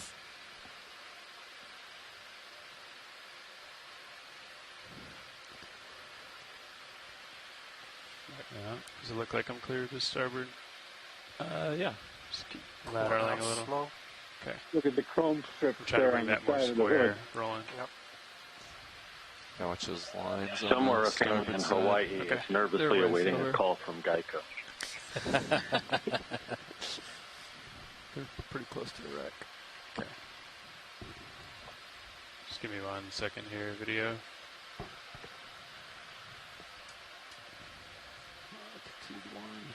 Is that full zoom? No. Okay, let's come back in. SE something something Y.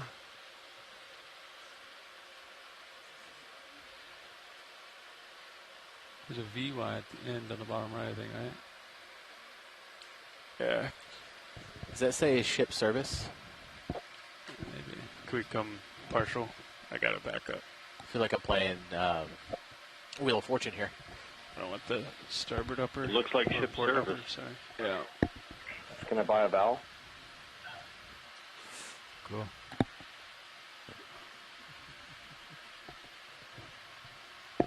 If Clive Cussler was still alive, he'd probably be writing about this in his next Dirk Pitt adventure.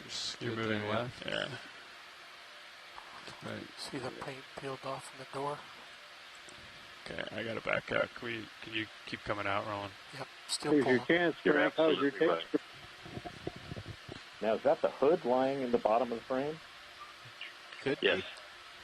be. Go full wide. Okay, you can hold there. I'm going to do a pilot handoff. All right, we're going to hover here for just a moment while we do a watch change.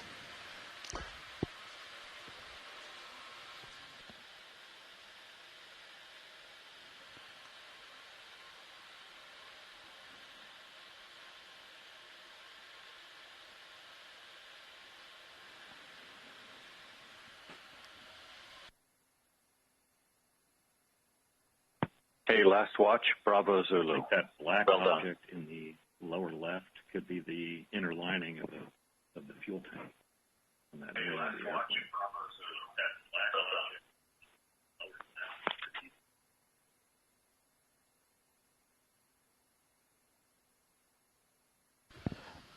Russ, do you think the wing we see in front of us may be one of the wings of the planes we saw in the elevator?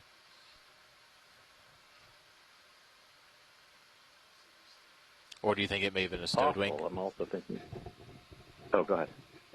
I was just going to say, do you think it may have been a stowed wing? It doesn't seem like, at least the end we're looking at here, right by the entrance to the hangar, is very torn up or anything like that. Doesn't look like it was ripped off anyway. Yeah, it's not exhibiting the same characteristics of the SPD wing. I don't see the perforated dive brakes. It looked like there was some corrugation, when we were zoomed in, so that could be another spare TBD wing.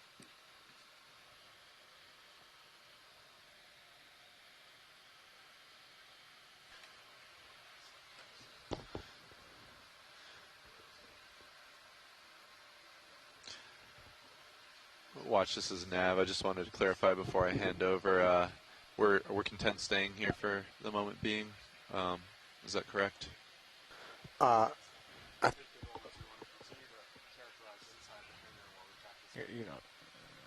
Roger that. And then we're going to move towards the island. Okay. I'll let you work with the next nav.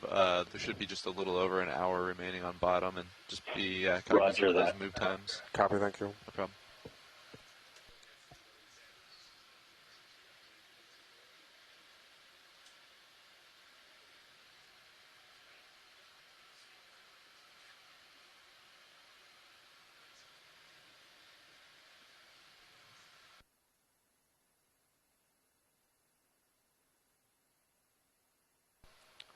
Co-pilot, navigator. How you doing? Hey, pilot.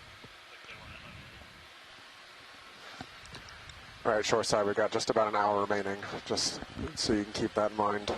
Okay, so we are auto heading only. Is there anything else we want to see here in this part of the bay, or are we ready to move forward a few frames and continue to look inside the hangar? But anything else in this view we want to look at before we slide a little forward on the ship? Brian, I think we're good. Actually, can I just request forward tilt down? Yeah, go ahead, Russ. The edge of that wing, the black object sticking out on the lower left corner of the frame. Copy that. Okay, bottom left.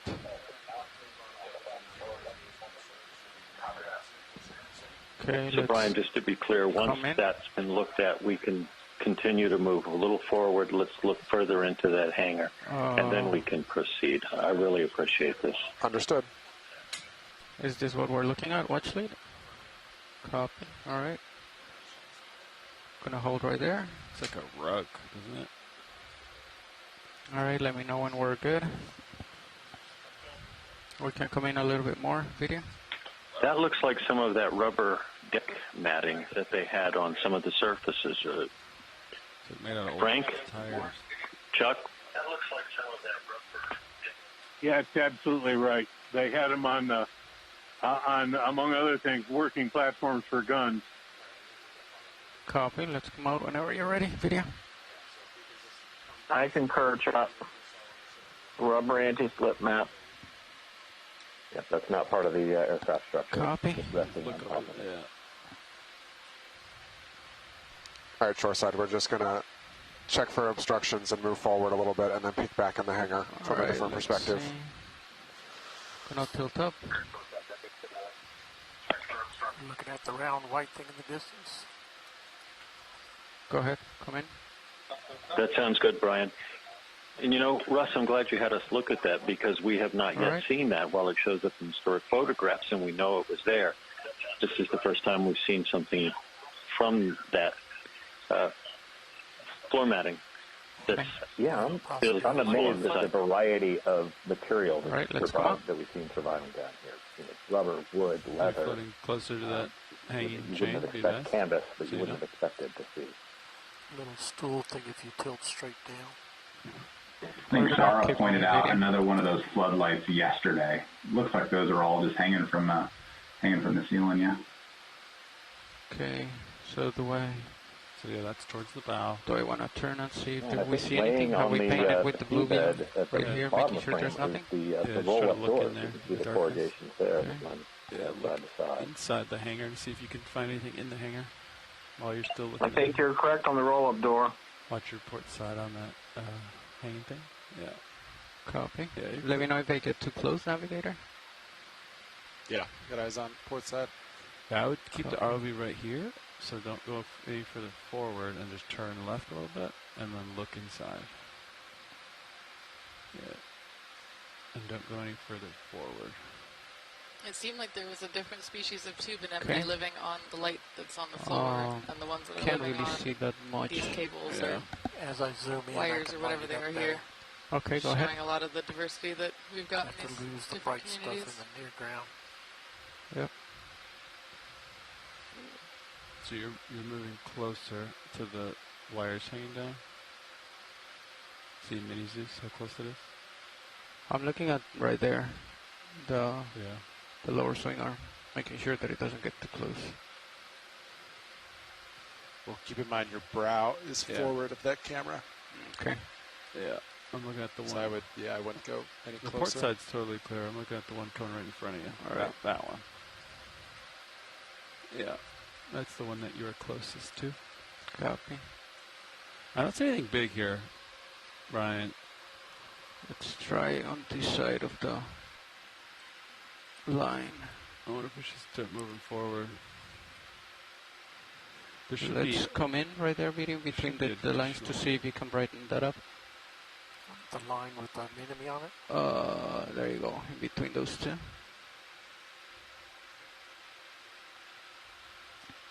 Right there.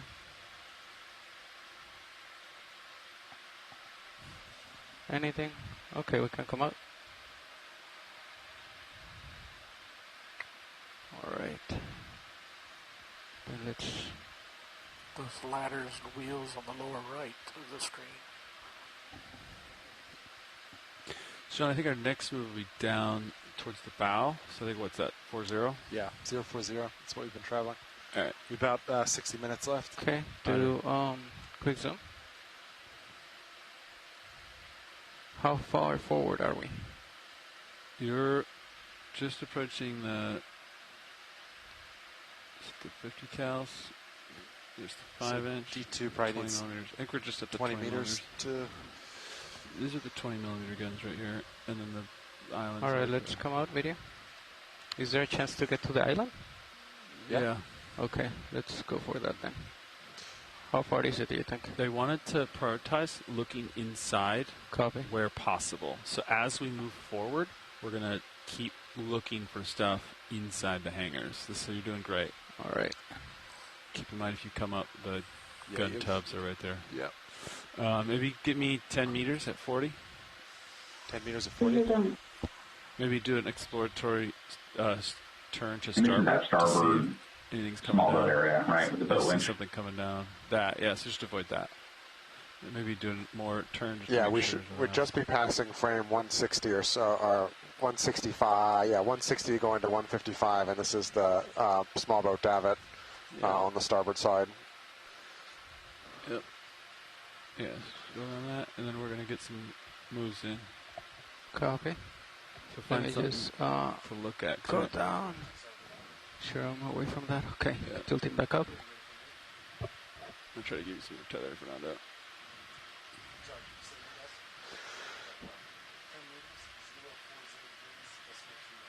Let me know if there's any interesting to look at video. First thing I think I'd like to see is way down your starboard side as far as we can see into the darkness. Starboard side. Yeah, just look down. It'd be good to look for obstructions too. And then while we're waiting for tether, Fernando, you can come back up. Look at these guns up here. It would be a quick. We don't spend a lot of time right there. They have one. No, as hard to starboard. Look all the way down the far side of the ship. Oh, okay. Looking into the distance. Yeah. See what we got ahead of us here. So you got a big tangled mess there. Yep. Okay. And now I would say turn directly facing the ship and then start rising. We'll get some more tether for you pretty soon here, Fernando. Copy. And see where Sirius is lighting up the first turret? Yep. I believe these are two 20 millimeters right here. It looks like you can see some buckling in the deck there, Let's maybe look at from that the open impact of the cabinet C4. center. Go ahead. It sure does.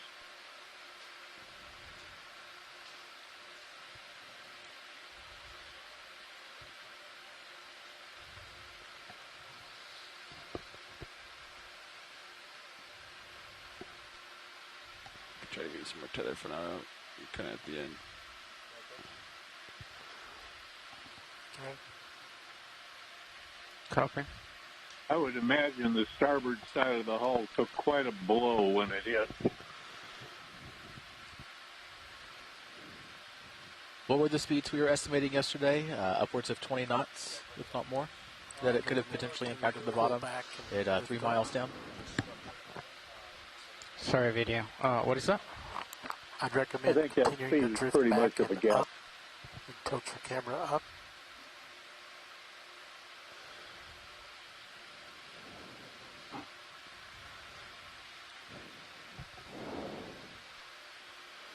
So shoreside, we're going to pop up and look at the flight deck here for a little bit while we wait for Sirius to catch up, and then we'll take another peek in that next set of doors. But I got to admit, looking at the amount of stuff dangling, we're not going to get a good view in there at all. Okay. You can proceed along your path.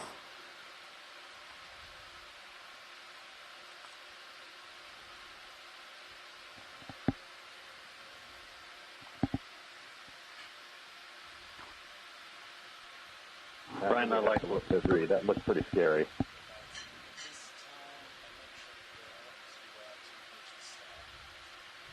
South or something. Yeah. Yes. Where? Brian, I think that we're good. We have looked where we need to inside. If we can look elsewhere. But I like what we're doing. I like what level we're at and where we're proceeding, heading towards the bridge. Rise all the way above the deck and look down on the deck while we wait for tether. At the same point, you lighted up the Sirius view. To the right, we're going to see 4 50 caliber machine guns, Yep. and then a bit of a gap, and then the island.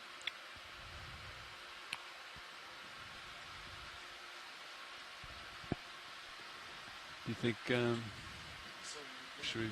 And below the machine guns, there was a fairly interesting corrosion pattern on the side of the ship. Copy. Yeah, we can have him do a little scan for us. Look for it with blue view. All right, rotating that way. So maybe you can paint up and down when I look forward. Yeah.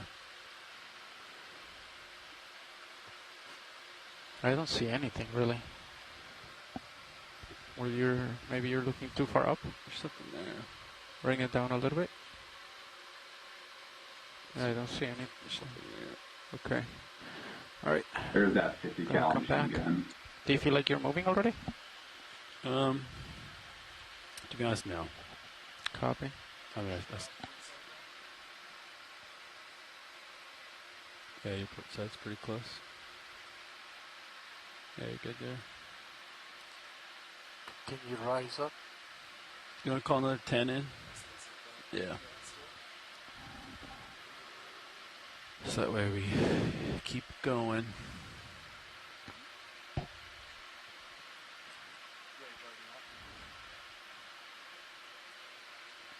Cool if we could see the starboard side of the island. Now turn back towards your port to look at those 2 turrets. And beware you're turning your tail away from Sirius.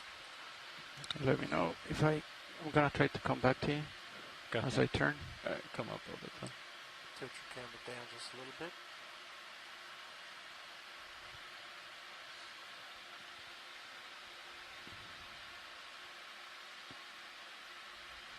some sediment stirred up there.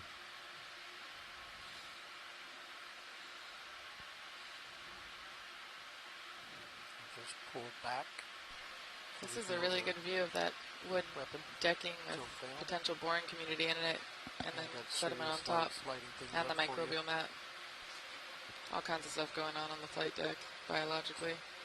Can you rotate? Like these are the 20 millimeters we saw yesterday. Same gun. This is right there. Not quite as many tubs on this side. Can you tilt up to this the shot I wanted? Okay. Rotate, I'm simultaneously amazed that the water pressure was strong enough as it came down to tear these plates off, the armor plates, both on the ship and on the gun. But conversely, it's also amazing to me that they're still here. Like that they got bent and moved that much and not torn completely off. Oval with the square plate above. Yeah. Guess they were just flexible enough. 20-millimeter gun shields are almost universally bent. Do you want to zoom in into that? Yep. Okay, go ahead. It's just now hidden by the shoulder strap. You can see the strap to hold the gunner in there as well, just like we saw on the port side. Let him talk about the I think I saw an anemone growing out of the gun barrel. And go to the plate That was on the a wild image.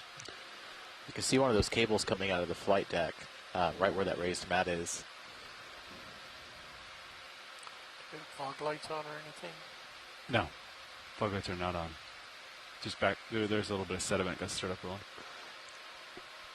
There's some kind of normal superlid type tube worms on this door as well, or hatch. Well, that's more what we were expecting, instead of that giant ball of them. That's not to make out. 155? 155? Copy. Right, backing up. How are we doing with tether, co-pilot? Yeah, that would be right. More tether now. Copy. All right. And I'm starting to move that way. So. All right, we can pull out video. And Probably, then I'm feeling the first 10-meter move. You're full wide. Copy. All right. Gonna back up a little bit.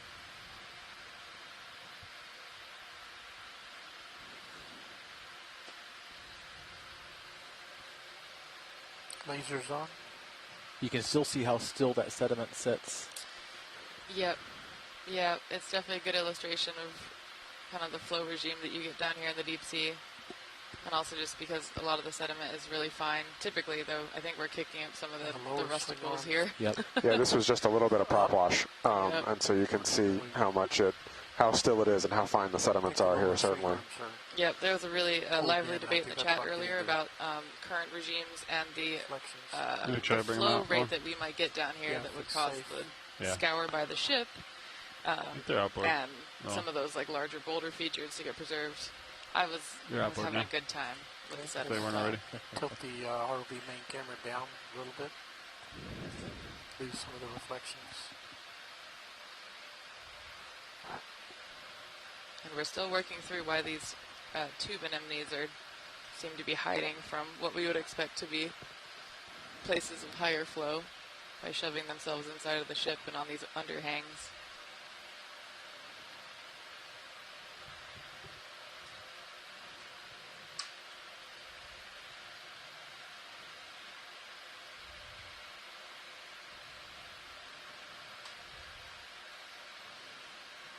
Came down a little bit to give you some more tether.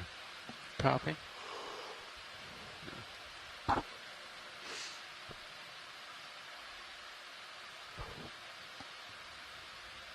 Don't think we've gone anywhere because that dope panel that we looked at there. Shoreside, can you still hear us on the conference call? What is that? Video? Remember that big ball yes. of Can you hear you coming? mess was Great, right thank below you. you. Just don't get caught up in it. Yep. Yes. Can you hear you coming? Yes. Thank you.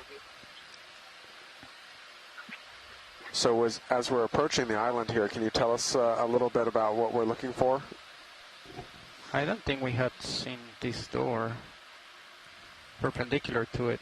Correct. We saw those panels underneath that pulley to the left, We were looking at that, where all that white stuff is. There's still about 150 feet from the island.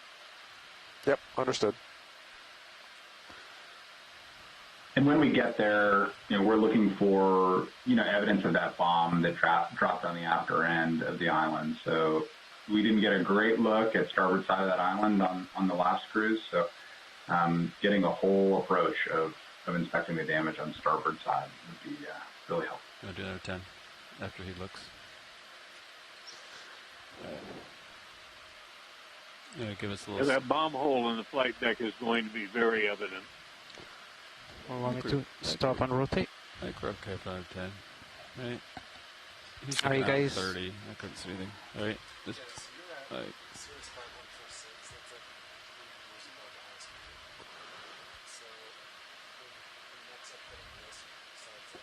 Silent. And he said it's 150 feet. Island is hard.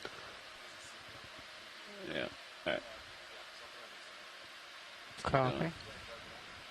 We can maybe zoom. There's the beginning of that corrosion pattern I was talking about coming up on the right. If anything seems interesting. Let's look at the lower stairs.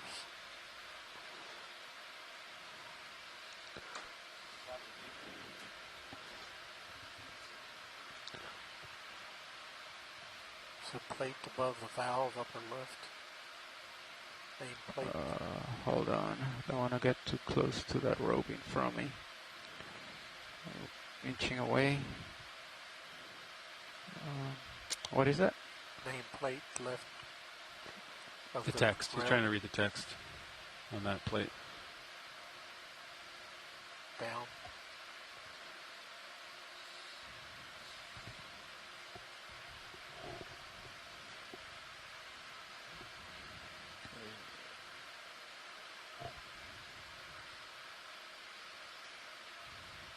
Can't quite make that out. Yeah, I wish there wasn't quite so many lines. Yeah, there's a line like right in front of me, Roland, so I'm not going to get any closer than this.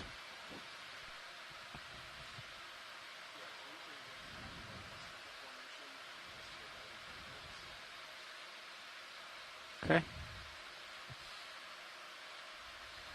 Rusticles.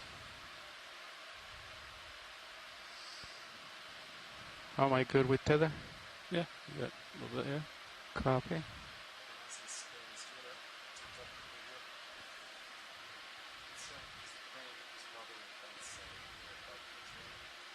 Copy. All right. Oh.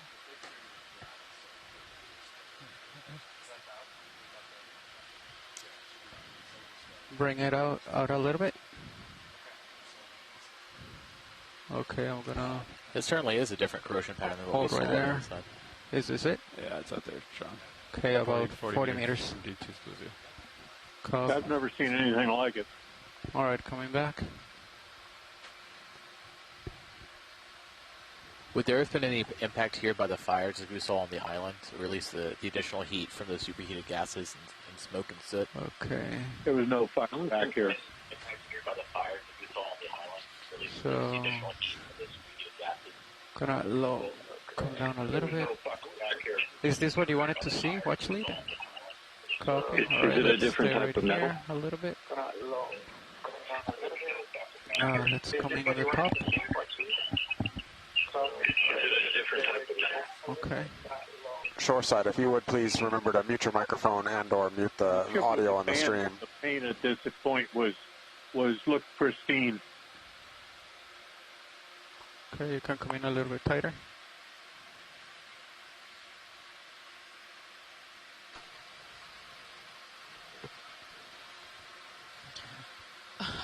There's a tube anemone growing on the rusticle.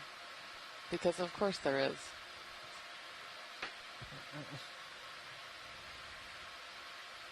Wow. Yeah, so these are really interesting features that only happen in the deep sea. This is a microbially mediated rust formation that incorporates a whole lot of things out of the water column, silica and other things, as well as eating the rust, and it makes these stalactite-type structures that are very, very fragile and grow in deep water. And a lot of what we know about these comes from research done on the Titanic, is that right? Yep. Yep. Yeah, if it's still 30, right? It's yeah. Keep moving. And Fernando, there was a porthole to the right. Well, I don't know if you got the tether to get there yet. But we want to look at a porthole to the right that had something look like it was coming out of it that may be too far for you. And there are 50 caliber machine guns directly above you on the rail. You can see them in serious view. That's the other good thing to look at here while you wait for tether. Copy. Let me get a little bit. Oh, yeah. Far. We got 2 moves stacked up. Nice. Okay.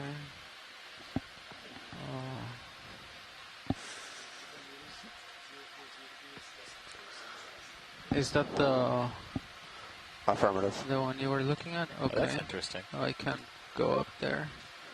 We'll see that and then we'll go up. Let me know if I get too far. No, I think I have the tether. Yeah, you're good. Alright. And then everything looks good. That line is on the ground. Alright.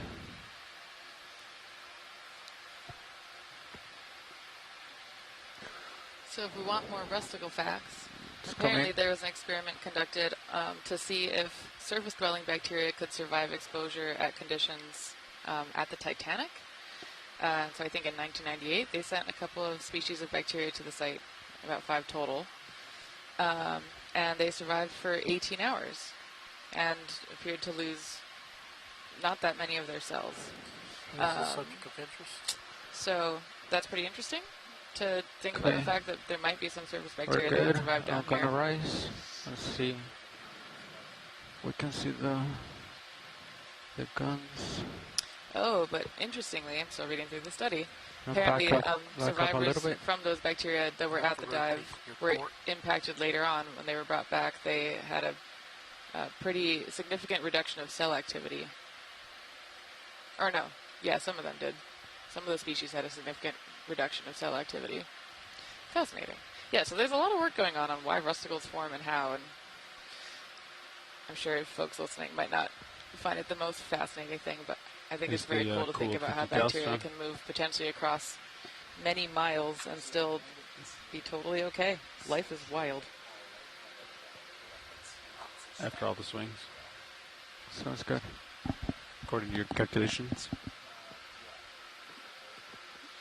One of the people listening in sent me a text saying that the stuff coming out of what looked like a porthole is actually a discharge hole.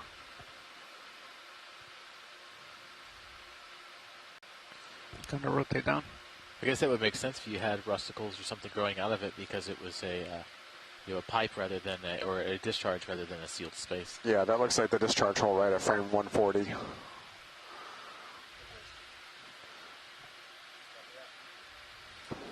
Does the plan you have does it identify interior compartments?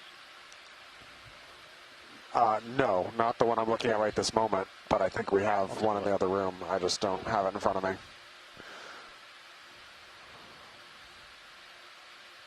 I just wonder if it might have been a cooking area or a sanitation area. Here it is. All right, once we're done with this, I'm going to go back down and keep moving. Sirius is getting close.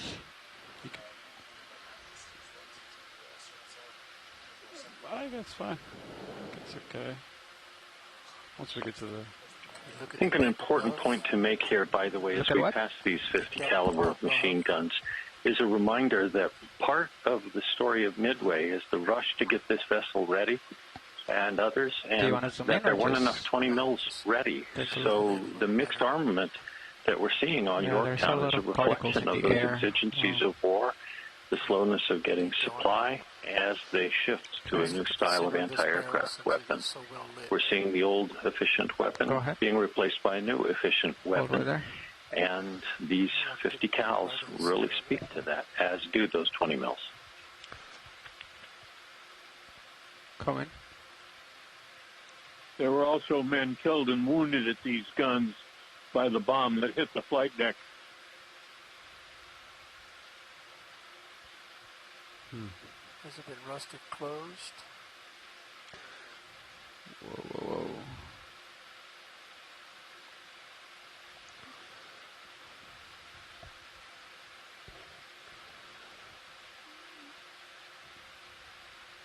Okay, we're gonna try to hold that. Yes, correct. Okay, let's come on. All right. So, Chuck, referencing your earlier question about the inboard profile here, it looks like in that same vicinity of the discharge hole at about 140 is a crew's mess room. Looks like on the third deck. No, that might make sense as to why there's a discharge hole.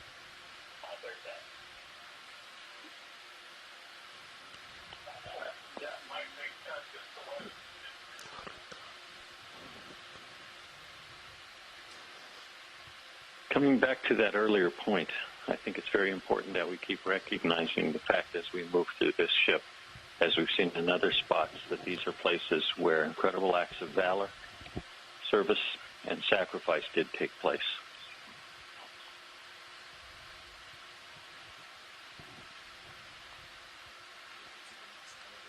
Another gun there. Oh, look at the blue view of the elevator. Just the one we were in yesterday? Yeah, this particular gun that's fallen off the mountain is hanging down below, supported by the cooling water hoses, the red hoses there. Gonna tilt up a little bit.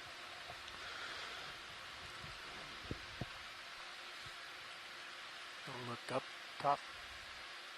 We'll look through the window, the door. Looks like Sirius is lighting something on the inside.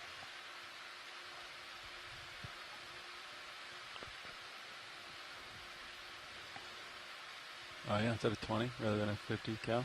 That's 20 millimeter, I bet. Okay, go on.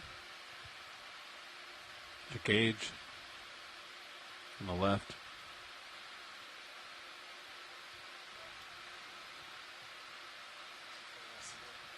That's all I can do with it. Copy. Look at the gauge lower left. No, still the same thing.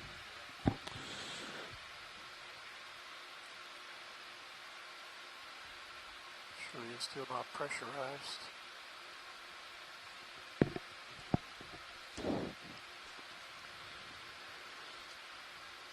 Look at the pipe there that's been wrapped up with line by the bosun's mates.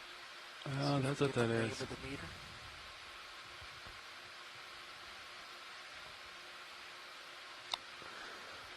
This local fire pump pressure gauge. Foamite, yeah. Corporation? No. Oh. American.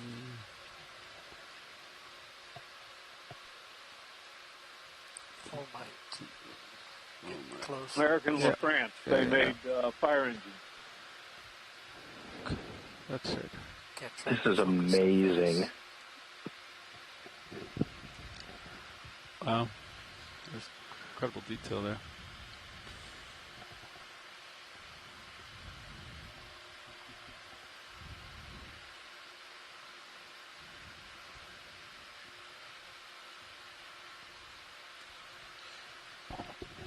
Oh yeah. Looks like in the sonar view here, we can see the actual bomb strike just aft of the island.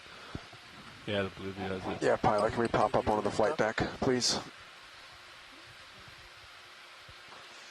See this hole right here, Fernando? Yep. You guys still want to look at? Yep.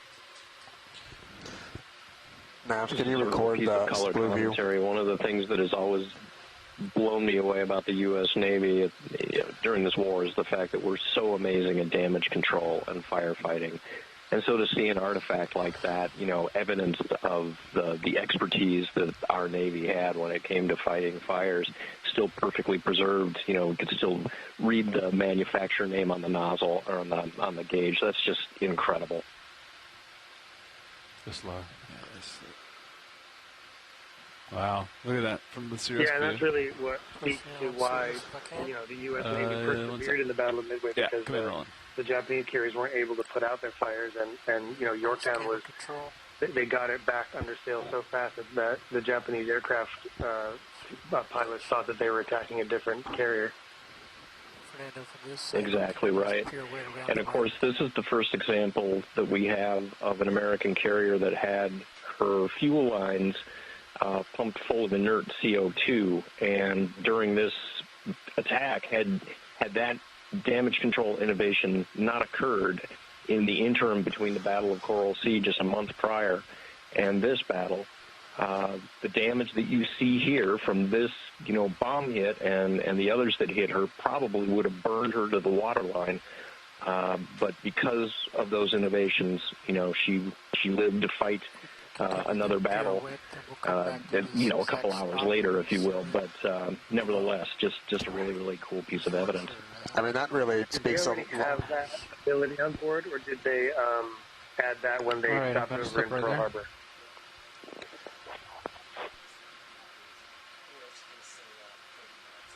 I didn't hear the question. I'm sorry.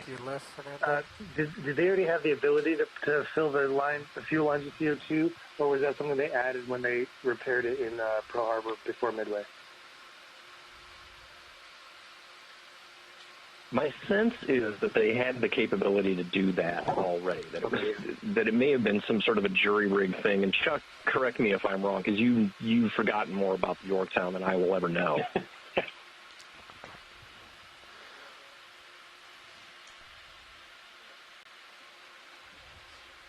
I'm looking at a photo of the bomb hole right now, and there is a strip, a tie-down strip that looks just like the one that is on the left side of the picture. Thanks. All right, kind of back up. And let's check out. Then a couple of rows of tie-down strips that are severed.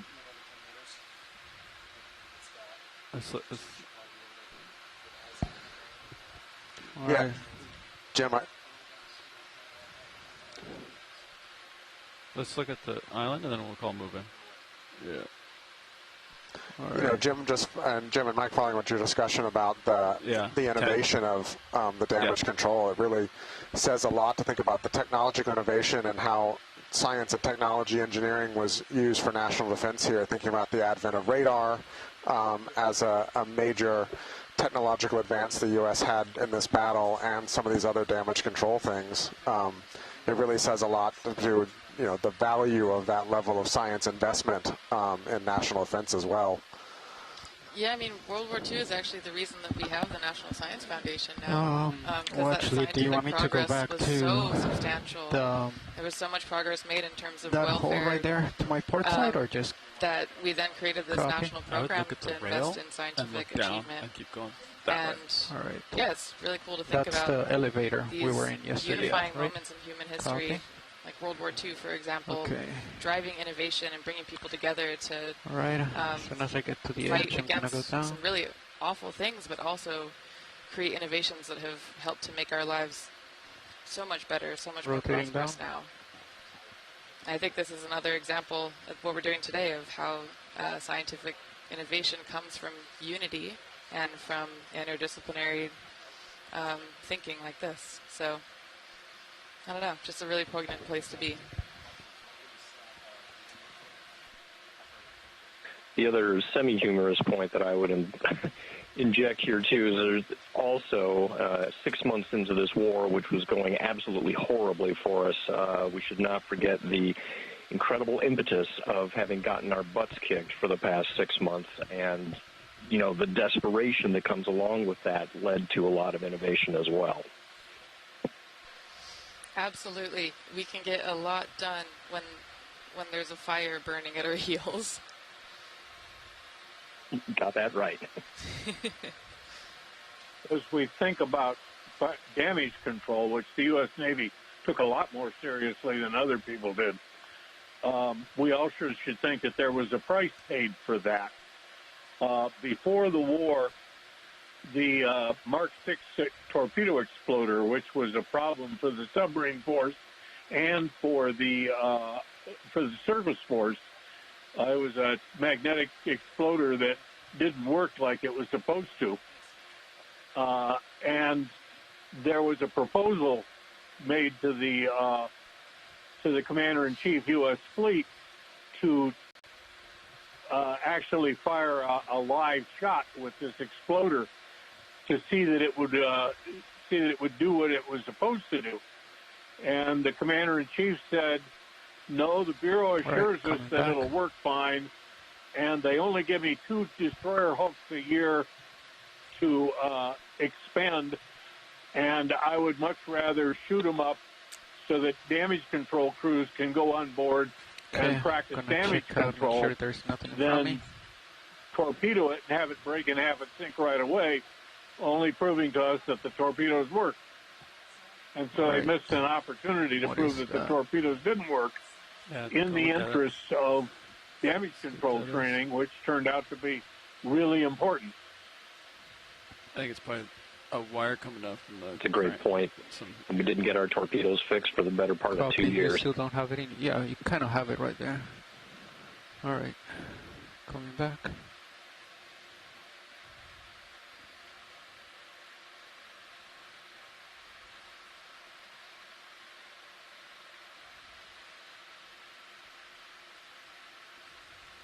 See that whole gangway is bent up.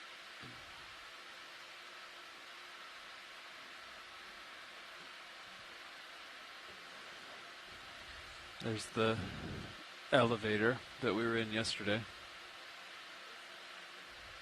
And the crane. Really get a good sense of how much, kind of at a list, the ship is settled here from this angle, looking at that being the elevator we were exploring yesterday. Okay. Copy. So, shoreside, just a reality check. We've got about 25 minutes remaining in the dive. We should just be getting to the island in time with a couple minutes to explore it. We're about 15 meters away from the crane at the aft end of the island. So we'll be there in another 5 or 10 minutes, and then have about 15 minutes to explore the starboard side of the island, and that'll be the end of the dive.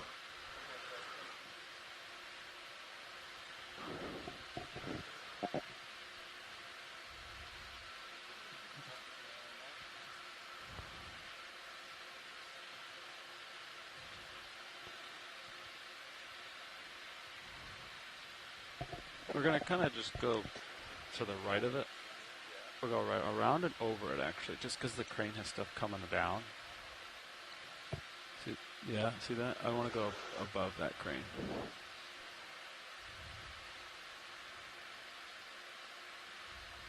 I have it right there. You want to do their tension?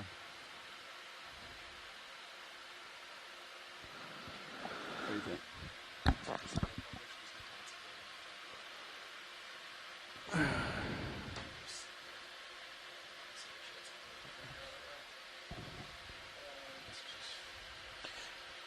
You can see how part of the gun shield there is just ripped here on the starboard side. Yeah, there's nothing proud of that crane. Does that make sense? So we can just keep going right over it, / by it.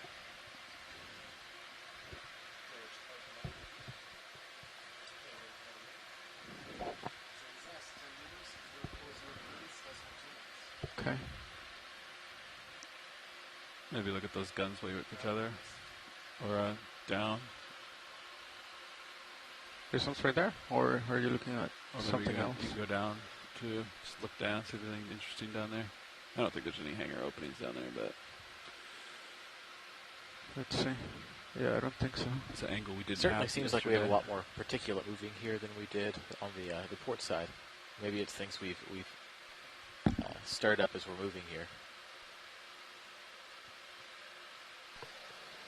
Yeah, it's a little hard to tell what's prop wash and what's current. Oh, all of that is definitely not prop wash. Yeah.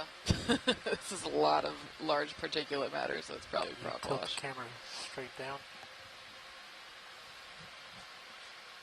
There we go. There's that cable I've been looking for. It's like a ribbon or something. Or a fire hose unrolled, maybe. Because it looks flat.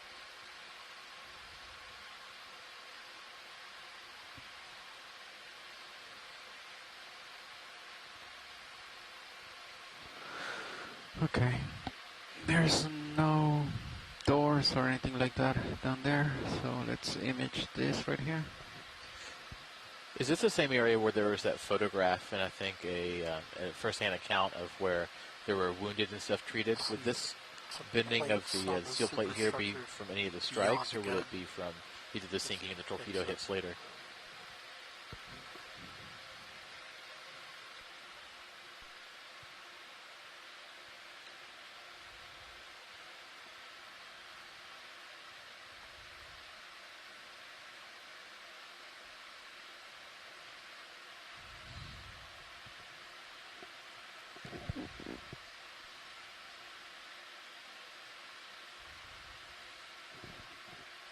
Is that the crane boom?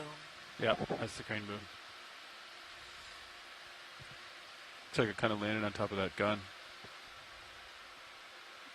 That quad anti-air tub.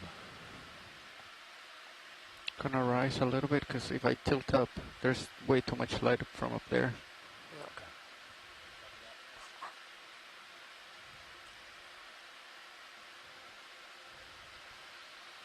Okay, I'm gonna rise right here in place. Copilot.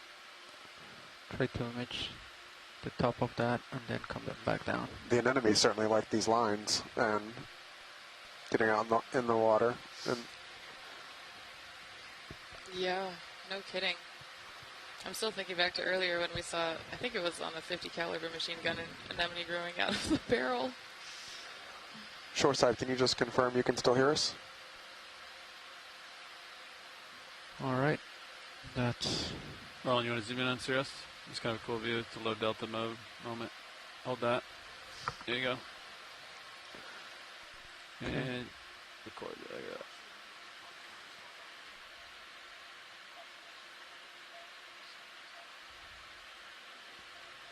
Don't go up any higher yet.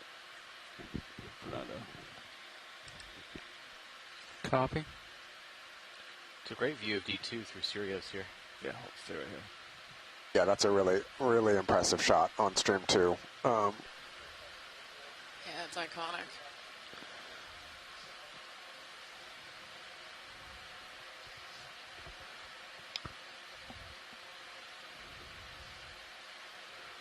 Can zoom out videos. I see my tether. I do believe this is the area we saw yesterday from the other side to where I believe Chuck was describing. Gonna get off out of depth and gonna come down. Being treated here, and I don't know if that is the portion that we see where you have the steel ripped away of that gun shield that we saw earlier, or if that's due to something else here, either in the sinking event or in the subsequent torpedo attack by I-168. Copy.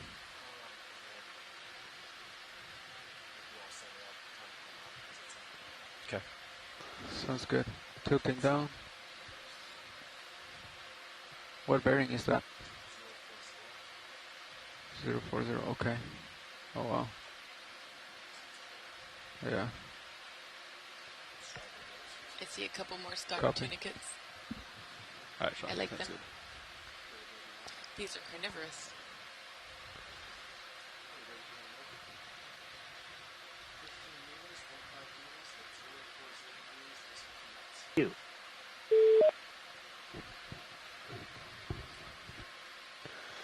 Hey, Shoreside, can you hear us now? All right, Roland, zoom in on Sirius. Yes. Great, thanks. So I'm curious, this large crane here just after the island, what was it used for? Was this for loading stores or aircraft, or it's not something I think of having an analogy on modern aircraft carriers to see a giant crane like this up on the flight deck. So I'm curious. It's for aircraft. After the island, what was it used for? Was this for aircraft?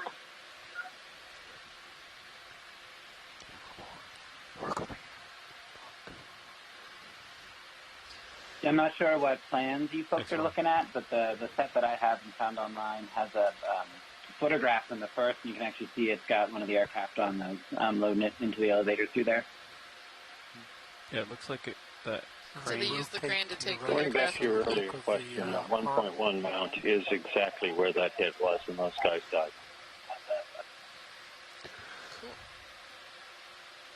It was the gun just after this one, which Pollard described.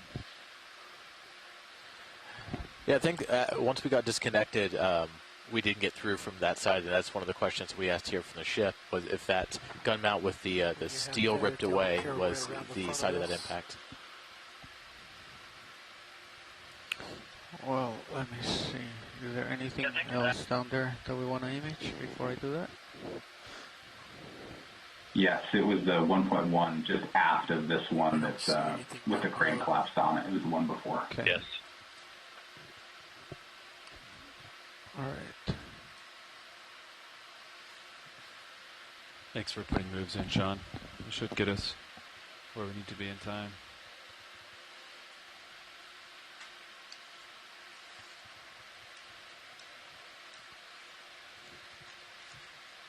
Cool look at the crane here, though. I mean, there's a lot of lifting power here, and interesting to see some of the inner workings of it. Back up a little bit as you come around it. Trying to give you more tether for now, but you don't got much. We can start to see that kind of different color pattern.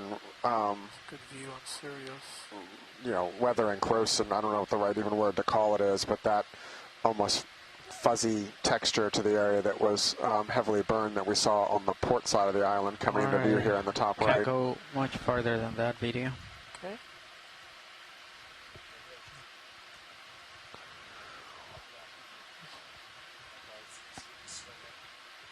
Okay. Okay. Copy. All right.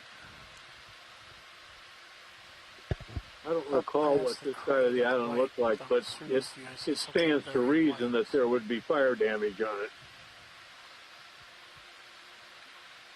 I think that's the aftmost stack. Yeah, right there, Ron, is the, I believe that's the exhaust, isn't it? So looking for the damage that you're looking for, what are we looking for here specifically, and do you have a better sense of exactly where on here you'll want to be looking? Look to the right, Fernando. I think there's something blown out there. See that blowout hole? That whole hole right there? See all that damage? I believe we were going to look starboard forward here. I'm getting too far. Yeah, just turn head. Don't take more tether. Yeah, there's all the damage. I'm going to start up to light it.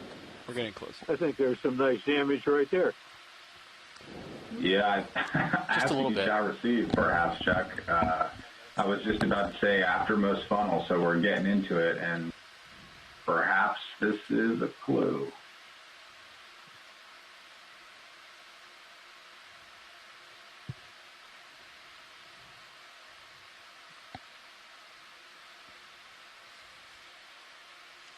And this was from an aerial bomb strike, correct? Correct. This is fires in the uptake. The bomb didn't hit here. It just started fires in the uptake.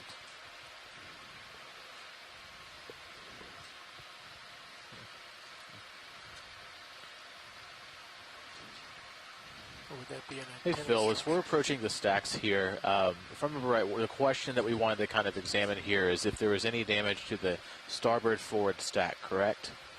Seeing if there was any holes or anything like that, and kind of better assess why Yorktown may have stopped prematurely.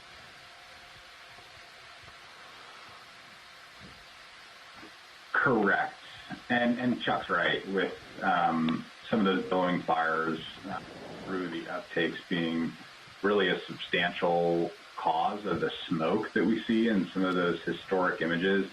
Tony was hot on this too, trying to figure out if there was any more direct hits, perhaps minor hits that could have added to the damage from that area. Video, kind of try to see how so far just up seeing this goes.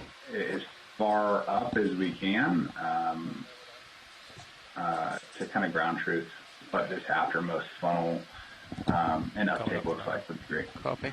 How far up does it go up there? Who's at the top? I'm trying to 5143.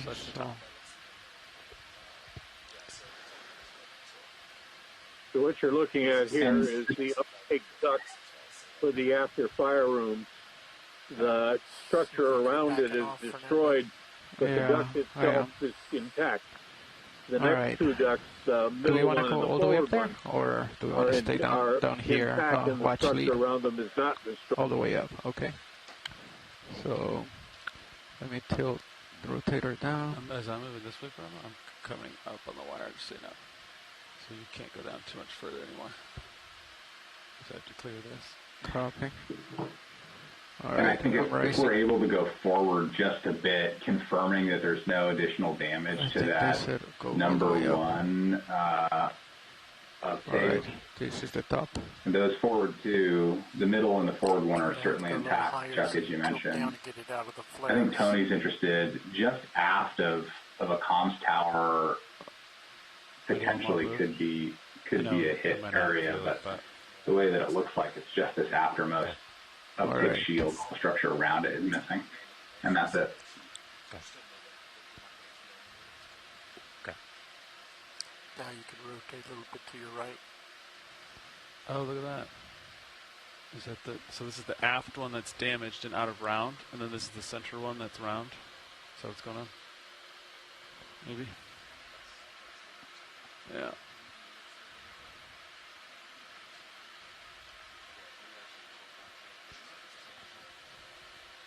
I may arrange it in. Oh, you got it, Sean.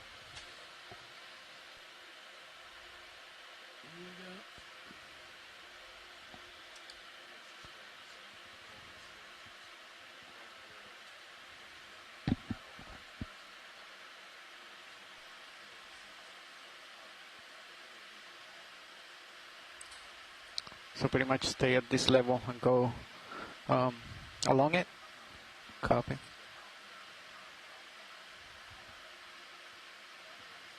All right.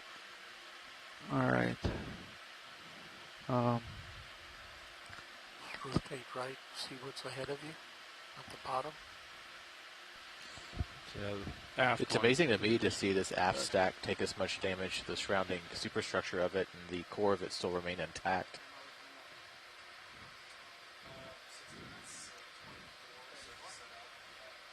It's especially true because the after fire rooms were not much affected by the bomb hit. It was the forward crew that really got smoked out and shut down by the blast. The after superheater boilers, I don't believe, were ever damaged.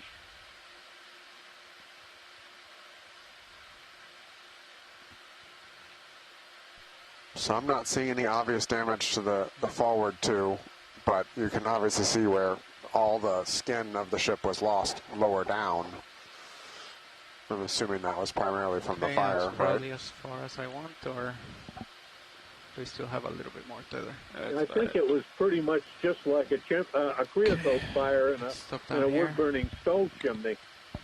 And then it would have caused so much heat and smoke down, correct? that it would have zoom into the tank. Overheated the skin of the stack area, but leaving the ducts, which were obviously a different kind of steel, basically undamaged. Do we think the fire here would have potentially weakened some of the rivets and the other joining of the skin, so when it sank, it was more easily ripped off in the sinking process after it capsized?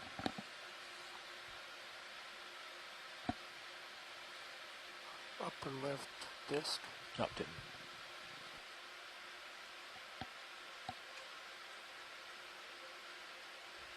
Maybe, Sam. I mean, it was hot, right?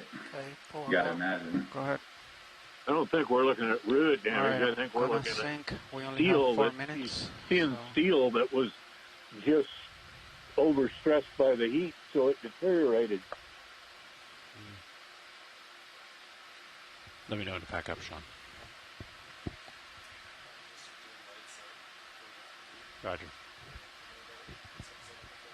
Okay. Copy. We only have. I'm not seeing any obvious damage here from another bomb strike. Is anybody else on shore?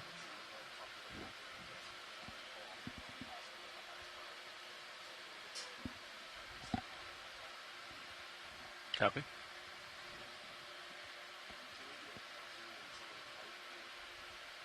Yeah, not here either. This is great. Thanks.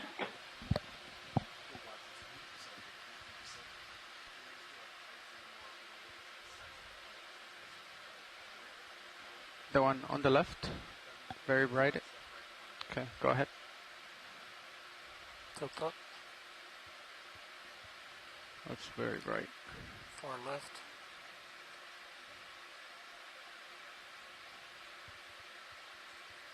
Just gonna tilt down, see where this crane is, make sure I'm good.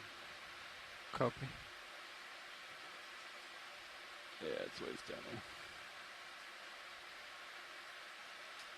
All right, shoreside, we are coming to the end of the dive. Last calls for zooms right in this area.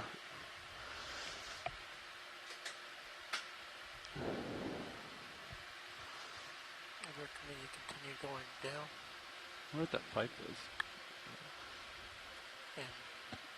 Just want to say thank you for doing all this. This has been just as awesome as yesterday was.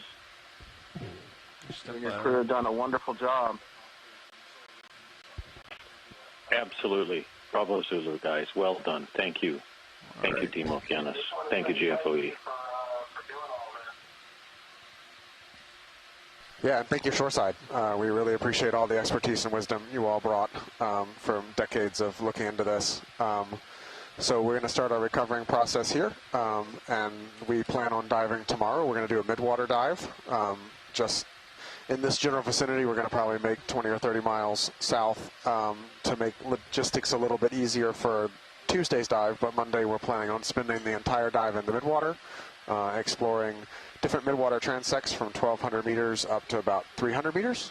And we look forward to hearing from Team Midwater tomorrow. Yeah, I just want to say mahalo again to all the shoreside folks who joined us and everybody who contributed so much knowledge as we're going through the USS Yorktown. Yeah, this was an incredible set of dives. It took a lot of work and a lot of planning, so we really appreciate you folks. Yeah, thank you, everyone. It's amazing that the surprises that Yorktown still held for us over the last 2 days, and certainly there will be plenty of information for all us archaeologists to pour over the next almost few years to come, I would expect. Yeah, thanks all. Have a great rest of your evening. Aloha. Okay, I gotta go almost a full Thank turn. you all. Yeah, just come up with me. Thanks, everybody. Thank you. Terrific experience. It was wonderful. Coming up. Aloha. Thanks so much. Time's just out. Copy. Come up. You get anything, and we'll take turns out. Yep. Looks like I need to go starboard just a little bit, and you got to go starboard a lot of it. Yeah.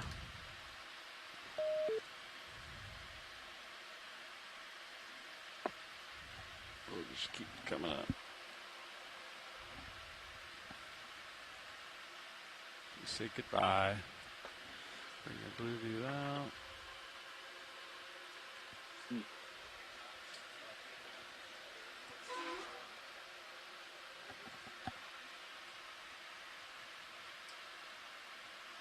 Let me actually turn. All right. There you go, right there. Auto headings in, coming up. Roger.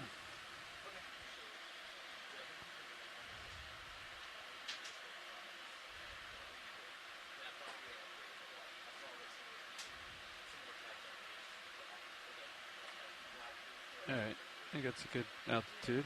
Copy. Holding. I'm going to stop the winch here. You want to come back underneath me? Yep. Delta 17. I can. Here. Yep. I can make more delta. I'll haul in. You stay here, Fernando, and Yeah. I'll haul in and try to bring that I'm tether holding, and I'm out of depth. Alright. Auto heading. How's that? Stow your arm. We'll show it later, Rowan. All right. Good to back up. Yeah, easy back. Copy.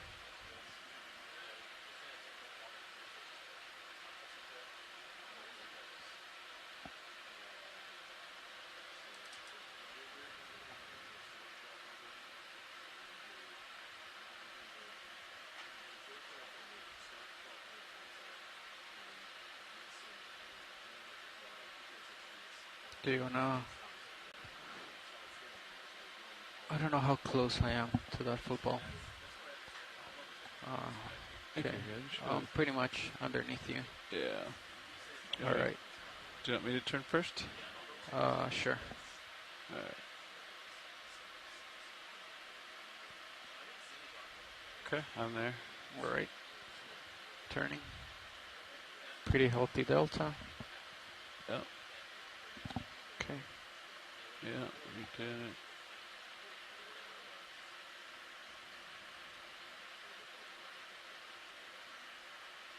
Got you in my tail cam nicely there.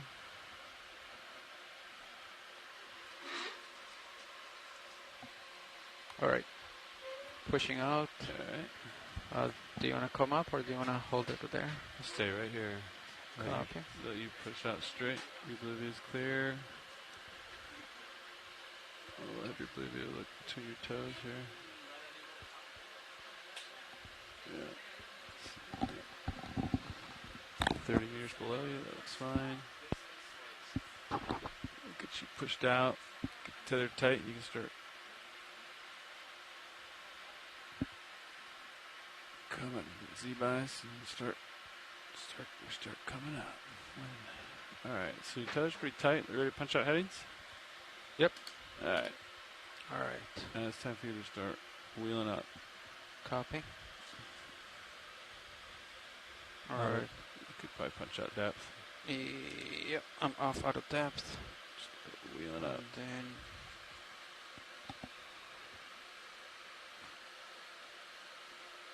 there you go. Alright, coming up. Alright. I'm on the winch. 11, 12, increasing. Copy. Pushing forward as well. Yeah, looks good. 46. Great. Alright, here we go.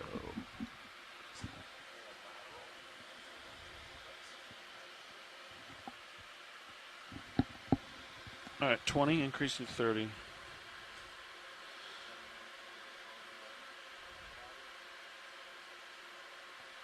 Copy. 28. That's a 10. 28, come on. 39,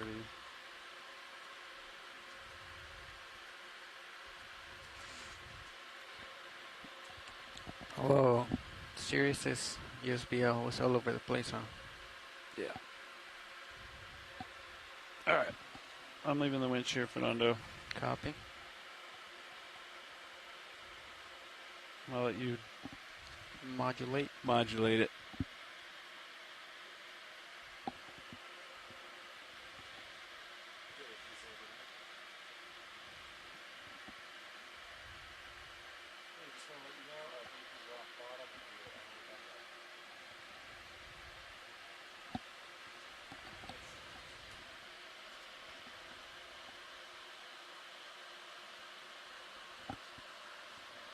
All right, awesome.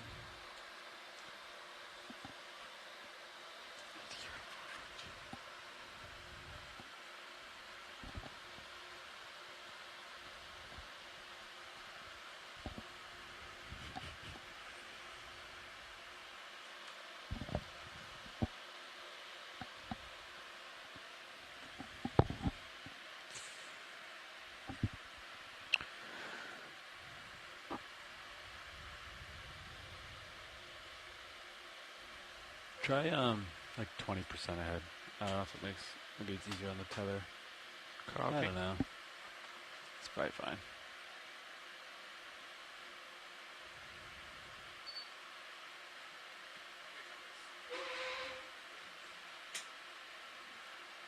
Probably doesn't matter.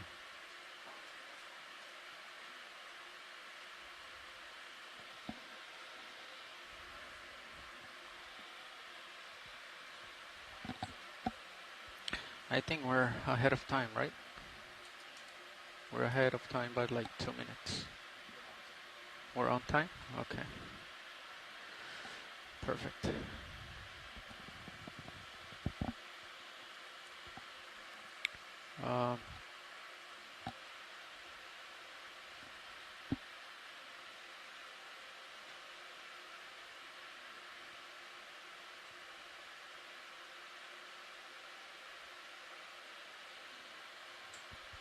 We lost serious depth and altitude and rotator. Yeah, so that happened again. Yep. Oh, it just went out? Yeah. Like 2 seconds ago? Oh. Yeah, it was just gone when he was saying that. Every time that happens, you got to reset your ISU5. It didn't happen earlier today. It did that, and I did not lose it. Yeah. That was when Bobby was on Navigator. Oh. So I'm going to check it again right now. So I still have Sirius control. Oh, you have. Oh, you did. And I still have ROV control. So that's twice today it happened, and it did not affect the camera communications. Huh.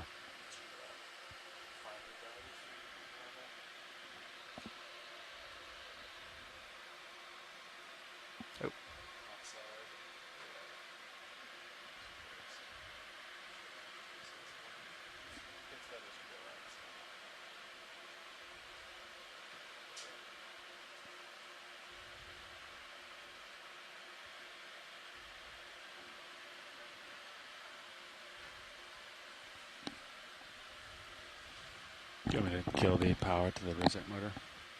I'm not going to use it, right? Sure.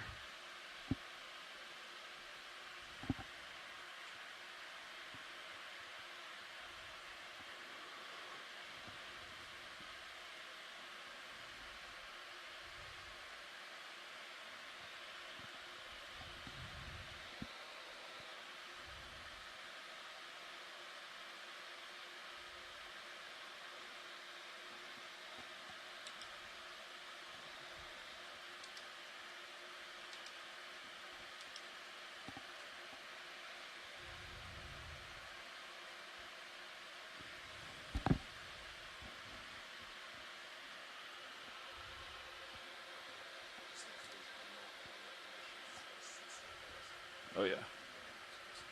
Oh, yeah.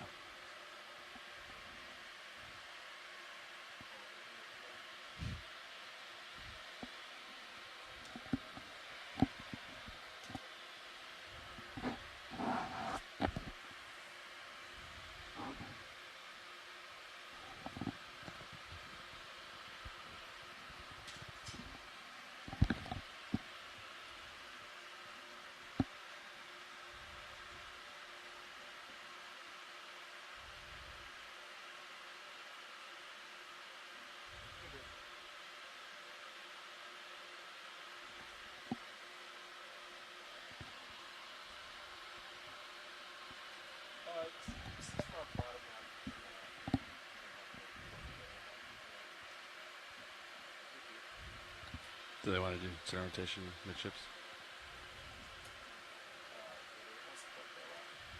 Oh, okay. Okay.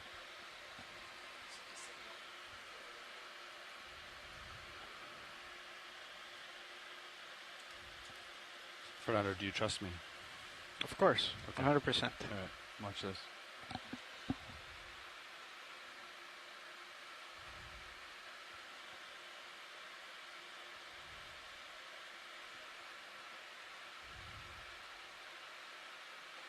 Oh, hello.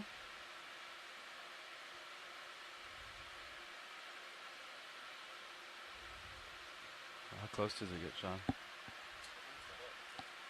Yeah, it doesn't get to hit it because I got pretty close this morning when we were looking at the rosette.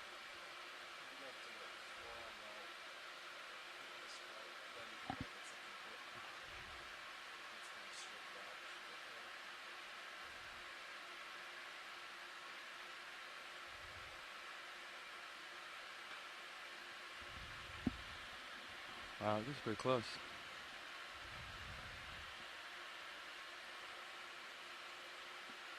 Oh, you were moving the camera, weren't you? It's like, what's going on?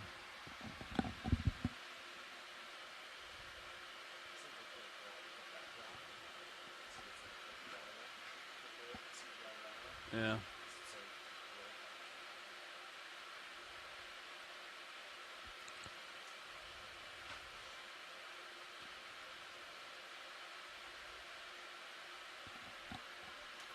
Survey 2, this is Copilot. Can you clip aux 1 for a moment? I'm gonna do a dynamic shot. Alright, here we go. Oh yeah, give me some lasers. Lasers? Yeah. Yeah, and then tilt so I can see the lasers. Alright, so tilt, I'm gonna come out. Alright, tilt down and action. Are we gonna go blind right now? No, tilt down. You're supposed to tilt down for them, so I could like. Oh, I am tilting down. So the camera like moves. That'd be cool.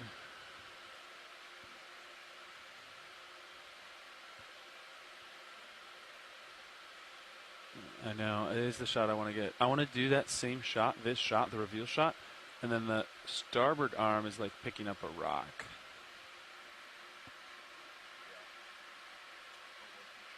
Yeah.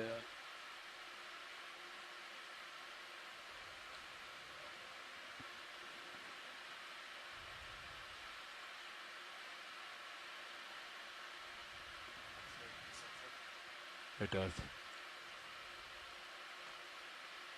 How close can you focus, Ron?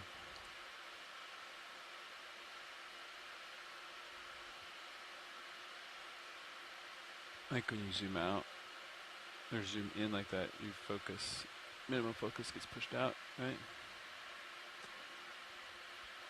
Delta 12, comps look good, streaming looks good, headings look good.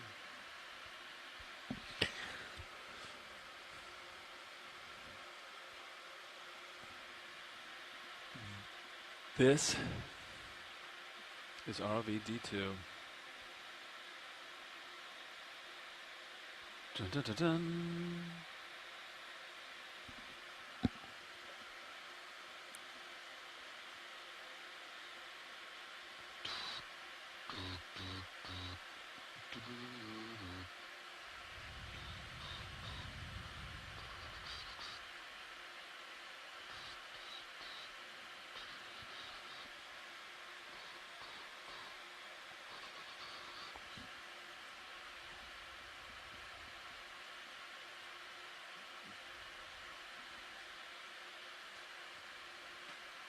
That was a cool shot, right? Look at that betwixt the lasers. This is what fish look at all day. When a little fish is sitting there getting zoomed in on, this is what it's looking at them.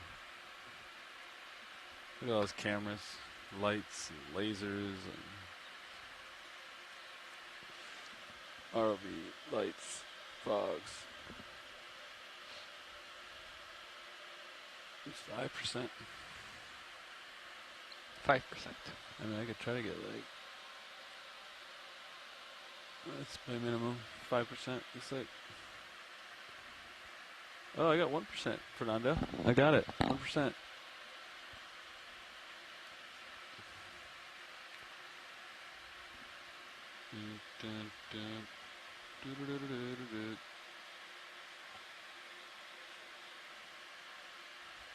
I think it looks better without the fogs on.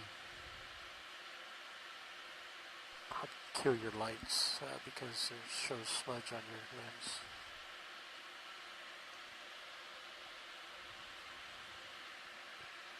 Yeah, I can get that out in post.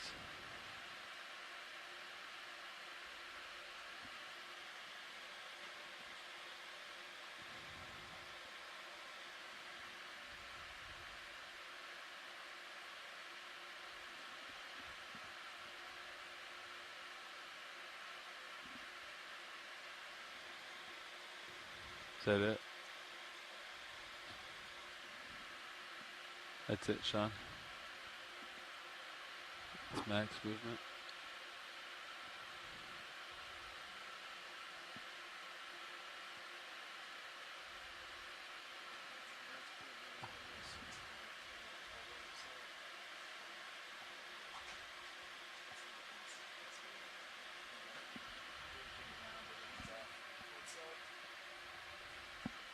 Copy.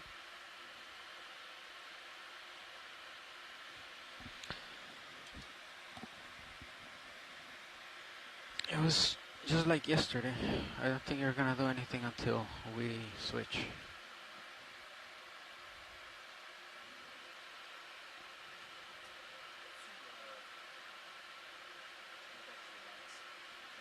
Scroll look.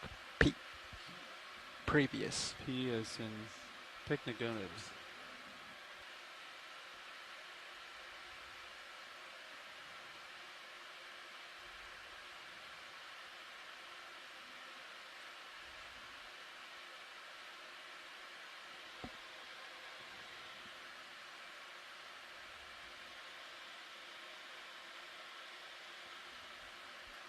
Should I keep the forward way?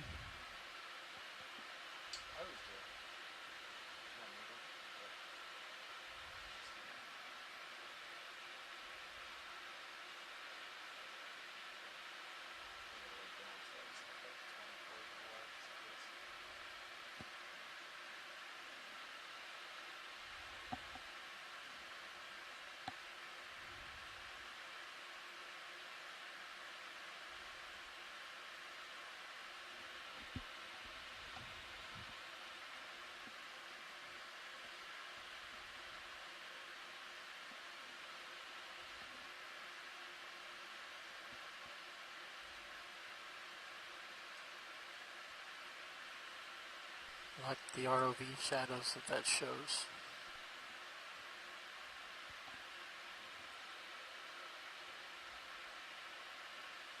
I guess still my favorite view right here. Yeah. Yeah, so this is the shot. I want it in like this.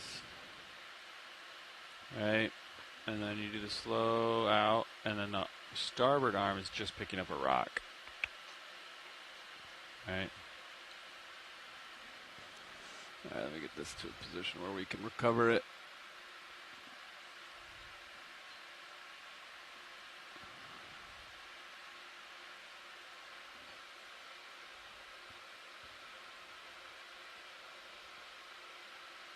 Right above the handle there. Maybe just a little bit higher. Like that. Shoulder up. All right.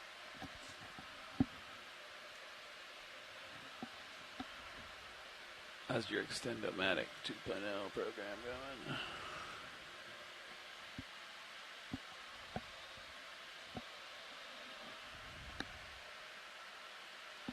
going? Winch. Tickle on 32. Can we slow down a little bit, Sean? What do you think? 31, 30, 30, 31, 30. A couple 32s in there. All right. 11.5 tension. Max tension for today. 15.025. 15 thou. Not bad. Low current on the surface. Nice job, Fernando.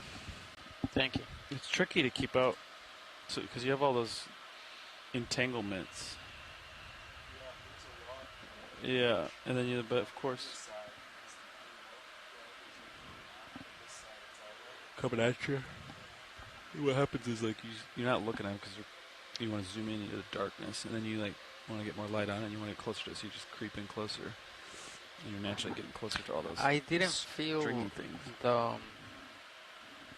Chris said that the current was pushing him. I didn't. At any time, I felt like I was being pushed into the ship.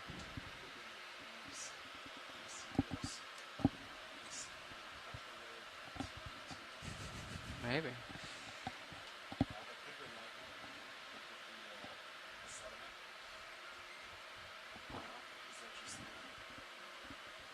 It's possible that he's caused the sediment. Yep. Unlikely, but possible.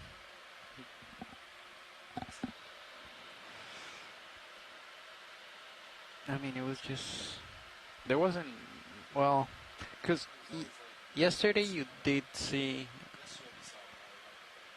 like current, right?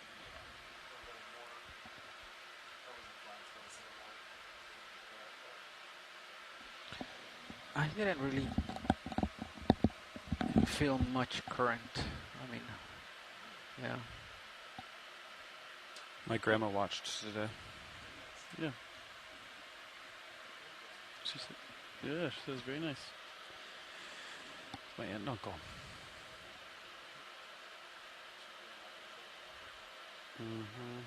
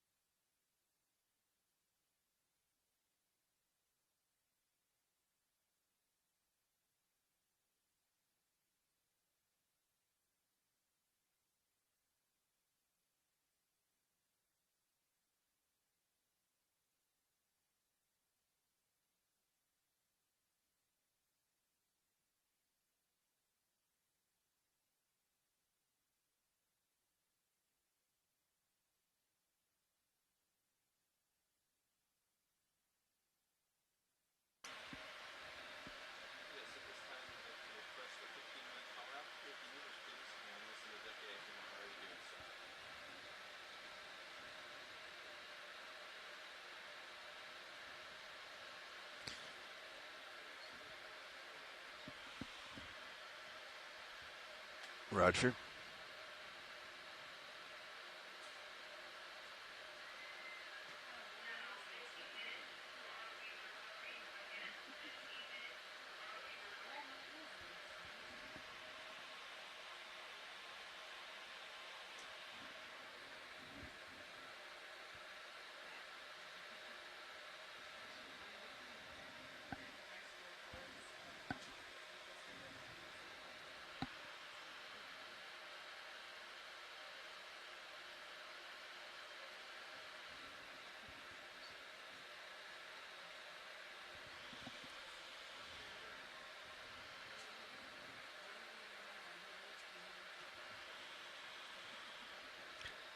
Passing 350 meters depth.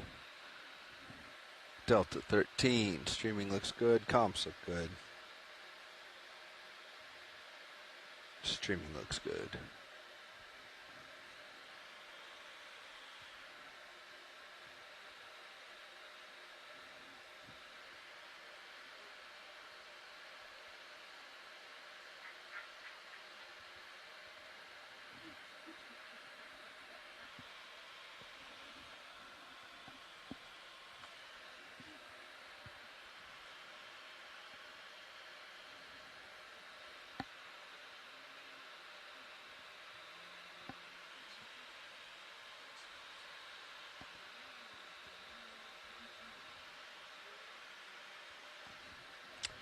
You miss Levi that much, huh?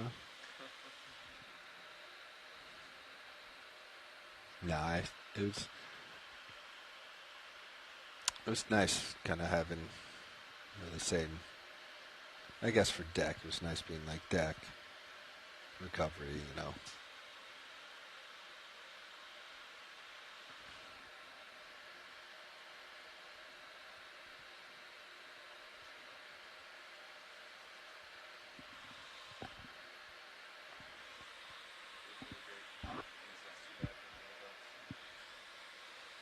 300 wire out.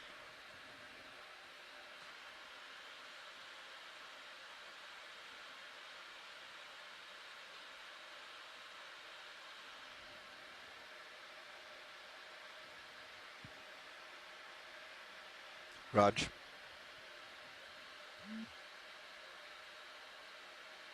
It sure does.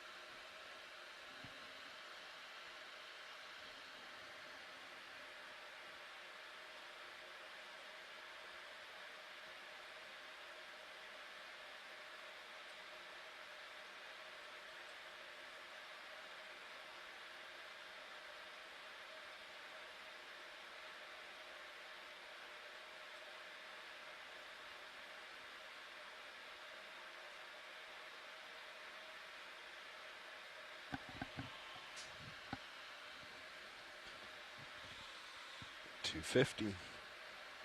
There he is.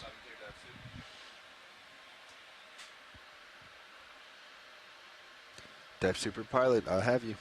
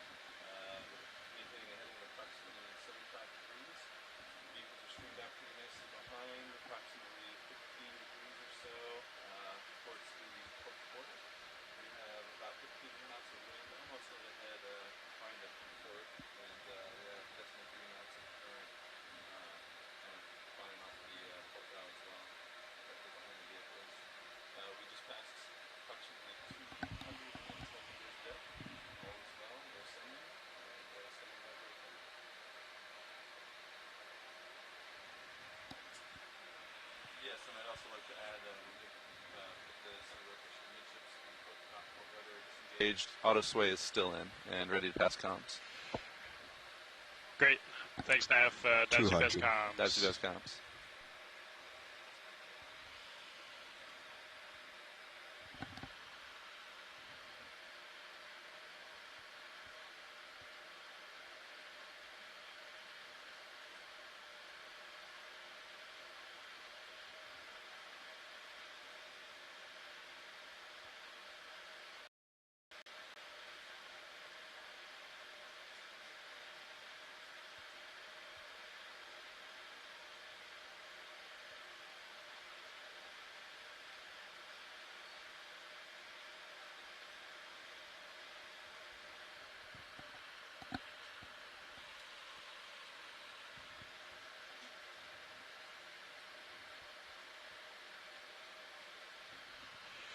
Bridge, Dive Super.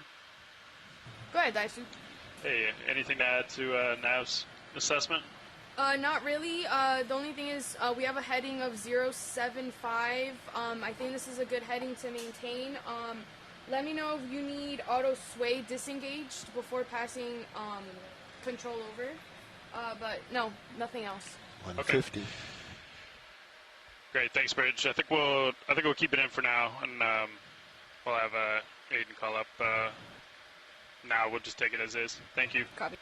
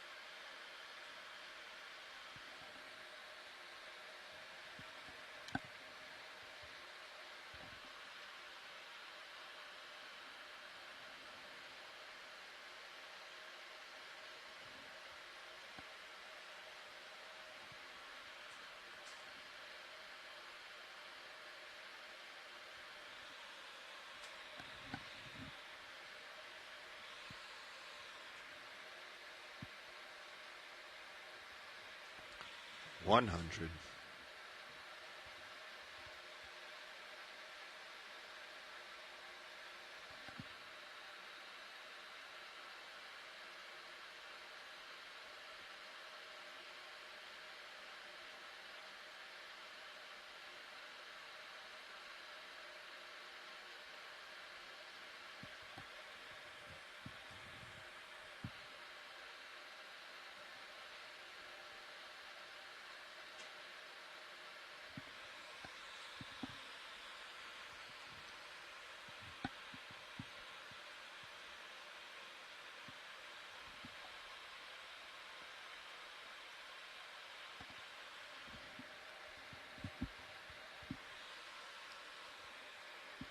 $75.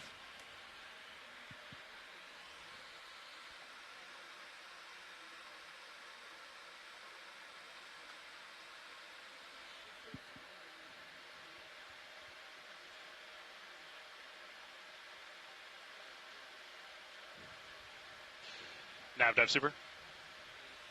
Go ahead, Dive Super. Hey, be advised, we have taken control at the AFCON. We're keeping in that 6-0. forward way that the bridge had, but we did just take out auto sway, so let me know if you see anything in streaming. Roger, that looks like it's helping straighten out a little bit. Great. Thanks.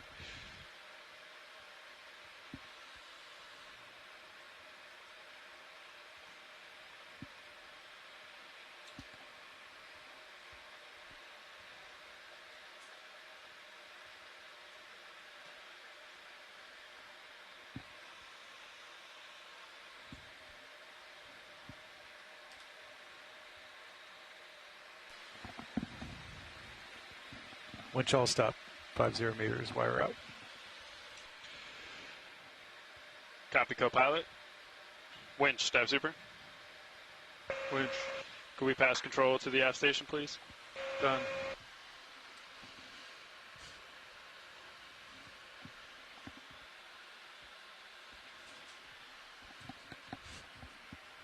Aft station confirms control of the winch.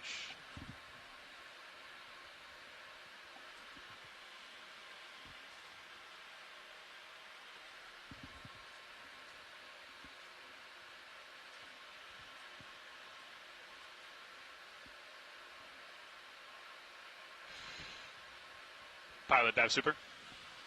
Dive super pilot. Is the control room ready to continue with recovery? Control room is ready. Roger. Okay, pilot.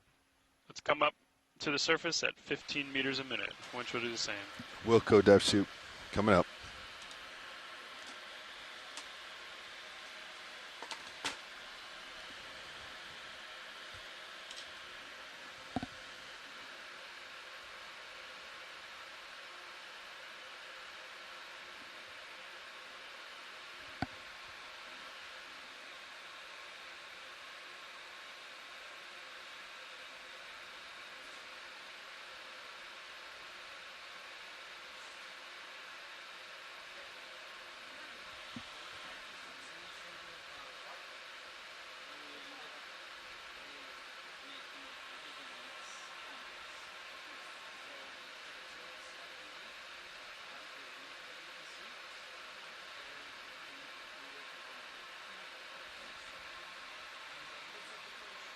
For 0 meters, wire out. D243. All's well, good visual of the ship. Copy, pilot.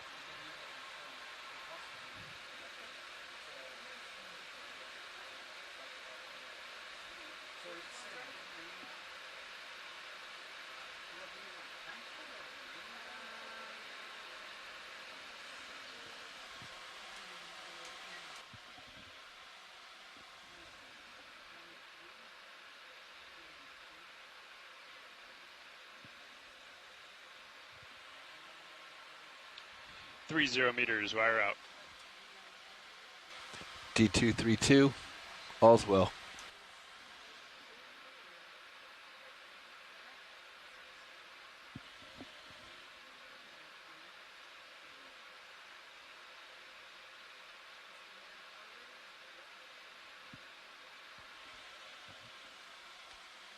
Little help on cameras rolling. Oh, you're early for Starting that. to get eyes on D2. Looks like can leave it. Coming up maybe a little bit to port.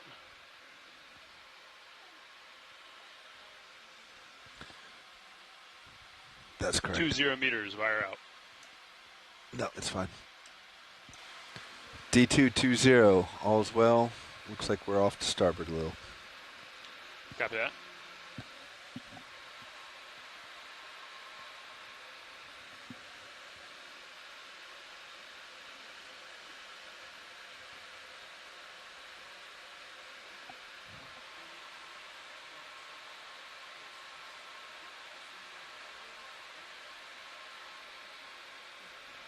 One 0 meters, wire out. D212, all's well.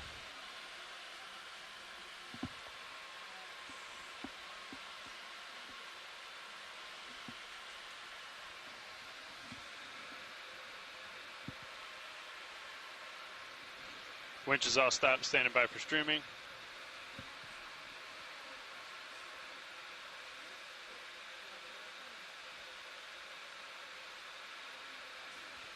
Pilot has visual. Copy, pilot.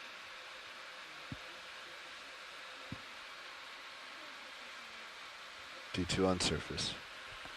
Auto head in. Copy that, auto head in. Roland, do you hear that? I'm getting echoes on deck A. Do you hear that in your headset? Whenever dive suit calls out.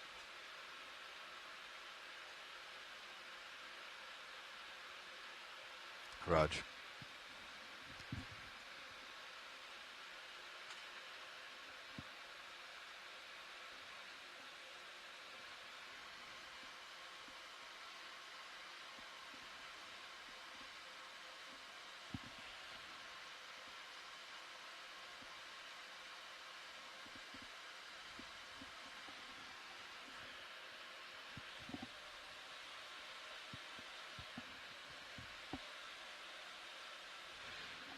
Okay, deck. Shimmy looks good. Let's recover Sirius.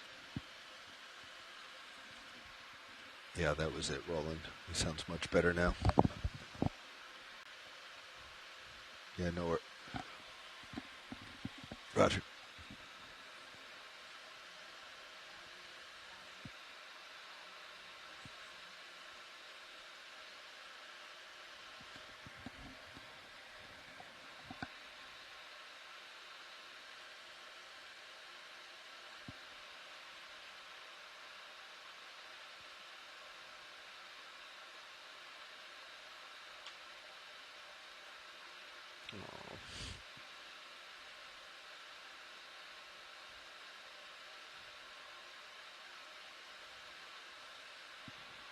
Pilot, I'll let you maintain slack when we start to bring Sirius up.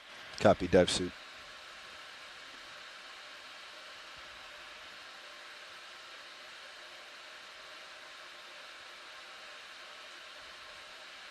Pilot's backing. Copy, pilot.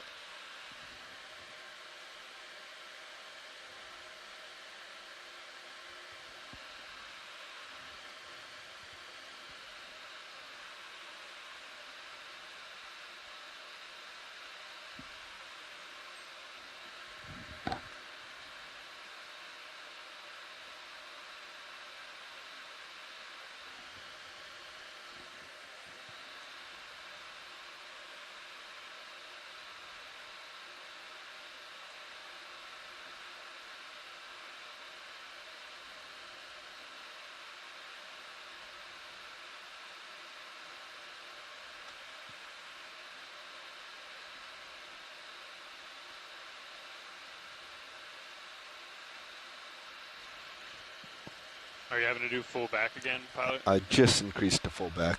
Okay. Our forward speed's not much, so. Yeah, agreed. Okay, thanks.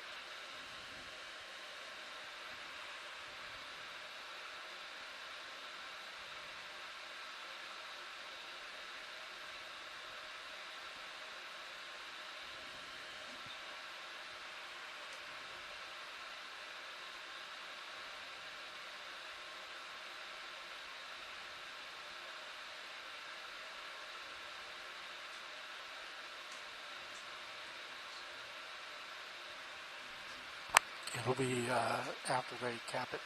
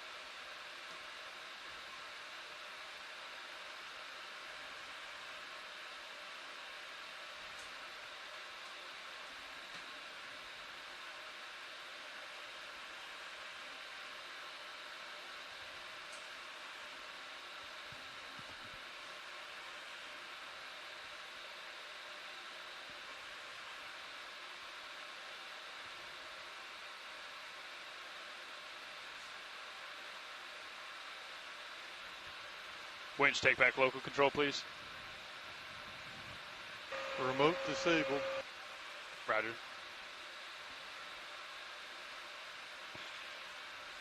Deck disable A-frame when you get a chance. Looking good, pilot. We'll just maintain this till that other strap's on, please. Raj.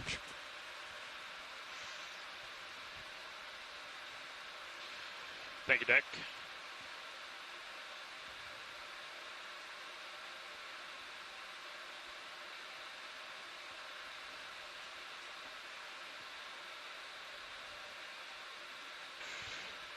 All right, pilot, that other strap's on. You can go off stick. Pilot's easing off. Roger.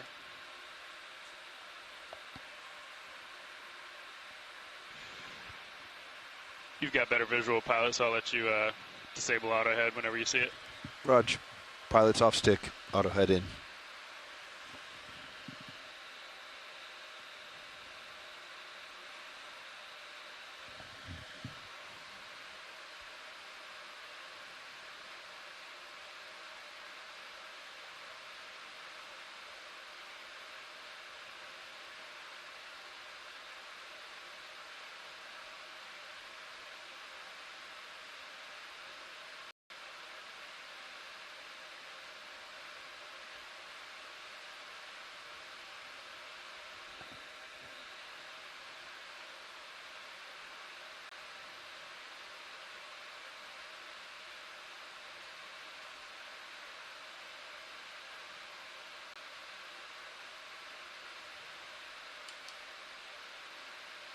Auto head out.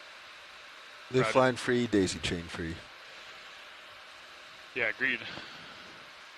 Looks good.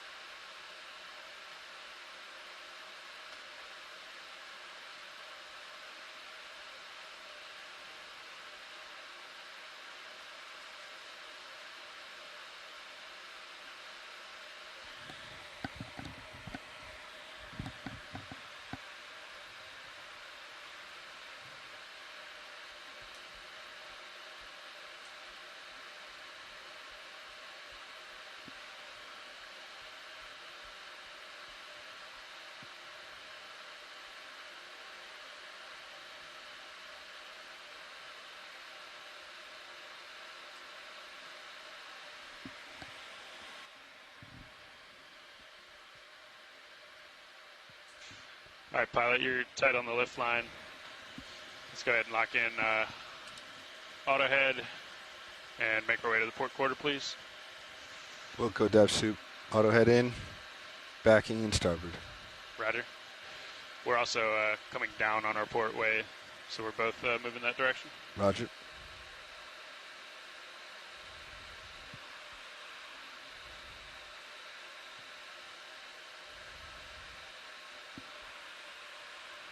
Easing on the sideways, backing.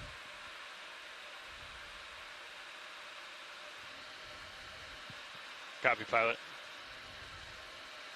Yeah, I'll let you follow the line, pilot. Roger. Only backing now.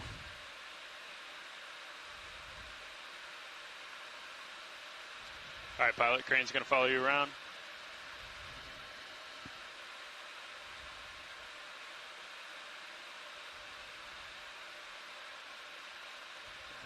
Winch is catching up to you, pilot. Looking good, though.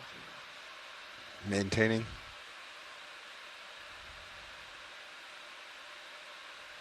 Easing just a little.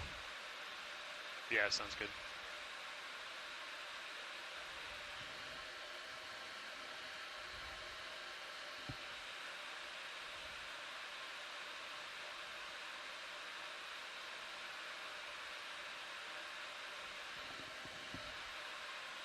Backing slow. All right, increasing speed. Copy that, pilot. Looking good. Yeah, I think just straight back. Aye, straight back.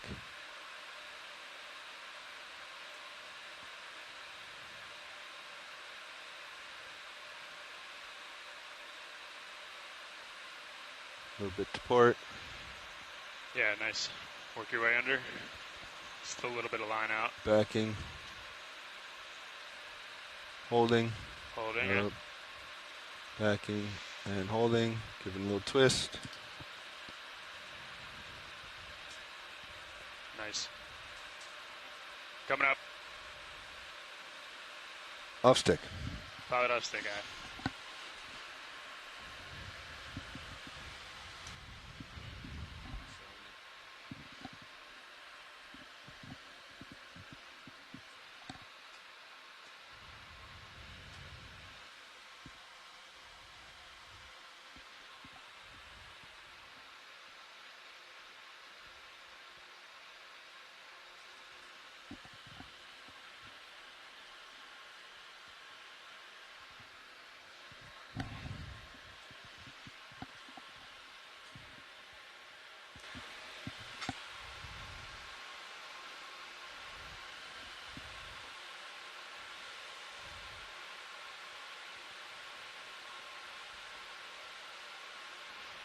Pilot secure power.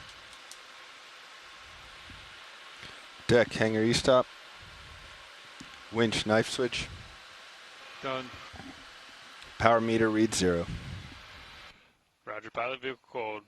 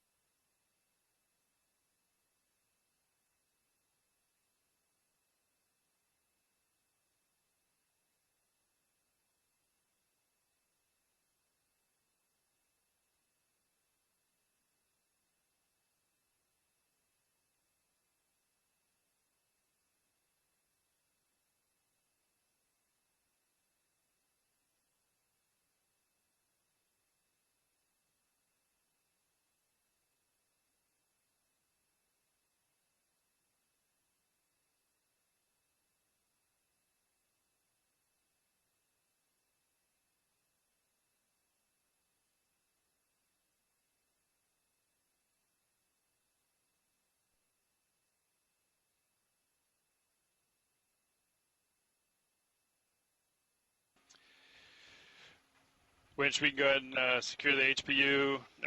Just hold off on fans. We can turn it back on after we're done with post dive. Copy.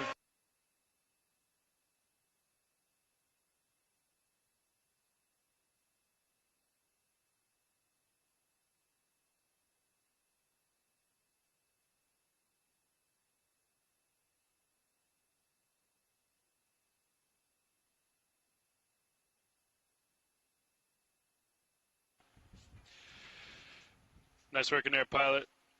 Whenever you guys want, you can come down and help us out. Post dive. Roger, U2 dive soup. Control room off comms. Roger that.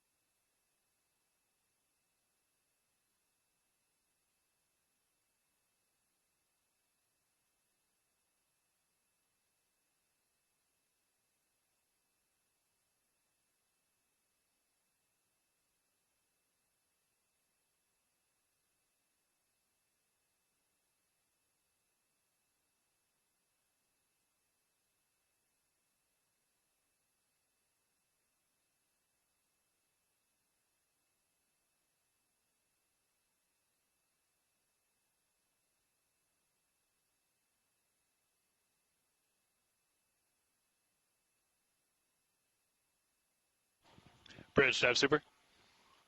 Go ahead, Dicey. Hey, Melissa, I know you have control up there. If we could just hold off on any major heading changes, I'll give you a call back as soon as we're done with the ladder. Shouldn't take too long. Copy, sounds good.